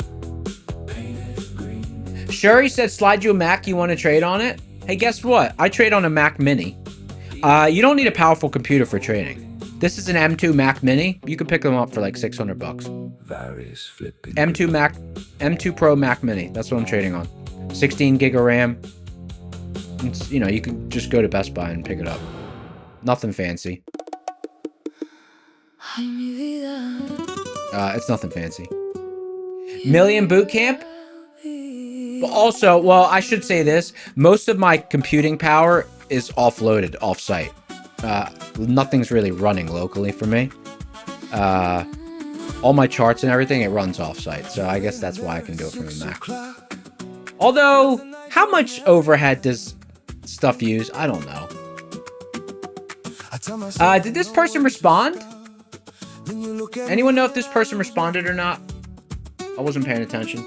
I move too fast, you take your time. I cross the edge, you never chase. Did they respond? Million Boot Camp, there you are. Eva Trade said, where are on my charts? Chicago. They're on a server. They're on a server with a direct connection to the exchange. Just because I need low latency. Technically, they could be anywhere, but because I need low latency for some of the stuff that I run, because some of the stuff that I run, it needs to receive whether an order was filled or not. It needs to receive it fast. That's the only reason I do it that way. If I didn't need low latency, I would just have a server at my house. Okay. Now we got 2 My Funded Futures 2K builder accounts. Nice.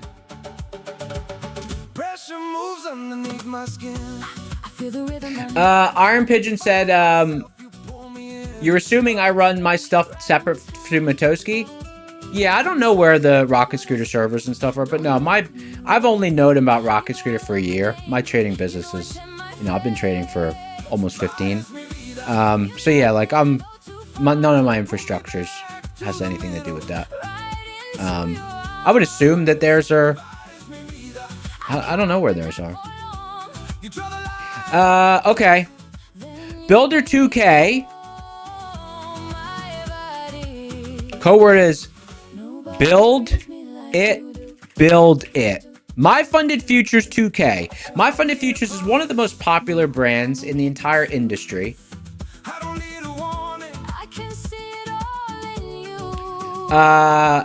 Build it. Someone said, what kind of servers do I use? They're AMD. They're AMD. I use AMD processors.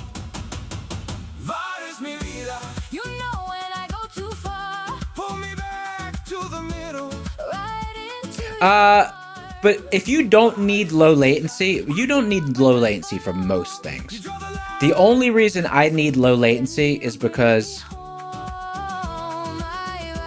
I have an algorithm that helps me get better fills, and it needs to communicate. It needs to know very quickly whether an order that I put out gets filled or not, in order to be able to work. So if you have basically, because what would happen is, if I ran that algo without low latency, it's like it would cancel an order because it didn't think it got filled. It would be trying to cancel an order because it wouldn't think it would have got filled, and then it would be trying to place another order, and it'd be placing these orders, and it wouldn't work. It wouldn't work. It wouldn't work without low latency.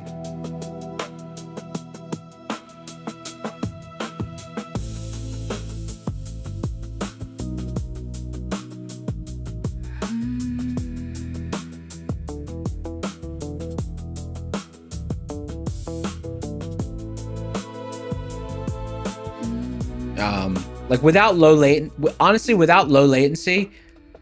the exchange would think that it's like spoofing. It would get confused. It wouldn't work without low latency. Okay, here we go. 2 minutes till the close. 7, 6, 5, 4, 3, 2, 1. Pick a winner. I tried.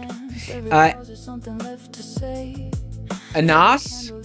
That almost looks like a weird word. Trader ES. Type something in chat. Nice end of day squeeze. Really nice action. Missed that last fill by 3 points. It never came back. It never came back. Picture gets wider when you learn to watch.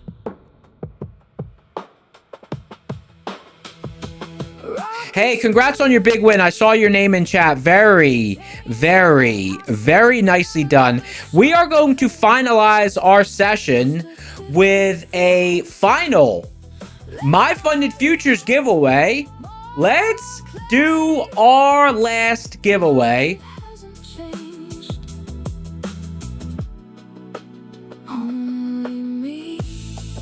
Code word is EOD. EOD. EOD.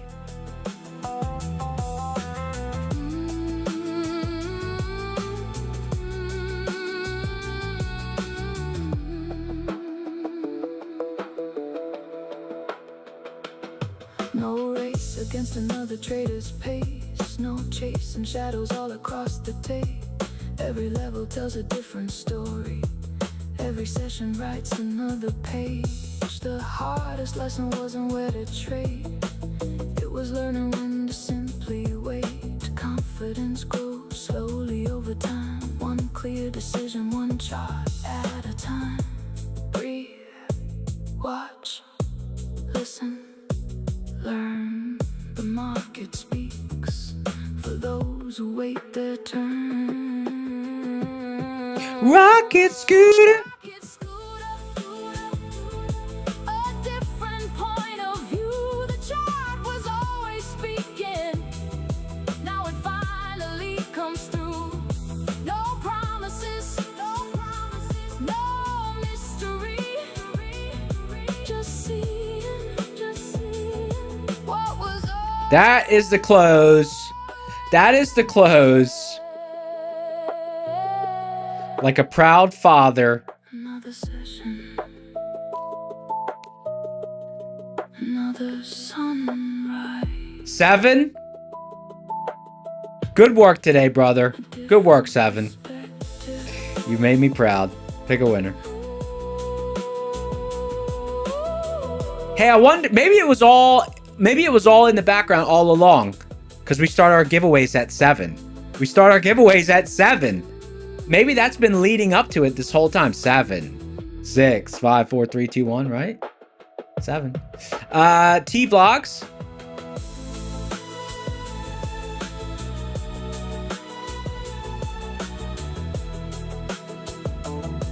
T Vlogs. Congrats on your big win. Very nicely done. Very nicely done. That's the end of the session. Make sure you tune into Darb stream tonight. It's going to be interesting. We have a zone overhead. Be interesting to see if we get up there. A big window. There's a big window here. So if we open in this window, woo, could be an interesting night. So, Tony said, can I talk in my Indian accent for your daughter that is watching? Yeah, of course we can talk in any accent you need. Any accent. This is for your daughter. Anyways, thank you so much for being here. Alright, back to regular. Thank you so much for being here. It was a beautiful day. Early days. So I've got a long few months here ahead of me. I'd say 4 to 6 months of testing. But that is going to be the focus. That is going to be the focus of what I'm working on. Unless it fails miserably sooner than that. But if it continues to grind away, I'm going to let it do its thing. And 4 to 6 months, I'll continue to gather data. And then we'll go from there. But it's the start of a journey. Hopefully you guys will go on this journey with me and, see what I go through, trying to work this thing out. Until tomorrow, I'm out. Peace.